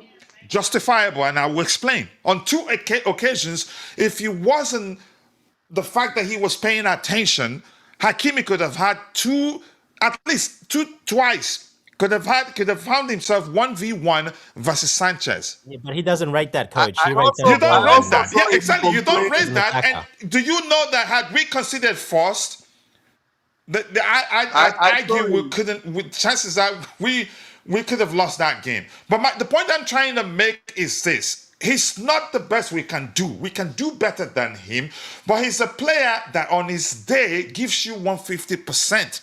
Even against Paris Saint-Germain, he basically played as a wing back. That day doesn't And at come some point, often even enough, as a coach. defense, it does count. The point I'm trying to make is that we respected him. We were happy we signed him until he started having patches of bad games. Then people turned against him. That's the point I'm trying to Not make. just We don't patches, judge like players. long The periods. moment a player Like makes not just patches, a coach. few mistakes, Not, we let that not define how we see that player. That's the issue I have. And I'm going to say this again. Do I think we can do better than him? Once again, absolutely. But can we be coach. fair? Can we try to judge players objectively?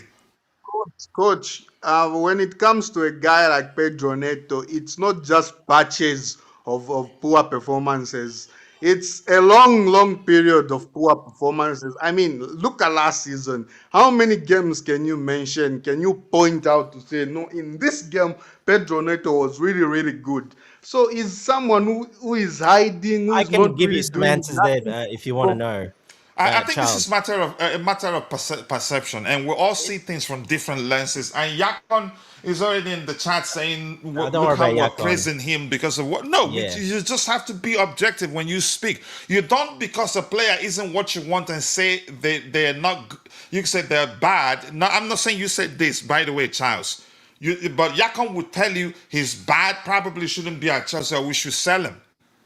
I don't think we're going to sell I'm trying to him, get these but if he stats wants up. to leave, we're No, going I to can't sell him. find I them. think we started this whole debate because I said when we're not looking to sell our most experienced players, and I think he's one of them. He can stay, and I think he can fulfill the wing back role effectively.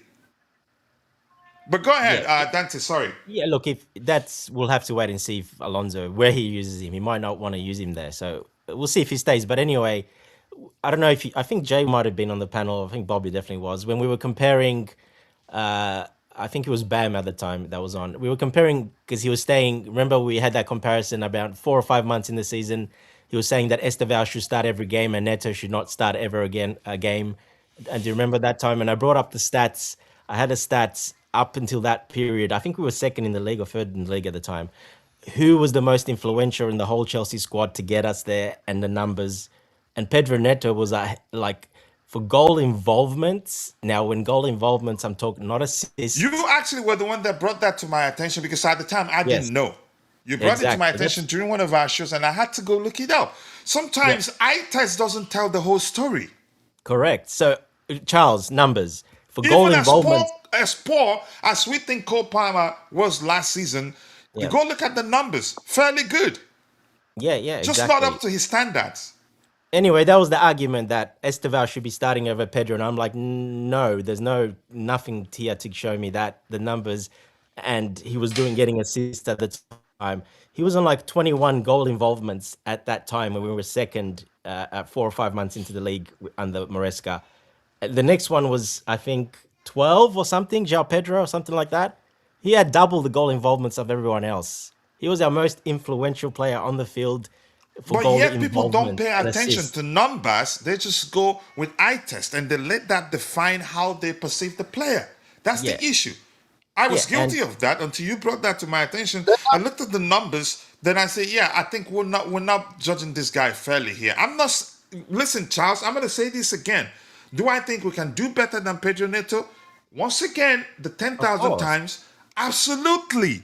I wish we But had I'm Elise, not of gonna, course. because of that, throw away everything that I know how he's done because of a few patchy games here and there.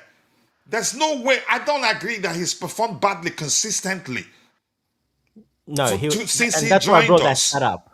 Yeah, No, that's why I at brought that some stat point up. he had Yeah, Rose, you could say a series of bad games at the time, especially after the departure of Maresca, it got worse. I agree. But go ahead, Dante. I apologize Well, for he cutting never you after off. Maresca left. Hey, Rossinha did not play in Dante, as a winger anymore. He was a wing back when he changed Dante, formation. So he Dante. completely was nowhere near the front anymore. He fell away. His numbers were horrible under Rossinha. He was one of the one that really struggled under In the Rossinha Premier League, because Dante. yeah. In the Premier League, Dante, Pedro Neto scored 5 goals last season and had Okay. 6 assists. And Yeah. had 6 assists. That's 11 goal contributions in the Premier League You're not last understanding what season. I'm saying. No. So, Let him finish, but Dante, go no, ahead. you said the numbers. You said he has a high No, go GA. ahead. That's Go goals ahead. plus assists. Please, Charles, go ahead. Yeah, Dante was making the argument that he has a high GA in the Premier League at Chelsea, as in the Premier League. He Okay, who was else? on a, yeah, Mention everybody, every Chelsea player's GA. Who tops it? Who tops that yeah. No, aspect? I don't have the exact numbers in the back of my mind, No, it's but to important. go That will help to us go. appreciate it even more. Who tops it?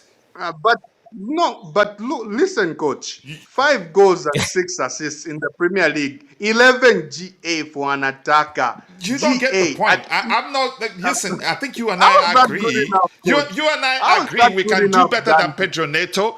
But I'm saying we don't appreciate him enough compared to the players we have. Is he the And you worst saying player numbers, at he's Chelsea? rubbish? you are No. saying No. the numbers are good. You are saying the numbers are good. How are those good No, I numbers? said 11 not bad. I GA. said not poor, not elite. You want to rewind it and watch it. Yeah, and he's For not an complete attacker, rubbish. 11 is bad. I think the Is debate. bad I All for right, think. an let's hear attacker. from Bobby. Let's I hear You from think. can Bobby. blame Let's hear from Bobby. Rosina I'm playing enjoying this defensive Bobby's not all there. conversation, you but want, let's but hear it's from not Bobby that because way. Bobby is offline. we've not allowed him say Bobby's not. He's something, and not here, he coach. wanted He's to chip in. Go disconnected. ahead, Bobby. And Bobby's just quickly, disconnected. EJ twice says, "What's the question? Is that a question here?" Okay, he says, "Are you?" Yakon is asking if I'm okay with Rogers' fee. I don't care. We paid for it because we can afford it. And I know what you're trying to say. We overpaid because you will always find a reason to to complain. Even if we win the Club World Cup today, Yakon will still find a reason to complain. So Yeah, I we're don't not care really how world much we paid champions. for Rogers. We paid because we can afford it, and the manager wants the player, and we feel like we can afford it, and we paid for him. So Yakon, I don't care. And I was gonna say not, but you expect me to say not bad so that you will start explaining to me how we overpaid. I don't want to do that today. I don't care. We paid £117 million for Morgan Rogers because we can afford it. If we cannot afford it, I don't think we would have paid that much. It's really that simple. So leave me alone, Yakon. If you're at work, go back to work. Go ahead, Leave him alone, coach. Bobby. Don't We're worry about waiting for Yakon. you. If Bobby's still here, he's gone. No, he's gone, coach. Bobby's gone. It's offline. It's I offline. think. So by the way, I think. Strasbourg are losing 2 goals down against Sporting CP. It's a friendly, by the way. Go ahead, Jay. What do you want to add? I think we have kind of confused this topic, or the question should be: is he good Yeah. enough for Chelsea? Is he good enough for Chelsea? He can be a good player, just like you mentioned, coach, a lot of Is time he that good enough for Garnacho is a good Portugal, player, Jay? but he is not good No, enough for hold on. Let's Chelsea, hear Jay. right? Let him drop. Go ahead, Jay. Garnacho can be a good player, but he's not good enough for Chelsea, and that is the most important thing that matters. We are not here to appreciate players' career, whether they are a good player or bad player. How much they are off in Chelsea, how much they are impacting Chelsea, that's the important thing. Pedro Neto can be a good player somewhere else, but is he the type of winger? Is he doing enough for a winger at a club like Chelsea? Is he producing the numbers enough? You are right that he was doing really good till maybe November or October last season, but the season does not end at October, November. The season ends when it completes at the end of the season, Yeah, and but his stuff numbers did happened. not That's why. improve. And just because a manager left, that is not the reason for you to lose your form completely. And if that's the argument, then we can go a season back. What if Maresca was there for the whole season, but his numbers at the end of the seasons were not remarkable again. So Too bad. I don't know. Not goals and And if assists, he Jay. Listen Let, very let's carefully. let's Not, let him drop, please. Go Dante, ahead, you Jay. and said if I get goals and And if assists, he but is you guys are that, not looking at the other How numbers. is 11 G good enough in the Premier League for All a right, pay Chelsea attention. winning? Are you paying attention? Are you paying attention? For Chelsea, top scorer last season, João Pedro, we know that, followed by Enzo Fernandez, number 3, Cole Palmer, 10, even in a bad season, right? Assist, Pedro Neto, 6. João Pedro, 5. Yes. Enzo Fernandez, 5. That's why I'm saying, compared to what we have, you can't just be nitpicking him out and saying, you can say, the way you're saying it, and I think we all agree that we can do better than him. The only issue is you feel like he's the worst player we've signed since Timo Werner. No, he's not That's good basically enough what you're for saying. Chelsea. I'm saying he's not good enough for Chelsea. We can agree the same thing. But I'm telling Yeah, you, we underrate him given what he's done and what he's shown he can do for us, really. the Was he not numbers show that instrumental he's in not us winning the Club World Cup? underrated. He was one of the key players, The and numbers. then us And I won't finishing in change that, Champions and I League won't spot as change well. that, Dante. I still believe he's was one of our best players at the Club World Cup. But go ahead, Jay. Sorry for everybody. Let's let Jay drop his point, please. I think we cut him off and he stopped talking again. Go ahead, Jay. no, I'm pretty much done. I think that we will see the result of it as well. If he is good enough, if the topic is if the numbers are good enough, if his performance is good enough, then he will be starting for Chelsea in this coming season. But that's not the case. I think everyone inside the club also believes that he might be good. He might. I'm not saying he's good. I think he's okay. The numbers are okay. His performance has been okay. He's not the worst, but he's not the best, and he's definitely not It's really educate that what simple. Why are we fighting over it? Yeah, exactly. no, because the Why are we fighting? wording. And his expected assist is actually only next to Enzo Fernandez. Enzo Yeah, Fernandez I don't expected like it. assist last season is Coach, I 7.3. don't He's like the it when you say it's 6.8. None other underrated. person comes close to both. I don't and if you like go it back a when you say season, underrated, yeah, coach, and when you also praise him for defensive contribution when he's an attacker. Those two things, they actually yeah, they, but you're they not make looking me at the whole upset. game. You're looking at a specific, just attack. That's not the game, not a modern game. I mean, it depends No, I'm looking who's at your the whole coach, thing. and it depends how you play the game. It's not that simple. Listen, he's not Would a you? bad player. I think he can do much better at other clubs. And for me, how many in total again? Is he Where's good that enough for the Chelsea? statistics? Hold on. For me, Yes, he is. 36 goal and No, it's not. GA Is he good for enough two for seasons for Portugal? me, not bad, really. Why does he He's start Not for good bad, enough Portugal? not for. best Why does he either. start for It's Portugal? just there. I just want to respect him for what he's done at Exactly, Chelsea. respect is the key word. We've Not had just worse players at Chelsea. you Honestly, have to respect Nani someone Madueke like before that. he Correct. left us, what was his numbers? What were his Horrible. numbers He was like? bad. Yeah, Yeah, exactly. Noni was horrible. Exactly. And we knew at the time we can do better than him. We knew his biggest problem was his inability to keep his head up and you could say find his teammates and always trying to score when he's actually expected to create for his teammates. And even when he's not in a better position, he tries to shoot. We understand all Yeah, that. I know if Pedro you are Neto's putting weaknesses, Neto, but we just need if to you are let the putting numbers Neto in the let his numbers speak for. Let's respect him. We don't expect him Respect to the be the player and one to what he's done. score Correct. the whole Don't goals we just rubbish scored for no, the him. entirety of if last you are season. putting Neto in the Madueke category, then that's good. That's good. Then I'm good with that. I'm good with that. If you are considering him on I the same don't, level as Chance, I Noni, don't like you, man. don't say he's underrated. Like he's some very good Look, player that's not appreciated. final comment No, from he's me, not. Coach. Sorry, final comment, Charles. You don't rate him offensively. That's fine, but that's not his game. Not just offensively. That's not just his But he's game. an offensive player. It doesn't matter. It Yeah, doesn't He's an matter. exactly, Tom. offensive player, Dante. But that's why you're looking at wrong. That's why you're looking at it wrong. That's why you're looking at Why it am I wrong. looking at it I can wrong, guarantee Dante? you now. You Yeah, ask yes, Maresca. then You Charles, ask Maresca. you're in for the surprise of your life because, as I've said, I don't think we're looking to sell our most experienced players. He could end up I'm I staying. loving this think debate. I Sorry, Yeah, think we'll see if with that they one. I'm get not a good sure. offer, Yeah, they'll sell. I think he he might could be still end up in leaving one of because those if he engagements himself. senses that he's not going to be playing a lot, he probably would ask. He'd ask to leave. And Eventually, Bayern he's were going to leave. interested, right?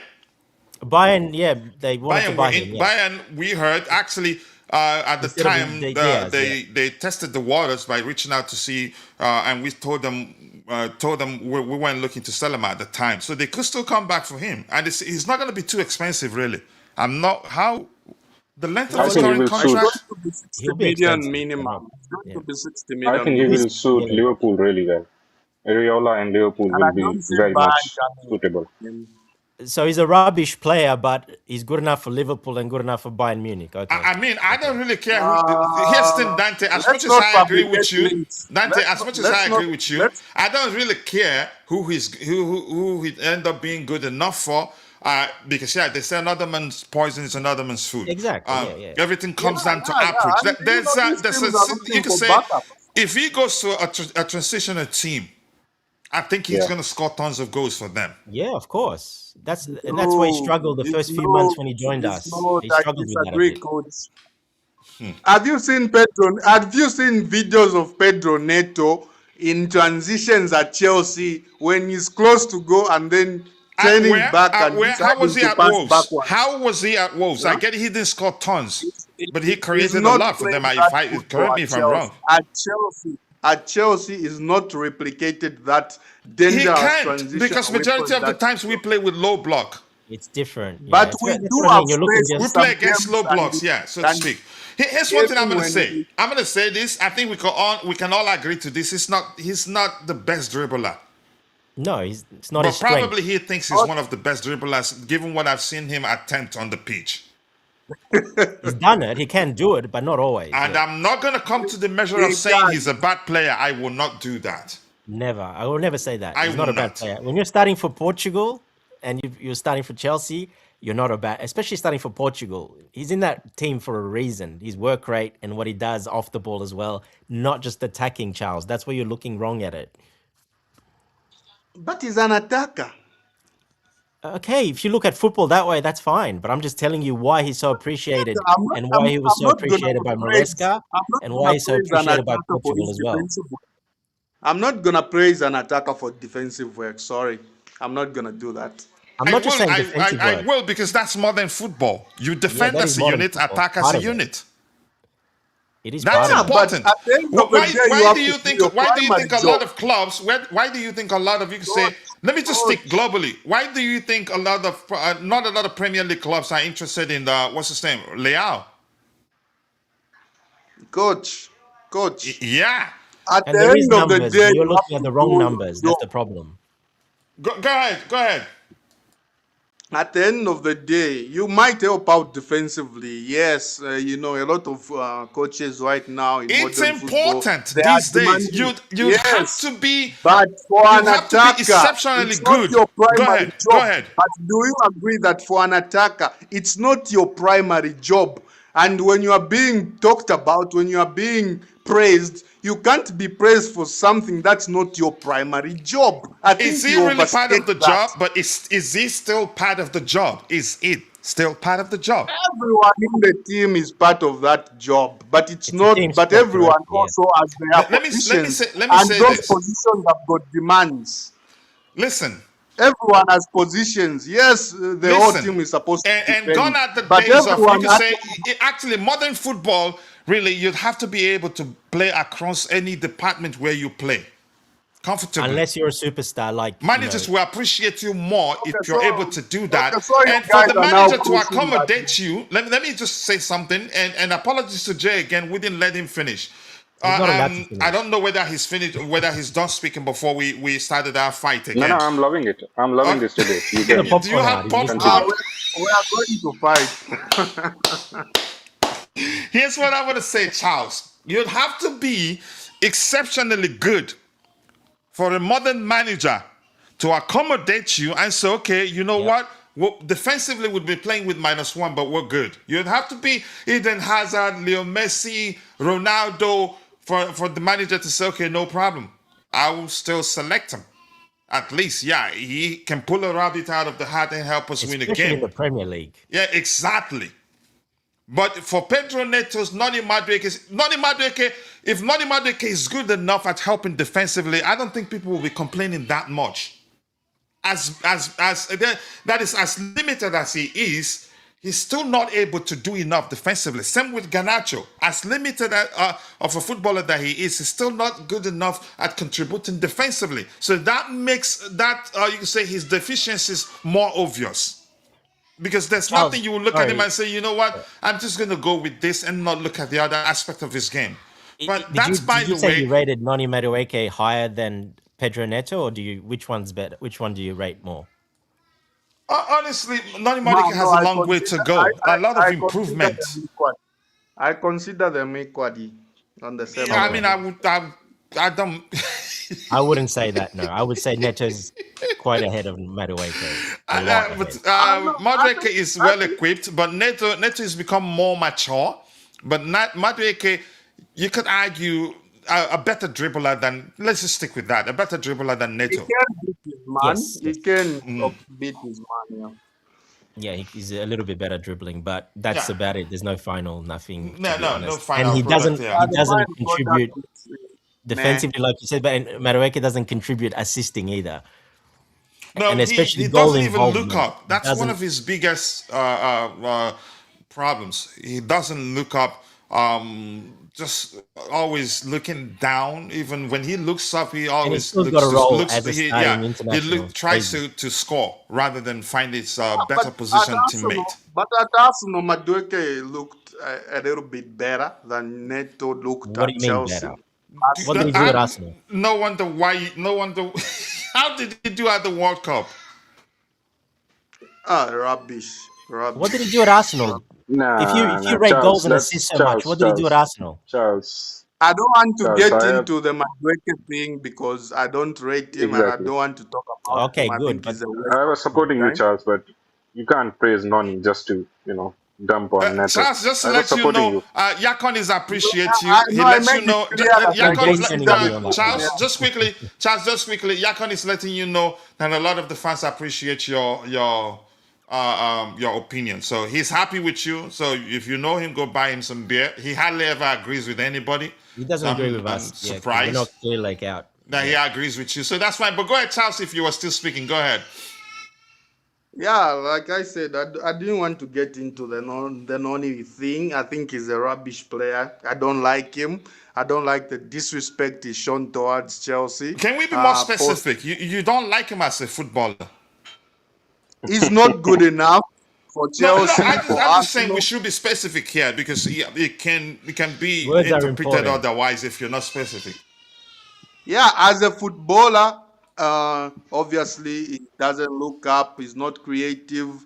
I think he's one of the most branded wingers that I've seen. Jesus Christ. Him, Rashford, Leao.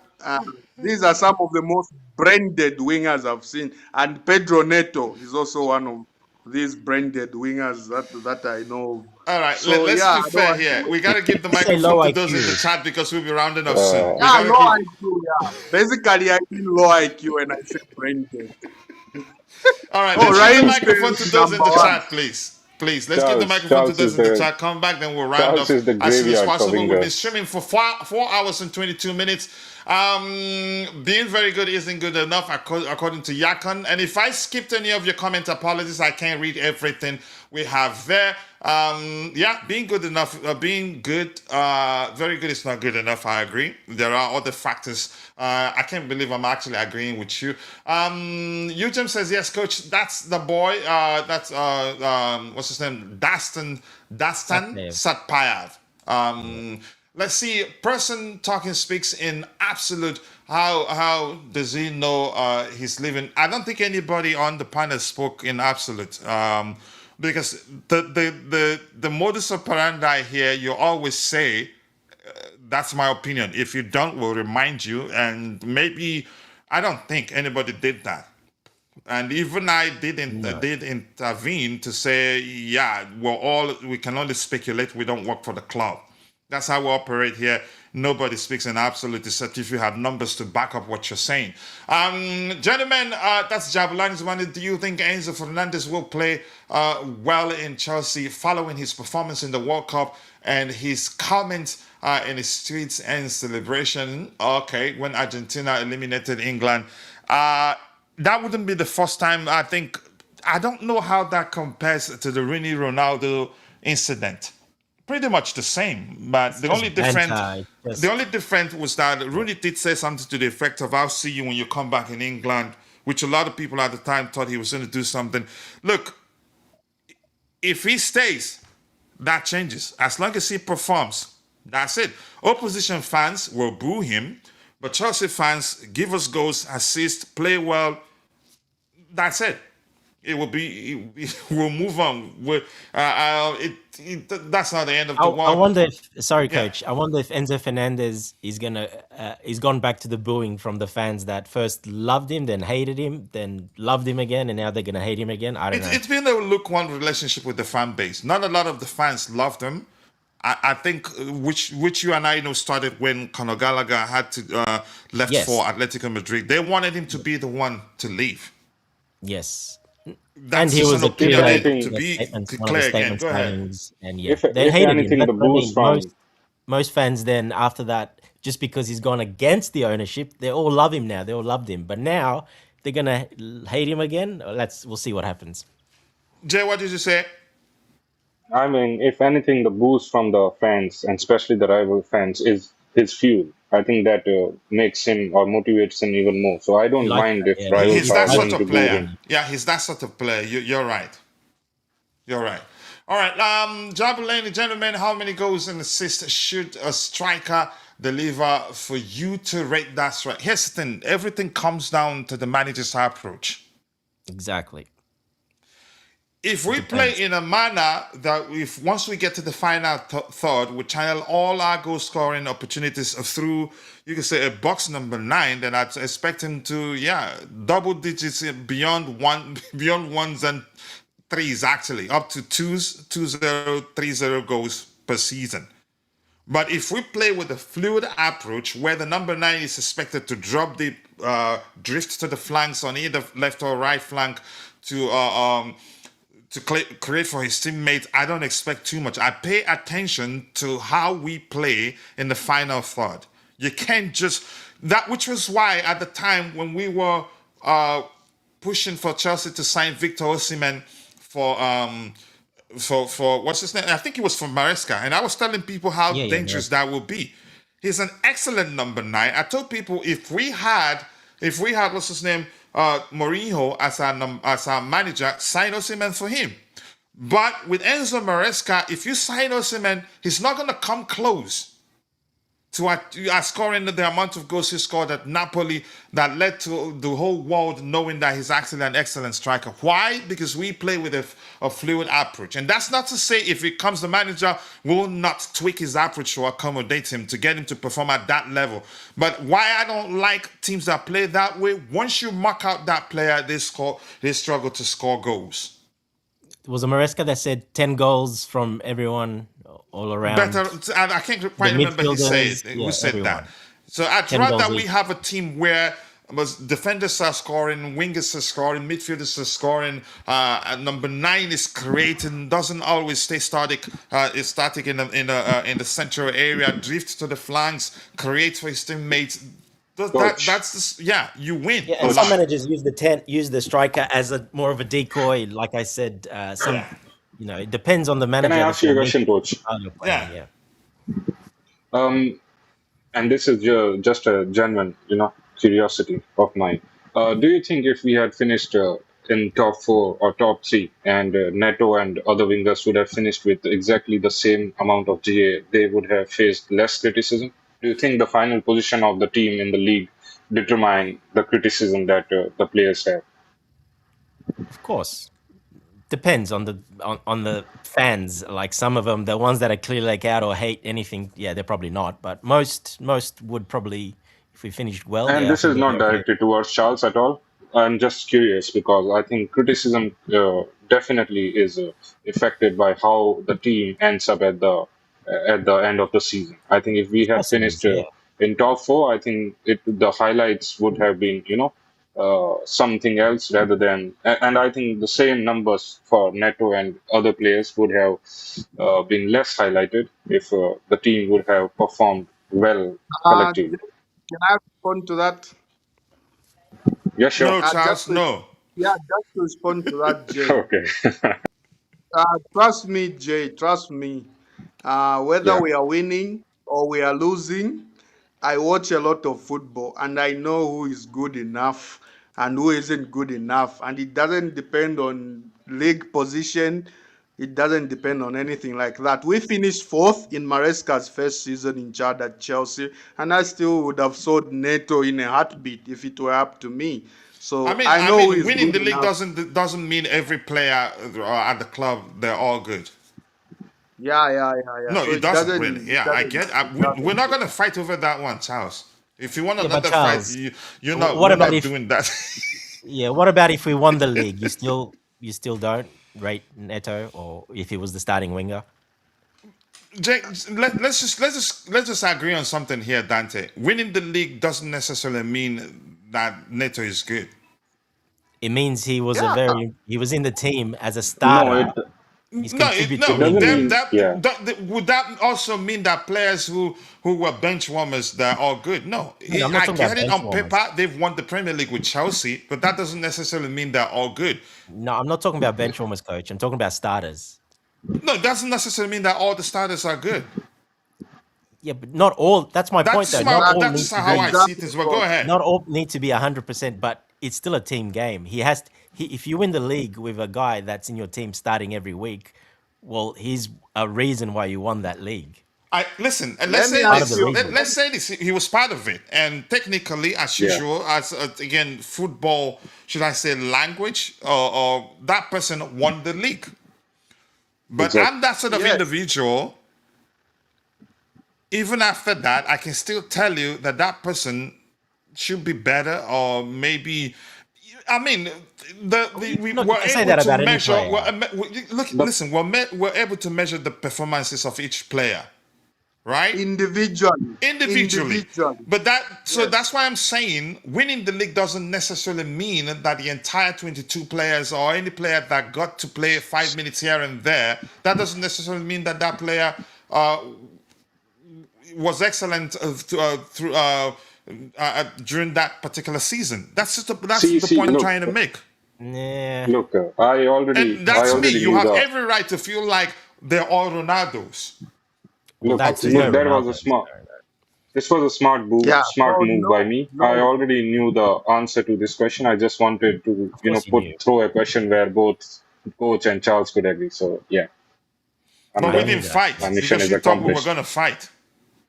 Not really. I actually, You had your popcorn waiting for us to go at it each other again. It didn't work. Boo.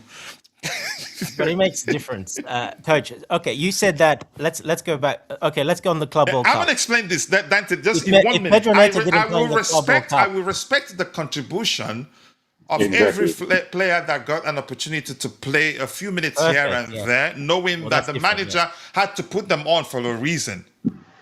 Yes, But but I see, will Charles never would not rate them respect equally. Neto, even if he won, But you which he won't has won with criticize them with Portugal. the same He will not respect. intensity as well. No, I will not. That doesn't mean every player that played that they were all perfect. No, Even Pedro Neto, that I told you that I see as one of our best players at the Club World Cup. I think there was one game where he was free. He exploited the space in behind the defensive line of the opponent, and I think he had a teammate that I expected him to square the ball to, either at the Club World Cup or in the Premier League. I think that But was he with tried to Palmer. score. Yeah, I remember. So, so my point is, winning the league doesn't mean that they were all perfect or all Yeah, excellent. but that's No. individual games you're talking about. Over a season, I'm talking about. How do you feel about Chalobah? Contribution You are over a always the season. first person to mention that he's hardly ever consistent. Yeah, So yeah. I don't think I think we agree. Right. We're saying the same thing, or you just may be looking for a fight yourself. I'm trying not to agree somehow, but I'm looking around trying to find out how. Yeah, that's what I'm saying. But actually, technically, maybe that's the wrong question to ask, because that to ask me personally. Yeah. Yeah. Well, like what Jay said, I think over a whole season, you look at that body of work, and that player, if he started every game and you won the league, he's the reason you won that. He's one of the main reasons you won that league because Not he's one of the main, main not players that started. Can you say that again? So over a whole season, not Mm-hmm. I'm not talking about having. He's gonna have bad games. Of course, he's gonna have bad games and look good sometimes. Not, but over a whole season, I'm talking about not individually in games how he looks sometimes. If he looks bad over a whole season, if that player Dante. starts in the I think you're 11, trying to adjust to. You could say, make the question suit your narrative. Not Yeah, in a bad Dante. way. You're trying to Dante, reconstruct you it you to you make talked he's not. about that is What I'm trying to say is that player has to a justify role. your argument. Go ahead, Dante. That player has a role, and there's a reason you won the league because he contributed But I to wouldn't the. go to the Danvi, measure yeah. of saying one of the main reasons. One of the reasons may be he contributed. Yes, I respect that. He But you gets a stop, medal too. coach, but you stop criticizing them and you perceive them as a contributing factor to a bigger achievement. That's the Correct. difference. That's the If it difference. was Badiashile, what's his name? Michi, Jay's boy, who scored that that goal, Yeah, then but again, you're maybe. not going. You look. I'm looking at the starting players, the main core, your starting players, not the ones Let me around the say this again, periphery. Dante. Even for the starting players, I'd still look at them and not measure them equally. If you measured them, They're there'd not still equal. be some that to be. That's why you have best players. Yeah, but they're not equal. But it yeah. makes a team and it Then, makes a successful then we're team. saying the same thing. Why are we even arguing about this? Because you keep mentioning players like on the bench or like Michi No, they're Batshuayi, not equal. We Badiashile. agree. The main Badiashile. point What's is that Badiashile got to we do with it? all agree Yeah, they're not exactly. equal. How's There are Michi Batshuayi players, here? even if, as long as you're on the bench, even if you don't get to play a single minute, if your team wins the league, you get the medal too. Okay, but that's different. I'm not talking about that. That's a different argument. That's That's what I'm completely saying. different. It was saying the same thing. We don't measure them equally. We Okay, don't. I'll just That's leave. why we Yeah, have best with player. Michi Batshuayi. I'll leave it at that. All right, let me just read this. Yeah, we're not fighting. That's why you're on Chelsea Perspective. Always a debate and rarely a union. And I hate it when we all agree. If we all agree, then be suspicious that something isn't right. Just listen to excuses they are creating for an average winger. Numbers don't lie. All of you should be wanting the likes of Neto and Garnacho if you actually care about this club's success. Okay, if that's how you feel, I'm not sure how to respond to that, Yeah, but Yakon, strongly agree with that one. Strongly agree. okay, Neto was part of you this already club's know he was success. the He won one the bigging Club you World up in the Cup. chat. Gentlemen, enough of these post scenarios and how the players performed. Instead, kindly look forward to the strengthening ideas for the upcoming season. I think one thing that makes me happy is that we'll make signings and we will make signings that the manager agrees he can work with. Let me just stick to that language before Charles comes at me again. Uh, Look at Yakon applauding you, Mudrik. They're saying, okay, what else do we have here? Thanks, bro. Thanks, Yakon. Yeah. You better go Yakon's the devil. Can't you see he's befriend got the him on devil? X. I You're actually I thanking the don't know devil, Chelsea, Yakon's Zambia. Be careful, X Mr. handle. Zambia. You want us to compare Neto to Olise. You don't want us to compare him to the likes of Saka. Very funny. All right, I'm gonna scroll to the very bottom. I can't just read everything in the chat. I apologize. I see our bro Louis Rivera. What up, fellas? Louis, always nice to see you. I do hope you're doing well. I hope your child is growing well. You told us when you had a baby, and yeah, congratulations once again. I think your baby should be about 3 years old right now. I remember when you told us that. If you nitpick enough, even the worst players at this club can be put in the undervalued, underappreciated category. That's not the case. And I'm quite sure you've listened enough to know that wasn't the point I was really trying to make. They seem to forget we have a mission to win the title. Argument about the likes of NATO is Benitez and outright embarrassing. That's your opinion. And I don't want to say what I have in mind. I don't want to start apologizing again. Not to curse you out or so. I might use an analogy that I'll end up offending people, and I've learned the hard way. Even my wife wasn't happy because she wasn't in the show what I said the last time. All right, that's it. Louis, nice to see you. I do hope you're doing well. I appreciate you finding the time to join the conversation. We still like Enzo, still prefer. I mean, look, everything comes down to what the manager wants. I will never turn against him. Um, and at the time when he was twerking and pole dancing for Real Madrid, we had a conversation, a lengthy conversation here, by the way. We knew that, yeah, it was the contract, the contract situation that was driving that problem. And I think that's exactly, and plus that plus his salary would take a hit because we didn't make Champions League. That's enough for any human being in their right mind to lose it. Taking a huge pay cut, plus, yeah, not coming, not you can say agreeing to terms for a new contract. That I don't blame him. I've always loved him. I Dante and who again, his biggest defenders on here. Tobago, And yeah. when Enzo Maresca dropped him, we knew exactly what Maresca was doing. We knew that eventually he'd become a mainstay in our starting 11. Dante, we knew that all the time when people think that was it. Even when people think once Andreas Santos comes back, especially my friend in Calito, that would be it for Enzo Fernandez.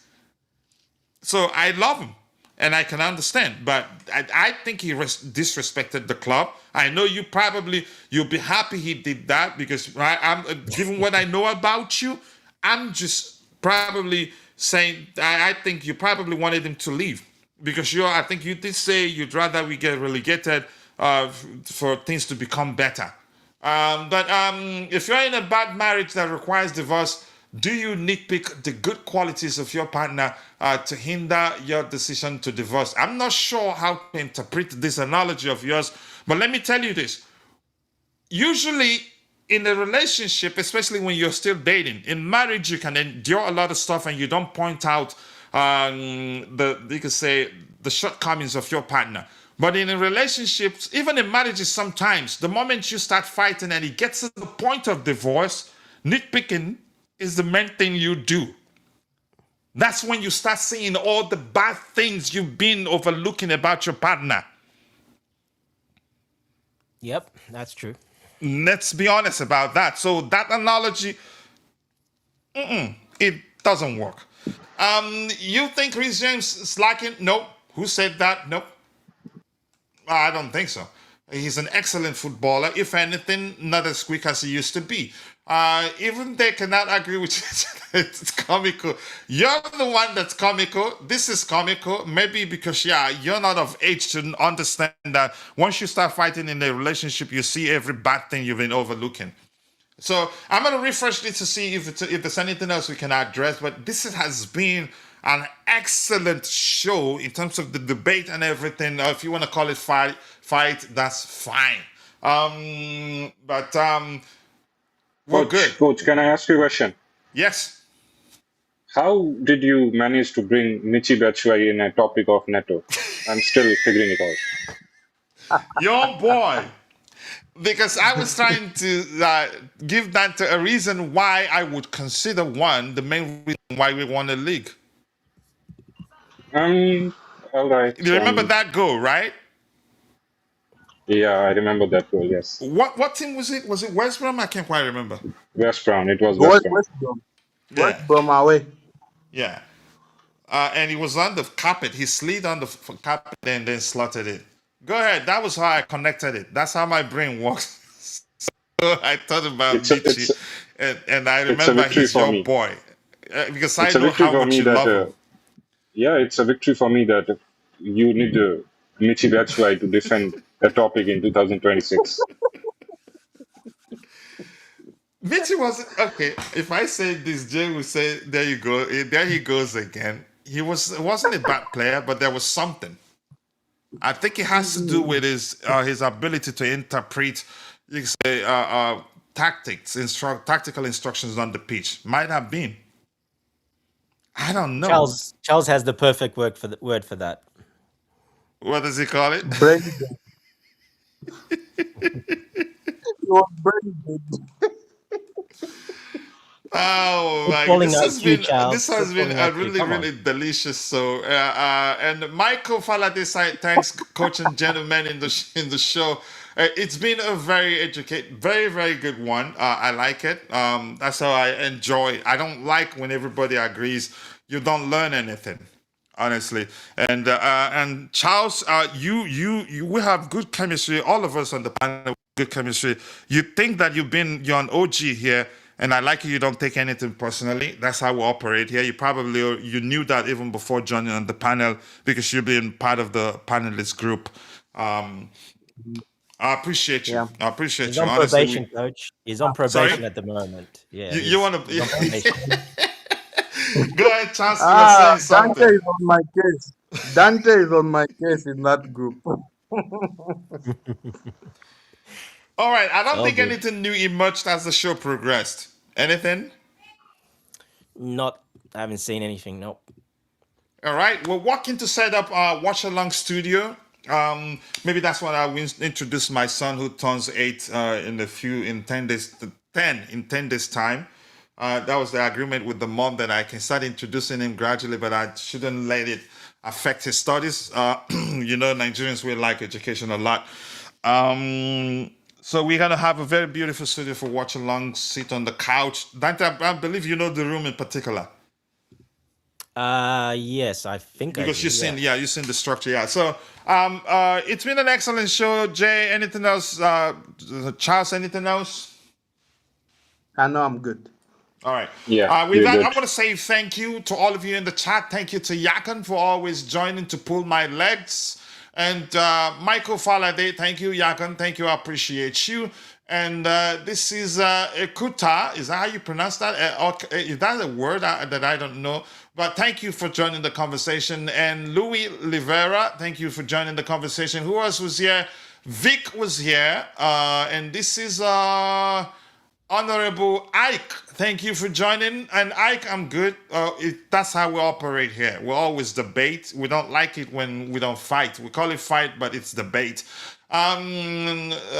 Jacko of Spades, thank you for joining. Namaya Fowale was also here. Julius Amwa, thank you so much, my brother. And Julius says here, Julius said that. Don't comment too much, but he's an OG here, and I appreciate all the support, my bro. And remember, guys, very soon, once the community members, once they know that we've started streaming consistently again, we'll do the giveaway to celebrate the 30,000 subscribers milestone very soon, where you get to win a custom Chelsea kit with your name on the back or the cash equivalent. And on the panel, I want to say thank you to Pedro Jay Neto for joining. We'll do a Thank Pedro you. Neto giveaway.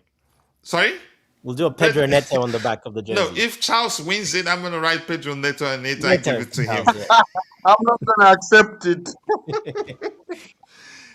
Thank you to Charles, our Zambian representative here, and Jay, my bro, I appreciate you, and of course the captain of the community in Constantine Dante, I appreciate you a lot. And if I miss your name, apologies. I'm only human. See you guys next time. God bless us all. Cheers. Thanks, guys. Bye-bye. Thank you.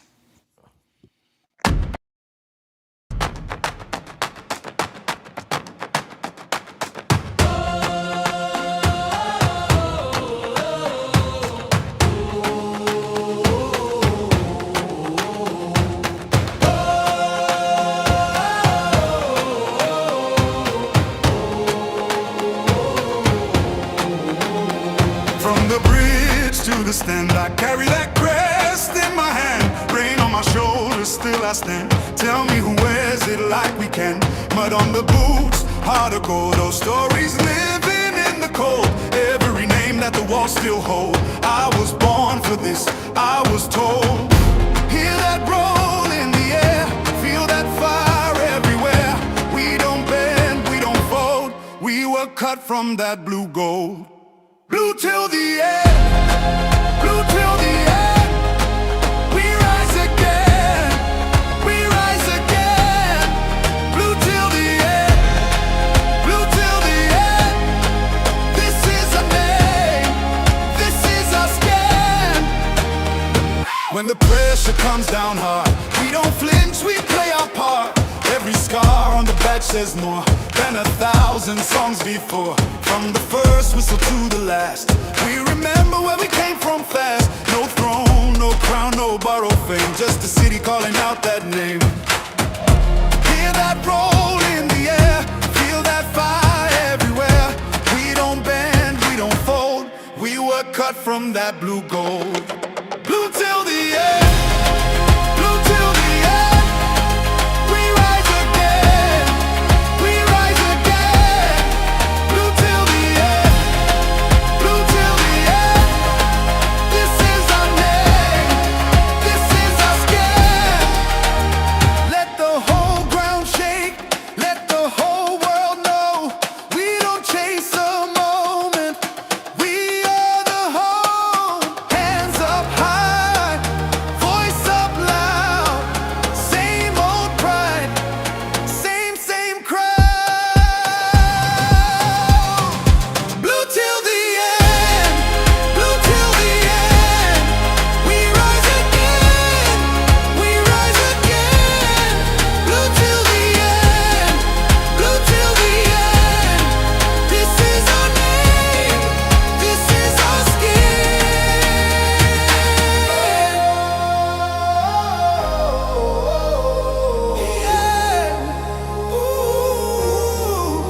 Blue till the end, blue till the end.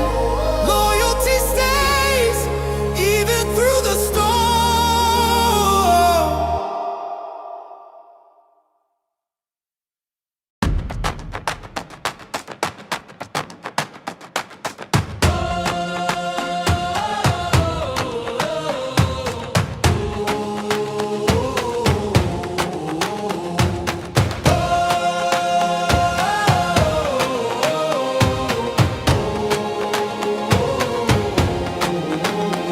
From the bridge to the stand, I carry that crest in my hand. Rain on my shoulders, still I stand. Tell me who wears it like we can. Mud on the boots, heart of gold. Those stories living in the cold. Every name that the walls still hold. I was born for this, I was told.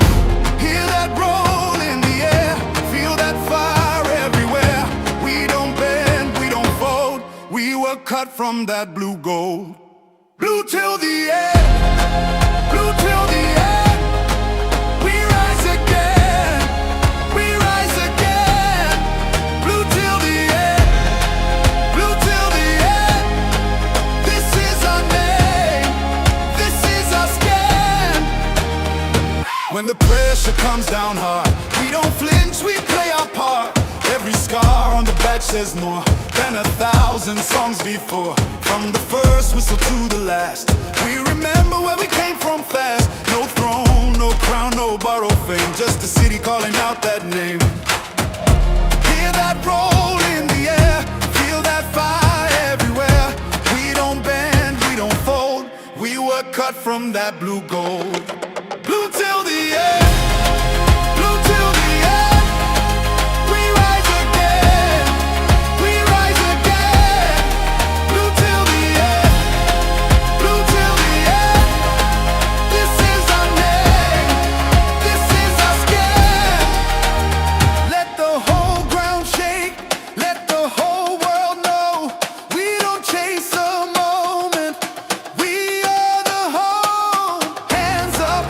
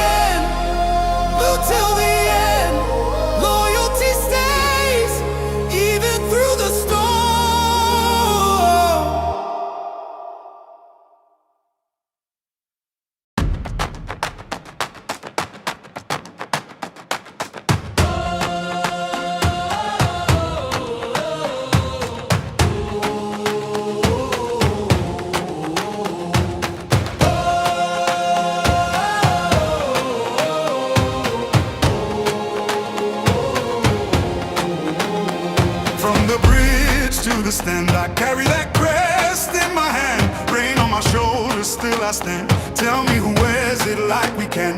Mud on the boots, heart of gold. Those stories living in the cold. Every name that the walls still hold. I was born for this, I was told. Hear that roll in the air, feel that fire everywhere. We don't bend, we don't fold. We were cut from that blue gold. Blue till the end, blue till the end. We rise again, we rise again. Blue till the end, blue till the end. This is our name, this is our skin. When the pressure comes down hard, we don't flinch, we play our part. Every scar on the back says more than 1,000 songs before. From the first whistle to the last, we remember where we came from fast. No throne, no crown, no borrowed fame, just a city calling out that name. Hear that roll in the air, feel that fire everywhere. We don't bend, we don't fold. We were cut from that blue gold. Blue till the end, blue till the end. We rise again, we rise again. Blue till the end, blue till the end. This is our name, this is our skin. Let the whole ground shake, let the whole world know. We don't chase a moment, we are the home. Hands up high, voice up loud. Same old pride, same crowd. Blue till the end, blue till the end. We rise again, we rise again. Blue till the end, blue till the end. This is our name, this is our skin.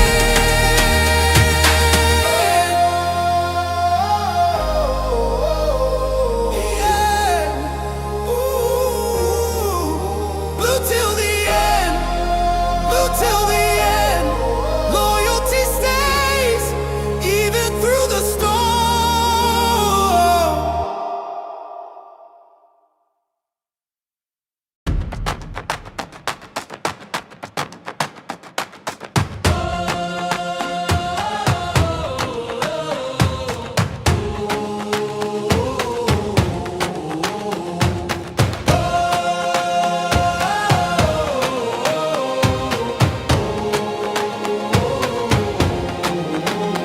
From the bridge to the stand, I carry that crest in my hand. Rain on my shoulders, still I stand. Tell me who wears it like we can. Mud on the boots, heart of gold. Those stories living in the cold. Every name that the walls still hold. I was born for this, I was told.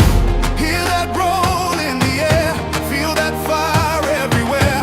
We don't bend, we don't fold. We were cut from that blue gold. Blue till the end.